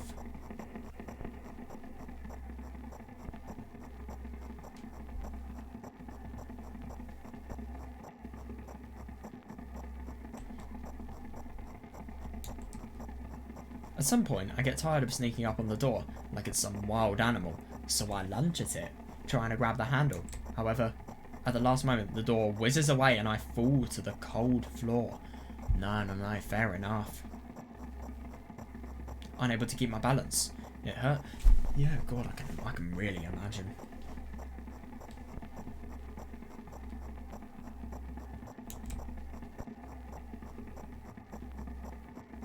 That's so weird. Stupid door. Stupid, nasty, cursed door. I hate you. I hate you. Yeah, no, seriously, that's really fair enough.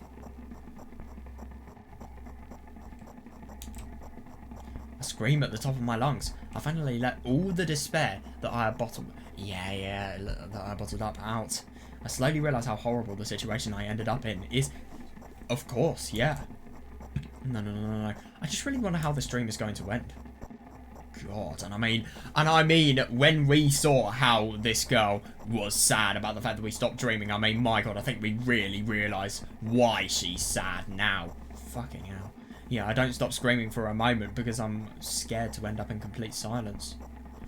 Oh God, yeah, that's awful. I mean, it's properly scary. Yeah, if the reality around me disappears, my twisted imagination will take over. And the realest thing I have right now is my voice. Yeah, no, that's totally reasonable, and isn't that interesting? I really do wonder if these endings are sort of metaphors to show, well, not really metaphors, but sort of implications of how this girl feels in her daily life.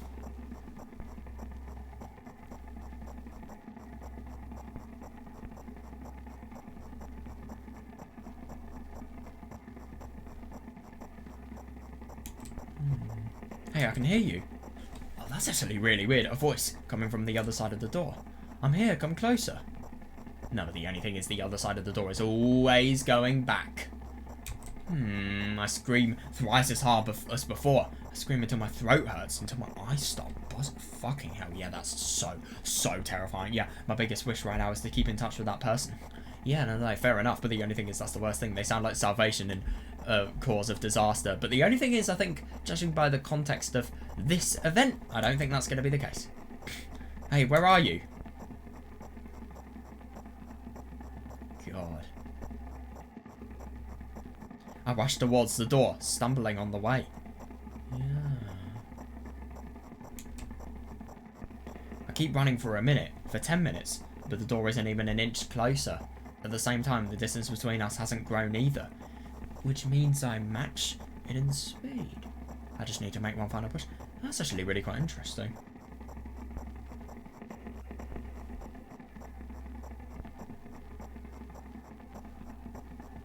Yeah, that makes sense. I gather the last bit of strength I have and push my legs off the ground. The jump feels like an eternity. I stretch out my hand, almost touching the scratchy... Oh God, is she not going to be able to do it?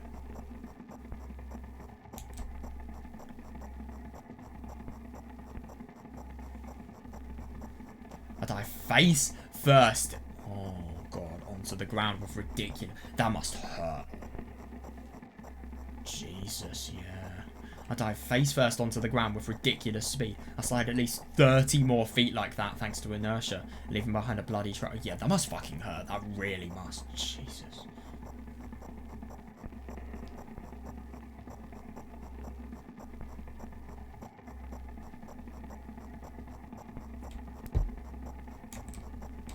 My hand is still outstretched, trying to grab empty space.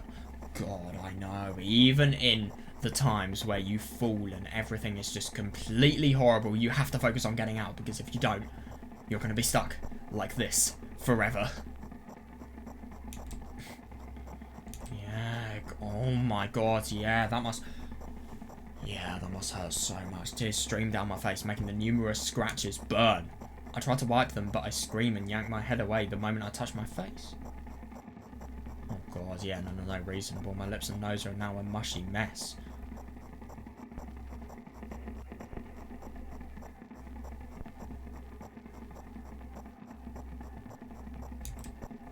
Somebody help. The other side of the door is completely silent. The silence reigns for an excruciatingly long time. However, at some point that silent torture ends.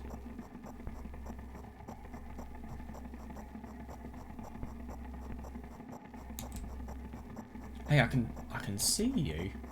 I try to reply, but stifled whispers come out of my throat instead of what? No, reasonable, especially if you've done screaming for that much time. Of course you would feel like that. Are you hurt? Yes. I stand up from my knees despite continuing to cry. I take a couple of deep breaths and start running again. Yeah, that's interesting. God, what is this person going to be, genuinely? I keep running for hours. Oh, yeah, no. Isn't it interesting that there's always that taunting, always that question of what's behind the door? And isn't it really interesting to think about the fact that beforehand you heard growls, but now you just hear none of the above. You only hear people's voices. You only hear what you want to hear, I think. I keep running for hours. I feel like the door is closer to me by an inch or two now. Oh, interesting. I almost let myself stop for rest at that. Jesus Christ. I mean, I don't even want to imagine how much physical fatigue this person must be putting themselves through.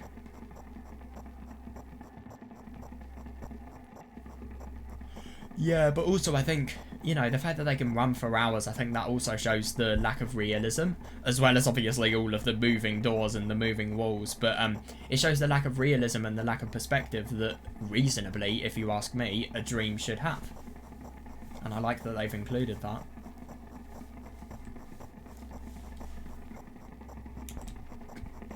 I can't rest. I'll catch up to it sooner or later. Yeah, the voice from the other side of the door keeps... Oh, yeah, that's awful.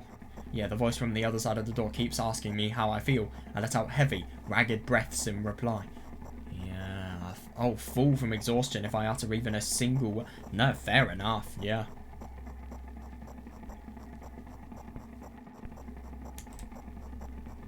Still, I'm thankful to them and don't want them to become silent. Oh, no, fair enough. I mean, obviously this is bad enough, but them becoming silent, I mean...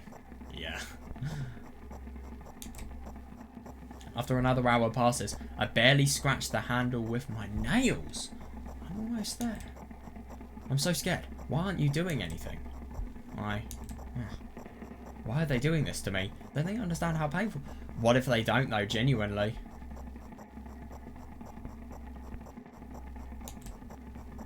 Almost there. You're scaring me. Go away. God, yeah, what's happening now? Rage fills my brain.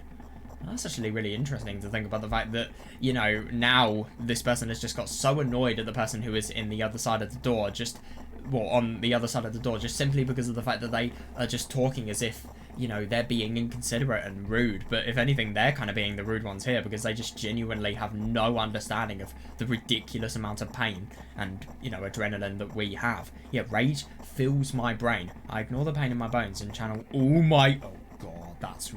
She's really going to do herself damage if this still happens. Yeah, I ignore the pain in my bones and channel all my strength into one final jump. No, go away! Firmly grasp the handle and open the... Oh, shit. Blinding light hits my eyes. I lose the ground...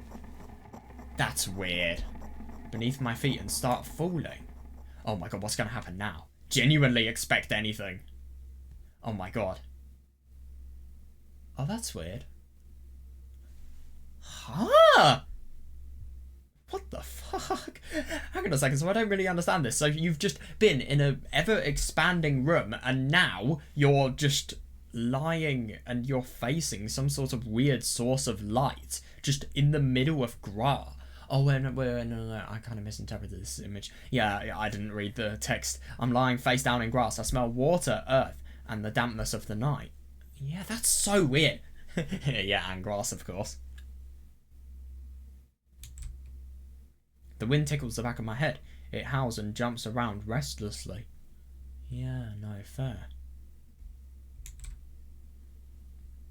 Lying down is like this is unpleasant and rude when nature is so alive around me with sounds and I'm pretty sure colours too. Yeah, I stand up full of I bet you this is just going to be something that is ridiculously horrible. Something that is going to make, you know, the girl wake up, let's be honest.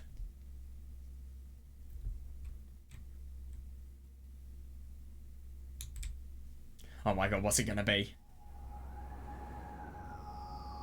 I'm genuinely surprised. This is surprisingly normal.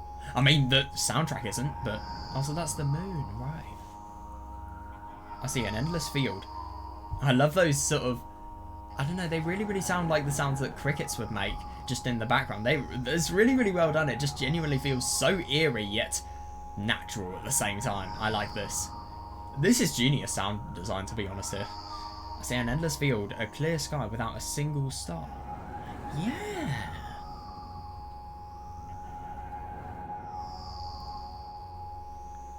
And a pale moon somewhere very far away.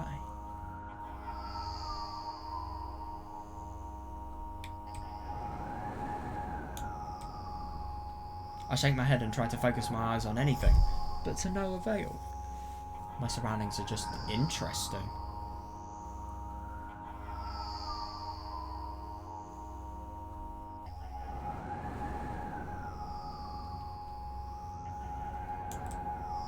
I feel dizzy.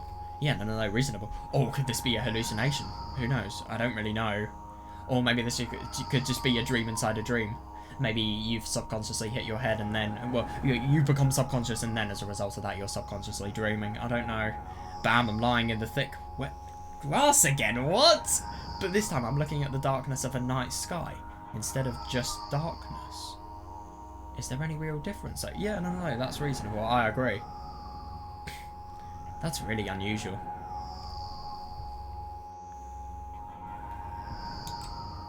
The wind howls. It's clearly upset. But what can I do about it? You can't do anything, yeah. I hear an indescribable echo. Oh, indiscernible echo coming from far away. A wolf or someone else? Does it even matter? I'm in the grass. Nobody can see me.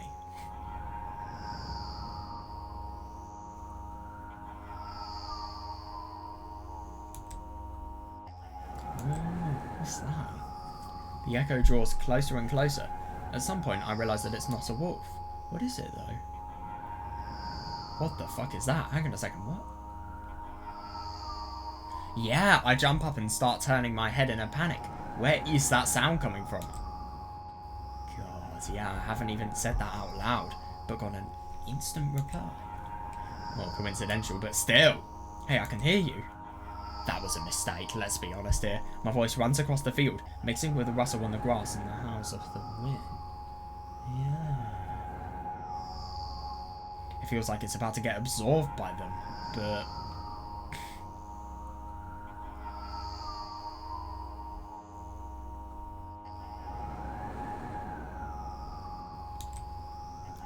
Oh, there it is again. Hey, where are you? Oh my god. Oh yeah, it's getting more and more frequent. I can't understand where I should run to and if I should run at all. Yeah, no, fair enough.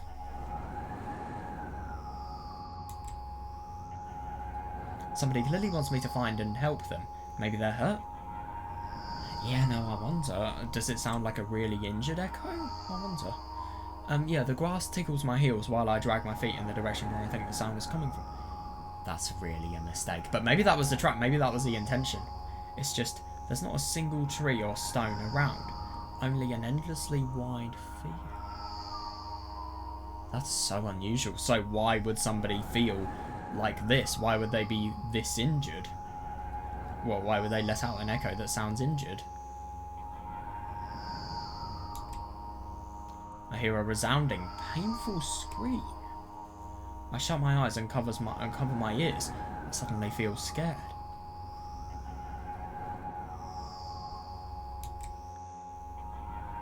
The screams turn into a cry.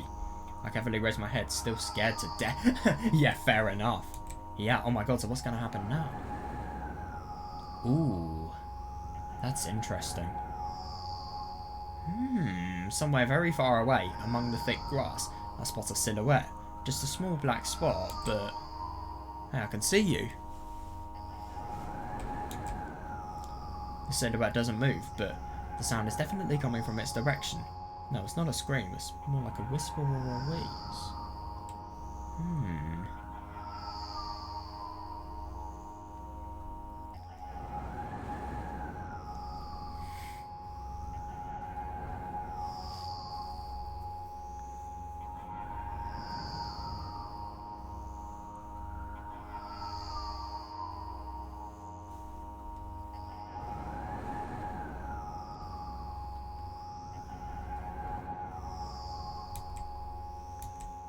Are you hurt? That's really, really unusual. My god, I really wonder what would happen if you actually came close to this silhouette and you looked at what their face looked like or something like that. No reaction again, just muffled sounds. Maybe it's the wind going mad and the black spot is just a stone or a tree? Sure. Oh my god, what's that? I walk away, disappointed. 100 steps, 200 steps. Then I turn around. Surprisingly, the spot hasn't become smaller. I start jogging. The grass is no longer tickling me. It's whipping my ankles, leaving cut. Oh yeah, no, fair. Feelings of panic and unexplainable dread grow inside me. A stone, a tree. Why the hell is this field endless? Yeah, it is unusual. I don't turn around anymore. I know that it's chasing me. Do you? The sounds reaching my ears become even stranger, louder and more distinct.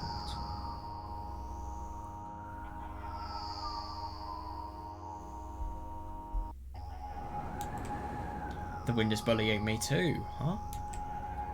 Isn't that right? That's the case, right? You'd love it to be. Finally, I stop. I ran out of breath. I'm at the brink of dying. No, fair enough. I mean, if you're in a place like this, where you just feel as if you can do so little that you are just controlled by your environment, really. I mean, it's hopeless. Finally, I stop. I run out of breath. I'm at the brink of dying. At least I think so. That's interesting that the sound is still heard. The horrifying voice is coming from right behind me. I turn around instinctively and, for some reason, try to shield my face. But end up losing my balance. Yeah, no, fair enough. I'm falling to the ground, and do keep in mind how stressed they are as well.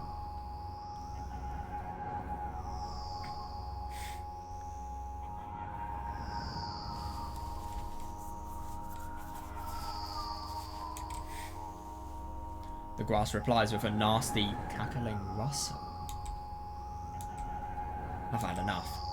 Oh my god, what's going to happen now? I spring up. The silhouette is still there, at the same distance as before. I feel like the silhouette's really similar to the door. Yeah, it's standing there without moving an inch. I'm scared here, you know? Why won't you do anything? Ooh, no sound of a response. Oh! The silhouette trembles and then starts slowly gliding towards me.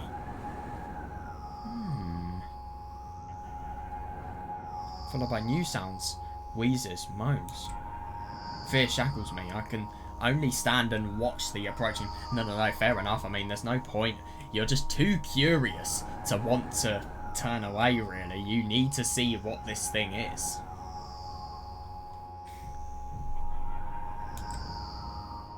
My lips are parched. I speak in a voice I don't recognise. You're scaring me. Go away. I don't understand. Why doesn't this person recognise the voice?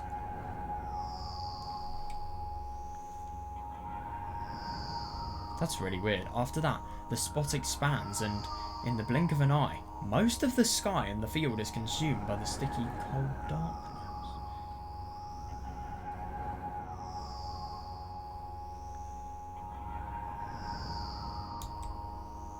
Paralysis finally lets my body go and I immediately sprint away.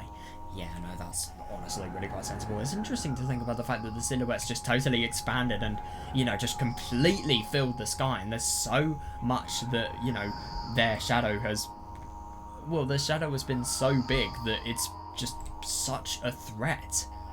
Yeah, that's weird. I run so fast that the grass turns into a dark green. Oh my god, I run so fast that the grass turns into a dark green mush under my feet. Slip up, full, run again. God. Yeah, no, they are totally getting, not only getting bigger in magnitude, but also so much closer away. No, go away. An unknown force turns my head with a crunching sound, and the darkness consumes everything. This is really weird.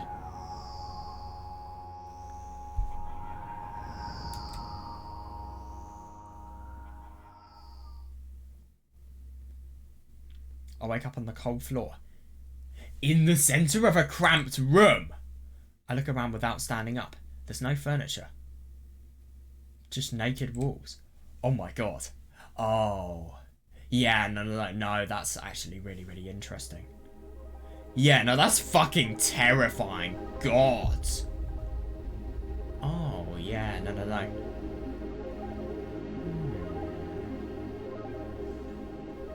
I love this theme so much. Oh, it's just so soothing, that ambience, but God, yeah. Yeah, no, I really, really don't blame, you know, this girl for waking up at a dream as terrible as that. I mean, you know, just a dream where nothing ends and where you have no sense of direction, you have no sense of power, you have no sense of control over the situation. You were just completely swept by the situation and, yeah, you can't do anything about it. That was a really cool ending. I like that. And it was honestly just a really surprisingly random story. That was not what I was expecting whatsoever. It was really long as well. I hope everything's not going to be this long. I don't know if I'm going to have the time to read it if it's this long, but yeah, it doesn't really matter. So yeah, let's go on to the next ending now. I don't really know which one it's going to be, but yeah, we'll see. My god. So we firstly had the ending in which you know, Tereska, obviously we went to the store with him, really unusual boy, and then he just kills himself. And then we have this dream where we are killed by some sort of really weird, unexplainable and unimaginable power. And, God, in a very weird place.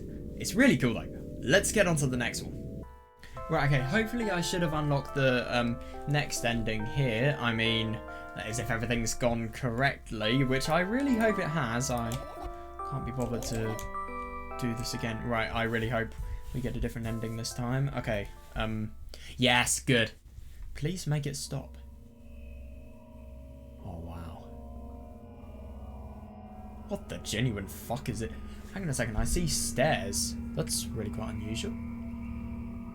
Oh, that's really weird. So it seems like this is just some sort of...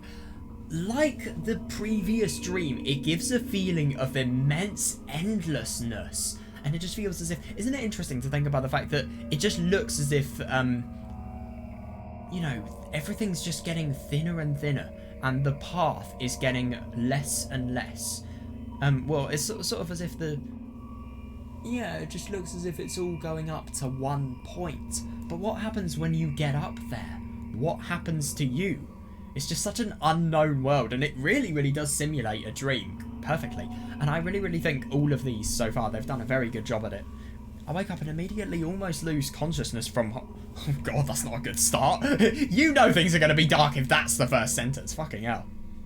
A thin metal stairway snakes around a giant column. Yeah, no. Disappearing into the darkness. I press myself into the cold wall and pray that I freeze in. Yeah, reasonable. Yeah, so that you wouldn't have to climb this.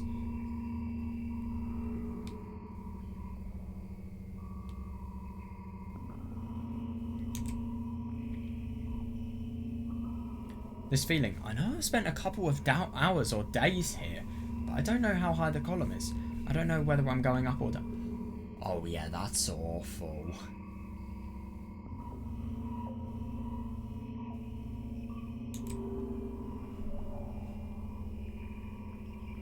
God, What a sense of loss of time. That's weird. What's that? Is that us? 1 billion pounds of concrete and 1 million miles of emptiness. Yeah, I really like that. Yeah, it's impossible to stay sane when you're near cosmic numbers like that. Fair, yeah, looking at them, touching them, even thinking of them makes me feel unimaginable horror. Yeah, fair enough.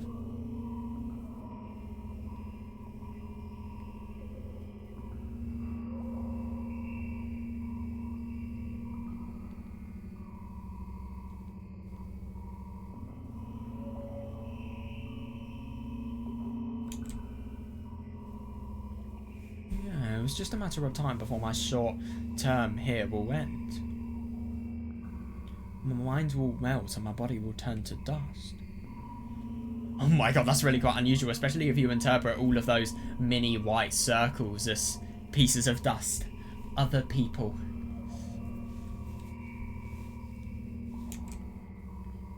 The wall's coarse surface scratches my face. The steps under my feet hum from the wind. Eager to escape the concrete's clutches and dive into the abyss along with me.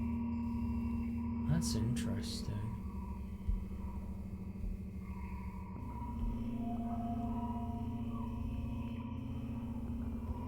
But I'll stay here. I'll stay here without going anywhere. I won't even open my mouth.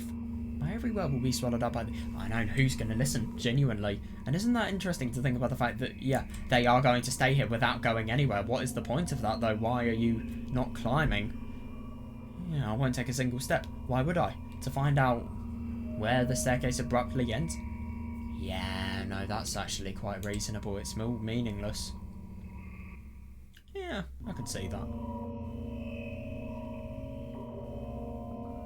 Yeah, I mean, what really is the point of going up a staircase that you never know where the ending is going to be?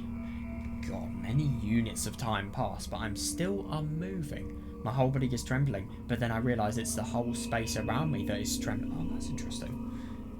It can't wait to destroy me.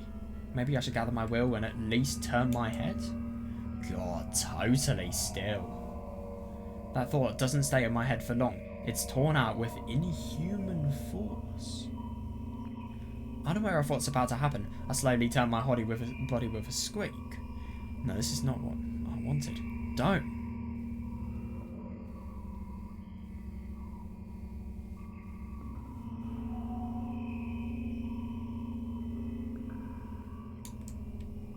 Oh my god, what is this? What the fuck is happening? Amongst the silence sings a lovely colossus. Unmoving. This is really unusual.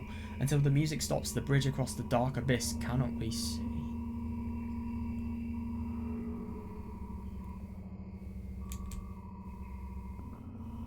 Please stop hurting my eyes. Oh my god, what's this?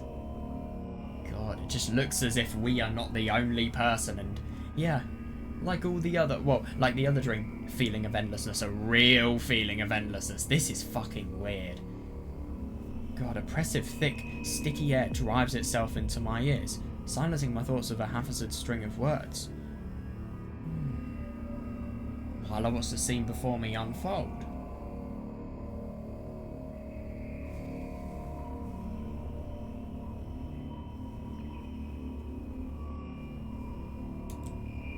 Hundreds of giant concrete structures, just like mine, spread in tidy rows endlessly in all directions. Yeah, that's really unusual.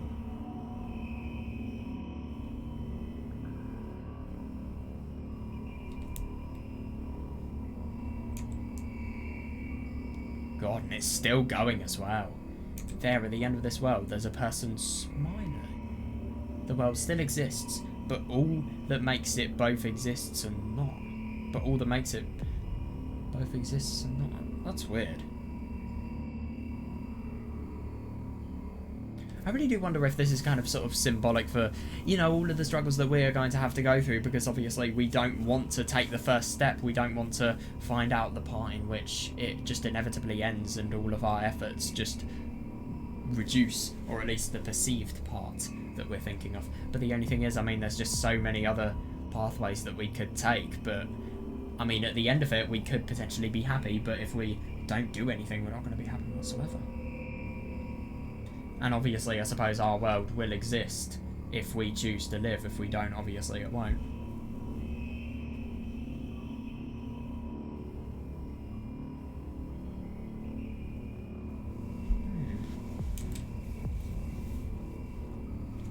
That's really quite odd. I tried to erect a mind block, but to no avail. My brain is already at the mercy of the super creature. A moment passes and I realise that my body doesn't belong to me either anymore. What the fuck? My legs starting moving on their own. The only thing I can do is choose the direction. Up, down, or... That's really unusual. Yeah, you're just trying to block your thoughts so much so that this weird creature, whatever the hell it is, and obviously the one that is making it so that these weird platforms come in every single direction. I mean, yeah, it's just so odd. Yeah, the crowd notices... Oh, who the hell is Wozzeck? The crowd notices blood on Wozzeck's hands. He runs away. Mendel appears. He has nothing human about him, apart from his excessive grace and hidden elegance. He walks out to the centre of the stage. First act begins.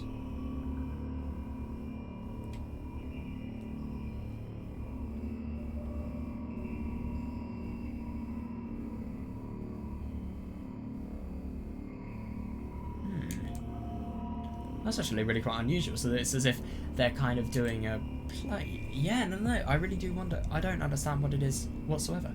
Foreign thoughts become even more incoherent. There's less and less space for my own. No, that's really, really interesting. I do totally see why.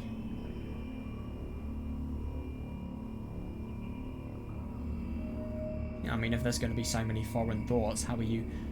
And that's really, really interesting. It reminds me of the girl as well.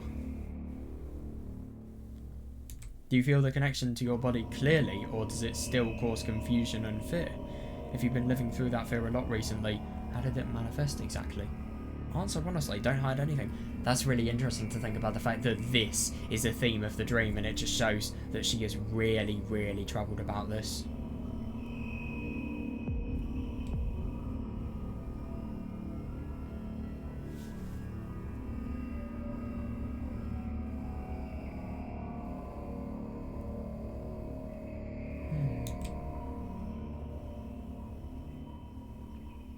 That's actually really quite unusual. And it's interesting to think about the fact that that kind of reminds me of the alternate personality. Oh my god, what's this? A new background. Ooh. I decided to descend. Descend. That's interesting, so we're probably going against. You can have a sneaking suspicion that something is wrong because your path has changed.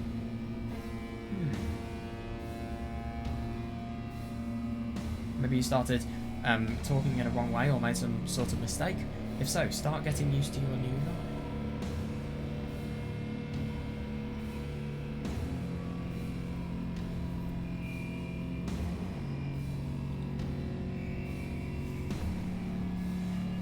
Yeah, no, that's actually really interesting. Yeah, no, so you've got to get used to your new life because of the fact that if you don't, you're just going to get swept up in the flow. And like in this analogy, you're always going to go down. Try creating imagery that would instill the feeling that everything is as it should be. And with time, it will create... That's interesting. So you've got to... It's basically as if it's trying to tell her to normalise all of her really, really concerning psychological issues, really.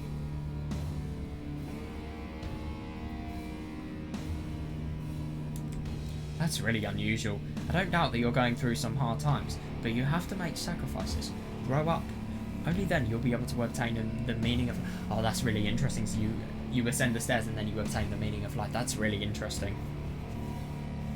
Do you get it? Try that if you find it important. Every passing day is a precious gift.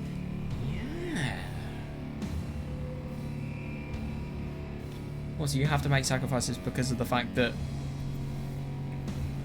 I suppose you've got to make it so that you integrate into your life no matter how concerning it is, and you've got to get used to the troubles there. But the only thing that's so weird, the fact that Yeah, so you've got to try that, and you've got to try it to find the meaning of your life. That's weird. If you share a piece of that gift with the world even once, it will seem like a speck of dust. Do you get it? No, I'm sorry, I won't get that then. Do you get it?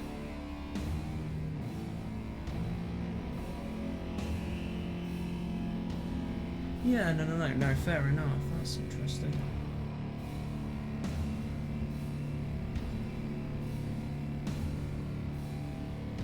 And that's really quite funny. It's as if this person that's talking is quite literally made from specks of dust.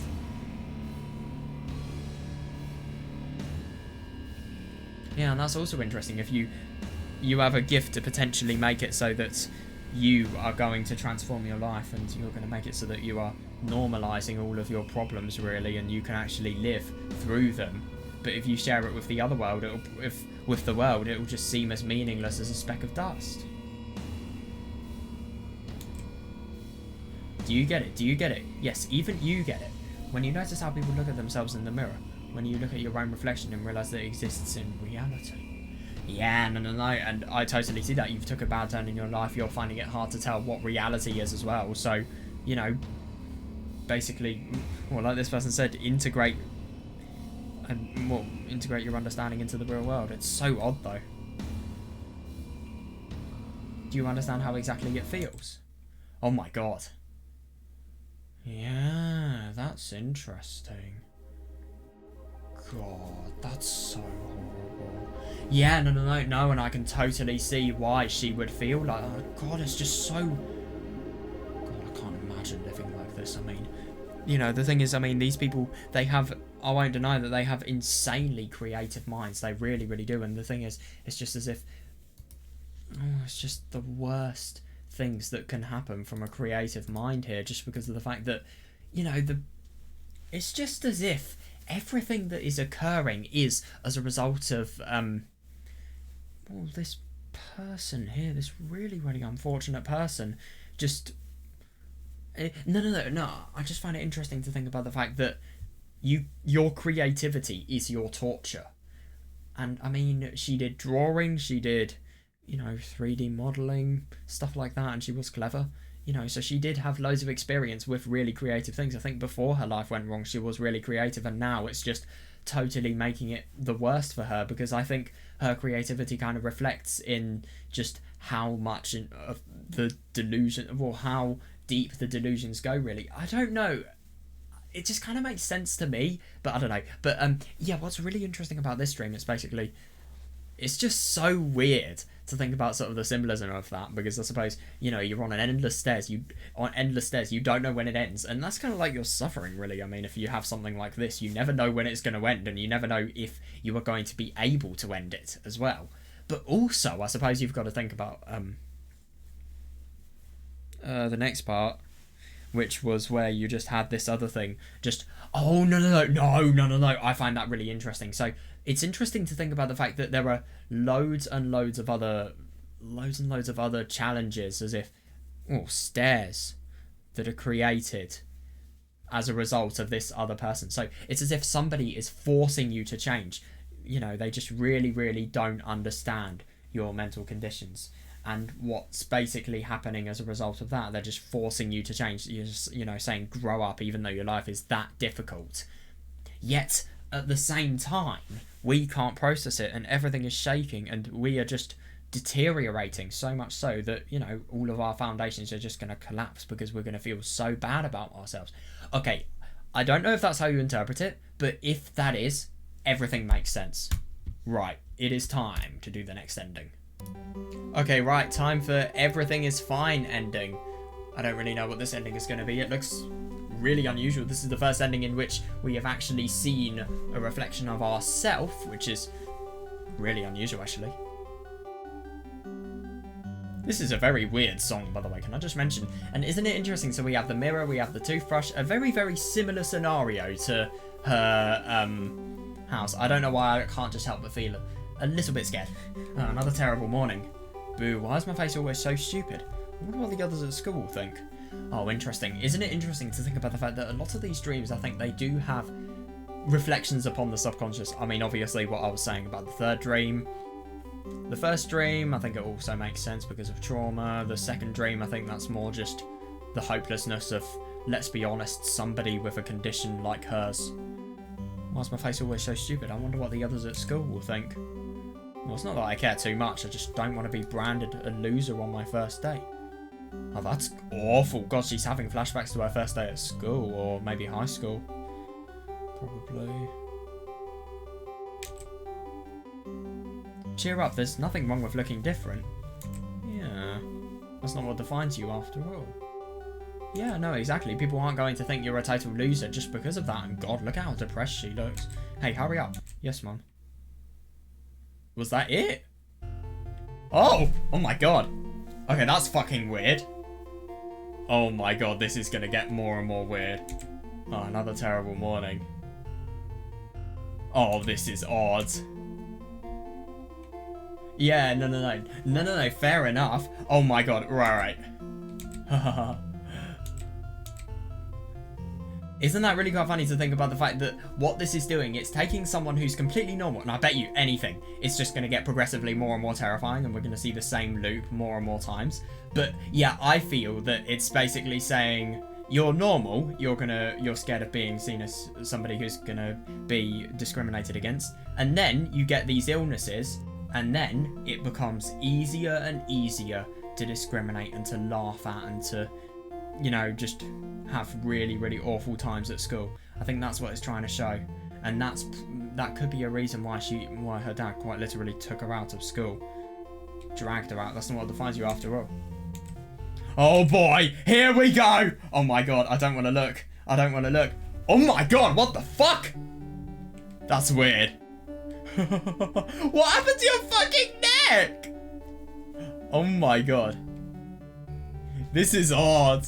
I don't know why, I just...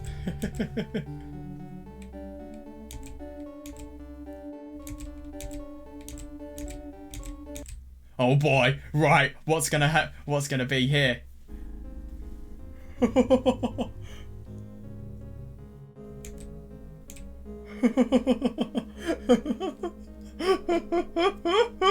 Oh, what the, you don't even have a fucking face! God, that's really weird. I think if I saw that in the mirror, I would... Dude, I mean, this is just scary enough to watch. I mean, could you imagine what somebody actually seeing this in the mirror would think? I mean, this is insane. I mean, the amount this person's mind completely fucks them up is horrible. It really is insane. And I mean, my God, after this, I'm really happy that I never get dreams. But isn't it interesting? I mean, it totally makes sense as to why, if you get stuff like this happening to you, you long the dreams. You really do. And I would. Anybody would, I think.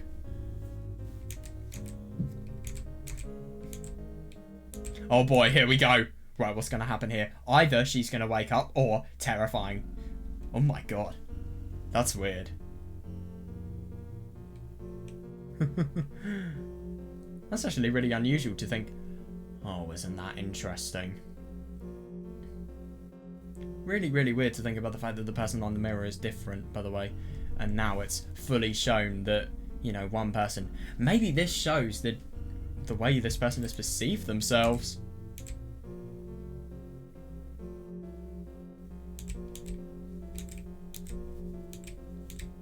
Oh boy, here we go. Right, what's going to be happening? I don't know what to expect, that's the thing. Oh. God, this is just getting weirder and weirder. Yeah, no, and isn't that interesting? I think this is when... Yeah, and look at how much more progressively terrifying the song gets as well. God, it's fucking terrifying, and yeah, that shows when the mental illness hits, when the DID, MPD, stuff like that.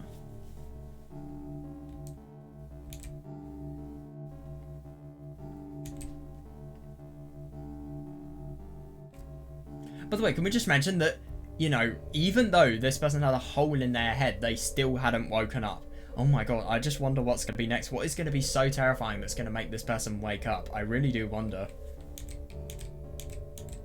Oh boy. Here we go. Right, here we go. Oh my god. Here we go. Here we go. Here we go. Here we go.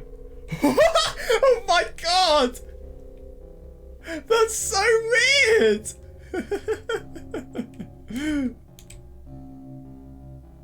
God, look at how much more look at how much more terrifying it gets. God.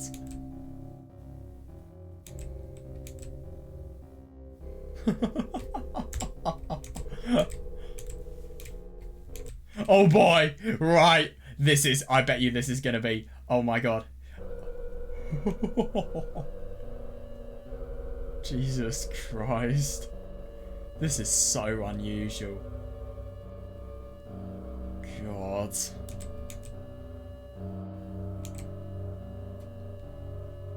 Isn't it interesting? I really do wonder if this is the genuine way, you know, this person with all of these horrible mental illnesses actually perceives themselves. I don't think... I mean, I remember her saying that she had a creepy smile. She looked in the mirror and she saw her own face having just a really, really creepy smile. But I don't remember anything more than that. Oh boy. Oh boy! Right, okay, okay, okay, okay. Nothing. Jesus fucking Christ. This is so weird. God, I love that the music is just completely destroying itself as well.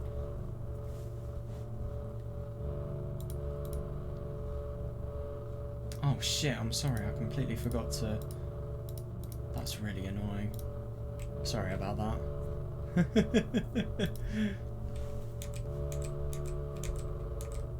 Oh my god. I wonder when this is gonna end, like seriously. Right, what's happening now?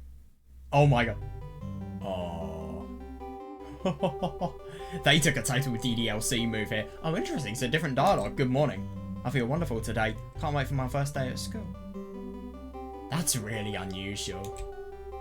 So I wonder what that's actually intending to tell us. So this person, if they have no face, they can look forward to their days of school. They have no looks to worry about. Is that just because of the fact that they don't feel as if they are in their body? So as a result of that, they don't feel like the looks of their face matter? I don't know. Hey, hurry up. Yes, Mom. Oh my god, this could be anything, genuinely. Is it going to get better or is it going to get worse? I feel like this is either going to be the best one or it's going to be the worst one yet. I don't know. Oh. Right. Yeah, fair enough.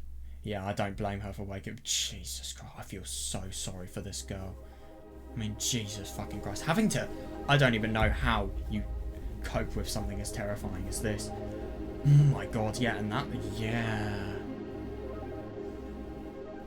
God. I really, really do feel so horrible for this girl. God.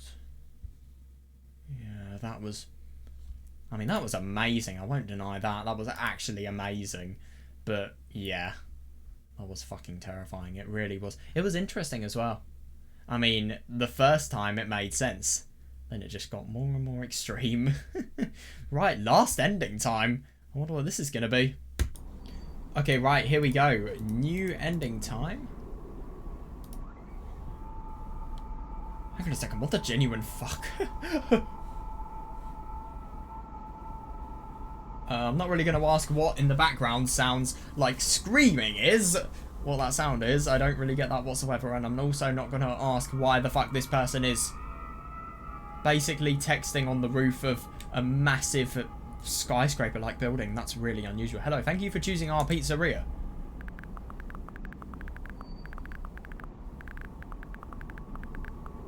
You know, this place is so empty. Well, I mean, of course it is. Yeah, this isn't, what, in a place where you could potentially die if you, I don't know, for example, slipped. Oh, God, that's a scary thought. But, yeah, though I don't feel particularly good or bad about it. Yeah, I don't think people are going to hang out here. I'm all alone, but at the same time it feels like I'm not. There's a lot of thoughts in my head. They always keep me entertained. Yeah, no, reasonable.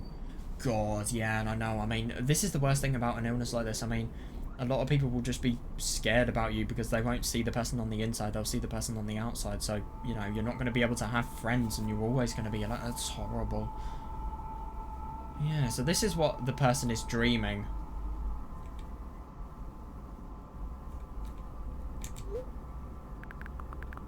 Interesting, I really do wonder who this person is talking to.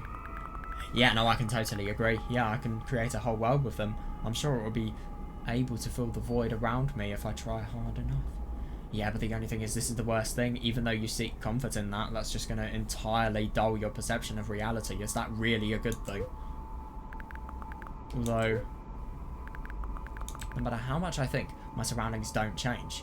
Yes, things happened in my head, but they never left its premises. Yeah, I agree.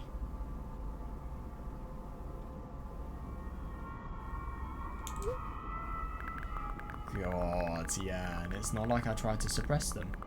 Maybe they were afraid to come out. It's just interesting that this person really has a lack of common sense between, you know, fantasy and reality.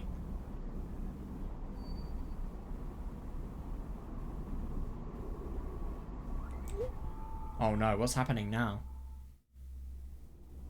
Oh, hang on a second, so... Damn, I'm genuinely surprised we haven't suicided, which I thought was going to happen. What kind of pizza would you like to order? Why does every scene begin with some sort of pizzeria-related dialogue? Anyway, there's so much space in my head that could be put to good use. Or maybe is this what the person is imagining themselves doing?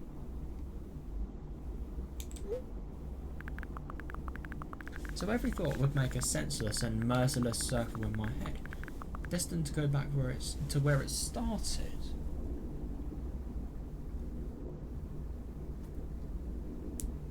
But the only thing is, if you have thoughts that you are desperate to make it so that they return to their origin, how are you ever going to advance in your life? Because let's say, for example, you learn a new mathematical concept and you want to apply that knowledge. Sure, you can do that, but the only thing is, where it started implies that you haven't actually learned the mathematical concept yet.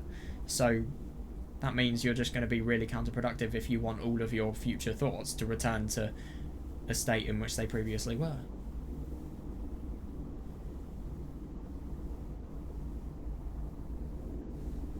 And that's why that's the problem, I suppose.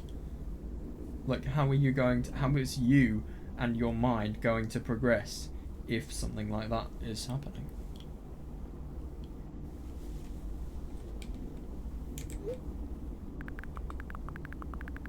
But there should be an end somewhere. You can't wander around forever. What do you think? Yeah, I really do wonder. I know it sounds scary, but it's not scarier than constantly existing among the void. Yeah, no, totally reasonable.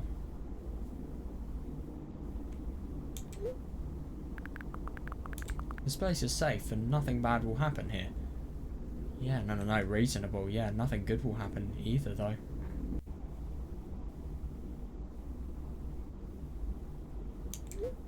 Oh god, what's happening now? Jesus, why is she on the road? Why does it say P as well? Does that quite literally mean P for pizzeria? Please note that we have a special offer right now. 3 pizzas for the price of 2! That's so random. Yeah, there's probably nothing good in having the same thoughts over and over. Yeah, no, fair enough. What is the point of having a thought if you're just going to repeat it? But at the same time, I mean, that's how some problems are solved. You have a thought, you constantly revisit that thought, and you constantly... No, but the only thing is you're not repeating the thought, you're revisiting it with a potentially new angle. But sometimes, if you can't repeat your thought previously, how are you going to be able to solve any problem?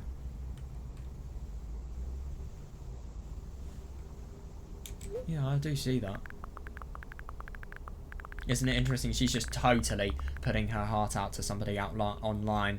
Maybe this is the best friend that totally abandoned her and, you know, betrayed her as well. I could have escaped from here, but I feel like my thoughts aren't helping me at all. I should be ashamed. Probably.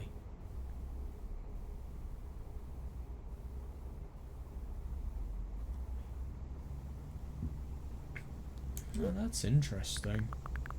It's nobody's fault that I can't even see a door here. I would have had it easier before.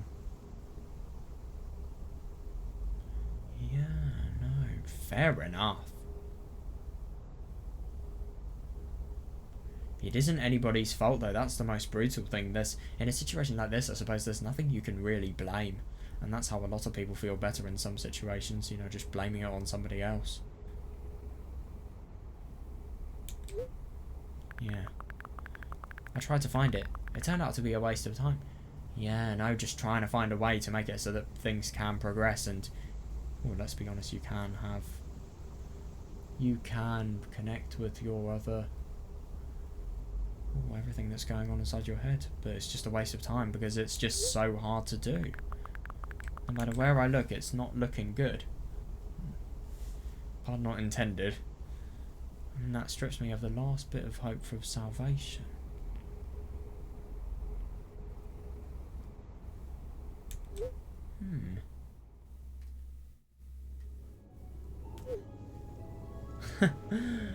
We also have a discount program for new customers. You can learn more about it on your account page. Don't you think that me being here is also a waste of time? What's the point in that? Well, I mean, to get food? But do you really need the food? That's a good question.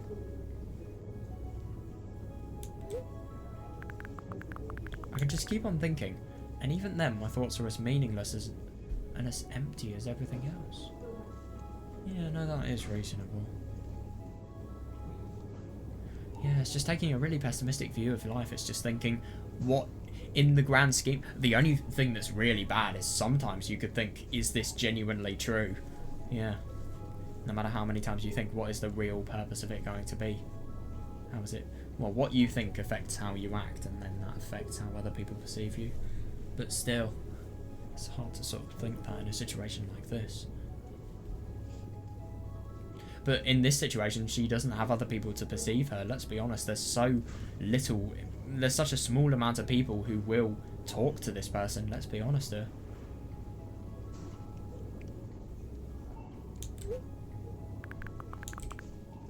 Does it mean that I'm not filling the void, but I'm a part of it? No, I don't think so whatsoever. Then why should I feel anything? Why should I know that I exist?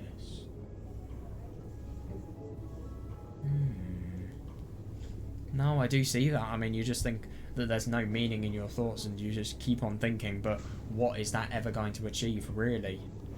So, are you filling up the void that makes your life... well, the void in your life and the flaws and just how alone you feel?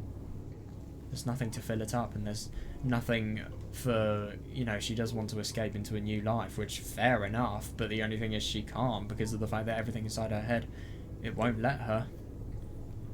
Yeah, so I mean, why should she... yeah, that's interesting. That she's just taking this much meaning from it as well.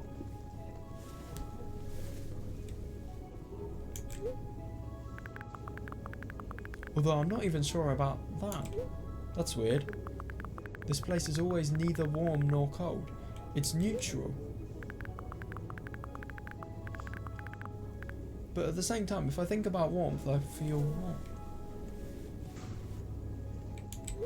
That's interesting. Maybe this world corresponds to my thoughts. It reminds me of the placebo effect. But that is interesting. I wouldn't want to admit that I'm completely empty. No, I don't think you are. I mean, the fact that you have such an imagination, and I mean, I get that it completely tortures her, let's be honest here, but it's still undeniable that she does have an imagination, and of course she's not completely empty. I don't agree whatsoever. I'm not the reason everything had disappeared, right? Oh, Jesus. Yeah, no, that's dangerous. So is this texting, by the way. I mean, obviously she needs to get her thoughts out, but yeah, the fact that she's just completely entering everything to somebody. Who is this somebody that she's sending it to? Can't I just adapt and get used to having nothing around me since I can't do anything about it?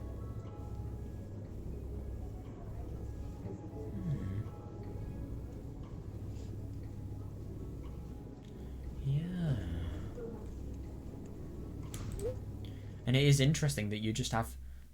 Oh, what's this? Oh! Are you ready to make your roll? Yes, that's right. God, this is really... unsettling? I shouldn't care.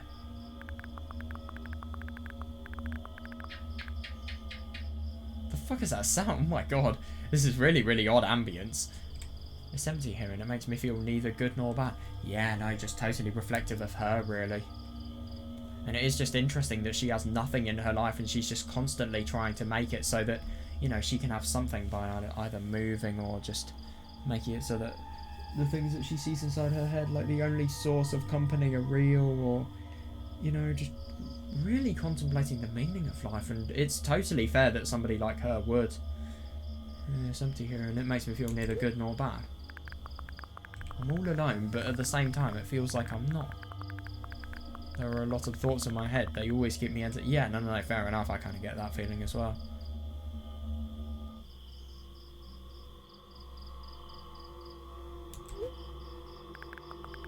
I can create a whole world with them. This place is safe and nothing bad will happen here. Nothing good will happen either, though. Yeah, no, I totally agree.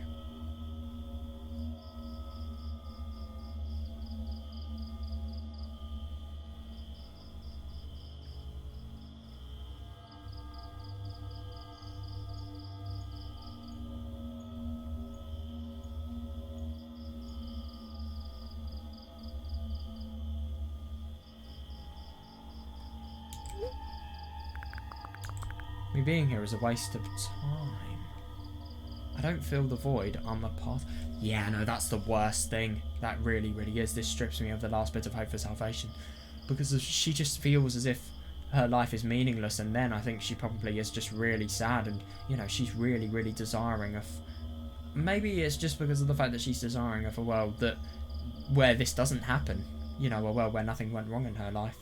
So, as a result of that, she's taking that anger out on herself. I shouldn't care. It's empty here and it makes me feel neither good nor bad. Yeah. So you shouldn't break that cycle. You should just blend in with the emptiness. You shouldn't feel something so that you stand out from this place and you feel irregular in this place. It's nobody's fault that I can't even see a door here. What's the point in having one? Yeah, that's interesting. I feel like nobody is helping me. They should feel ashamed.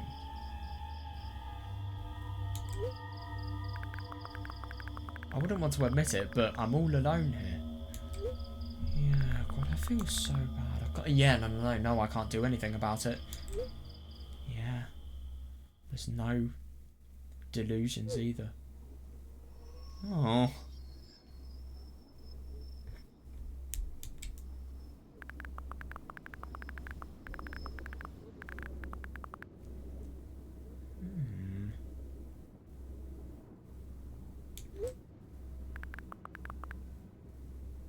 I'm just genuinely confused. So is the only thing this person... Is she texting this all to a pizza delivery place? Or is that just other things that are going on while this is happening? Maybe that's another text message from somewhere else. I'm all alone. I hope that she's not telling this to the pizza company. Jesus. My head is full of thoughts. And they eclipse the world around me. This space is pretty cramped, but at least it's safe. Yeah. Even though I'll never feel good here. Yeah, no, fair enough. So you can never feel truly at peace. You can never feel, you know objectively that something bad isn't going to happen, but at the same time you can't fully feel good about being it. Yeah, that's interesting. Does that mean existing is a waste of time? No, I don't think so.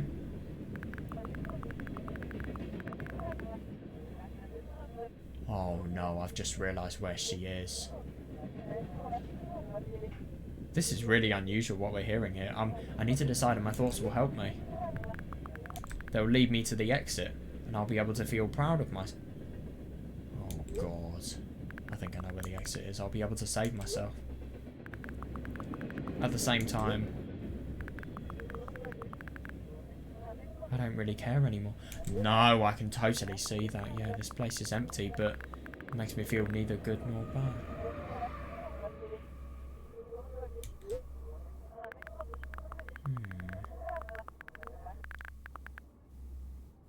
I totally agree. Yeah, I'm alone, but my head is full of thoughts. A whole world, one might say.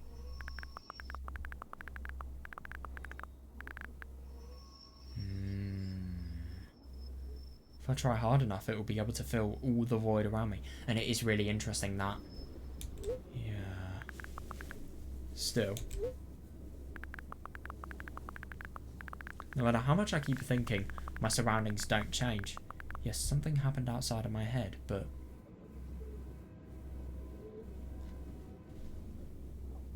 Oh god, I don't like where this is going, I really don't.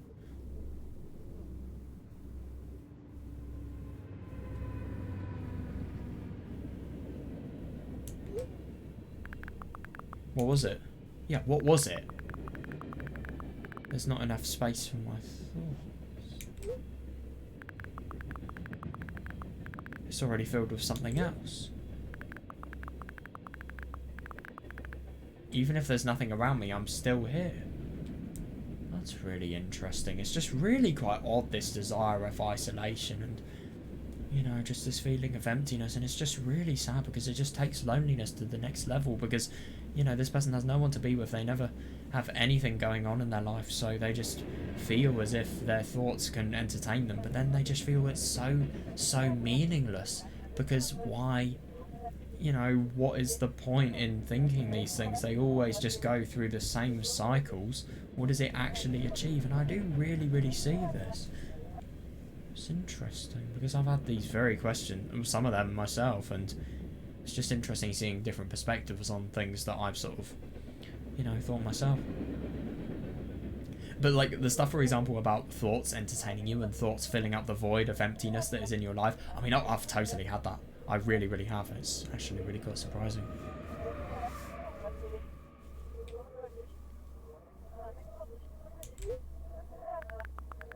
And my head is full of thoughts. Yeah. If I try hard enough. Yeah, no, you'll be able to make it so that the void is filled with your thoughts.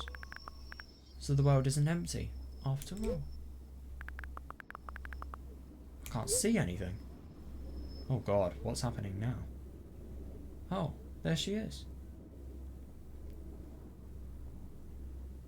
Oh god.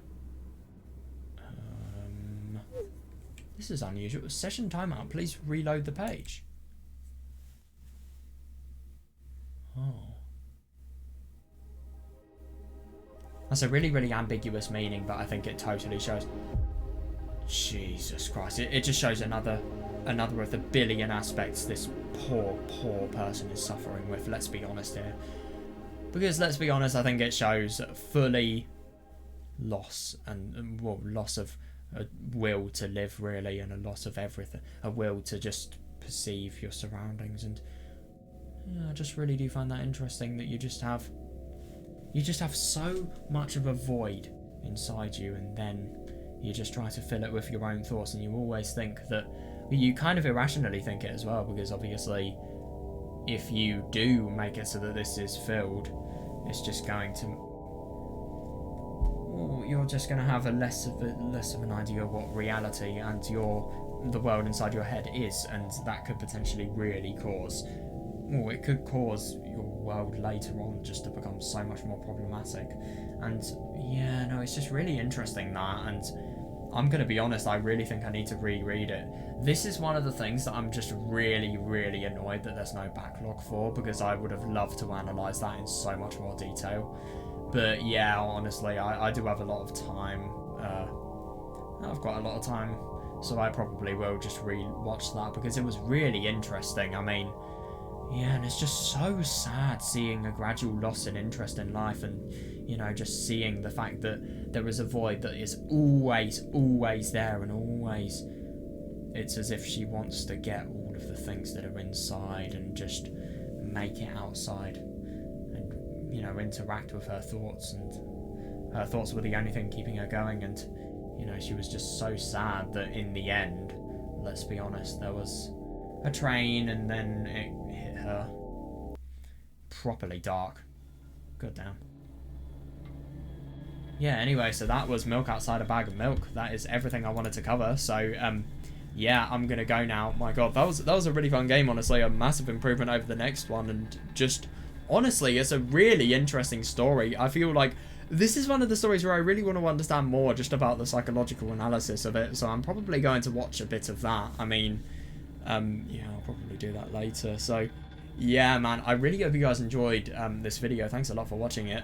And it honestly was a really interesting little series, and god, it's just such an insanely tragic series, and I think it really just shows such a short representation. It's short, yet there's so much packed in there, and I think it just shows.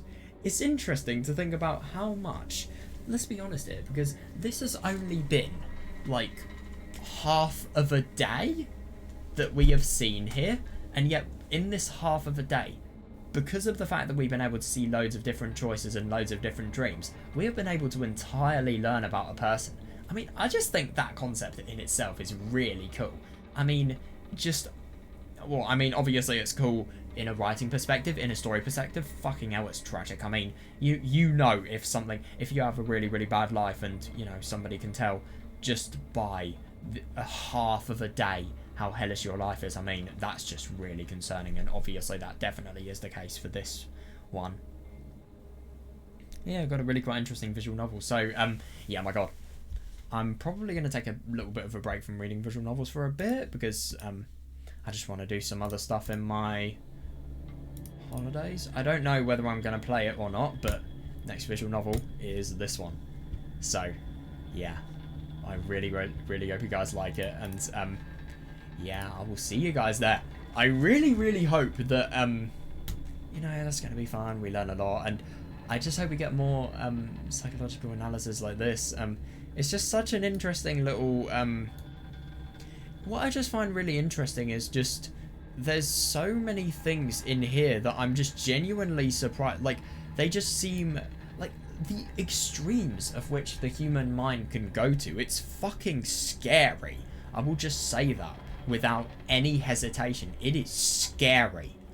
And the amount of pain the mind can make somebody go through, completely undeservingly, let me add, it's just fucking insane. It really is. And it's terrifying. It really is. The fact that, you know, something that guides somebody throughout their entire life could also cause as much pain as, you know, this game is actually portraying. I mean, it's just... And there's so many things. This is why I've always been fascinated by really mentally ill plots, just because... okay, I don't want to sound sick, but like, for example, Higurashi, you know, just... There are so many things going on with the mind that I am just so surprised about the realism of, and the fact that they can actually and realistically be a part of somebody's mind, and yeah, it's just a very interesting read, honestly. So, yeah. Thank you for watching, and I will see you next time.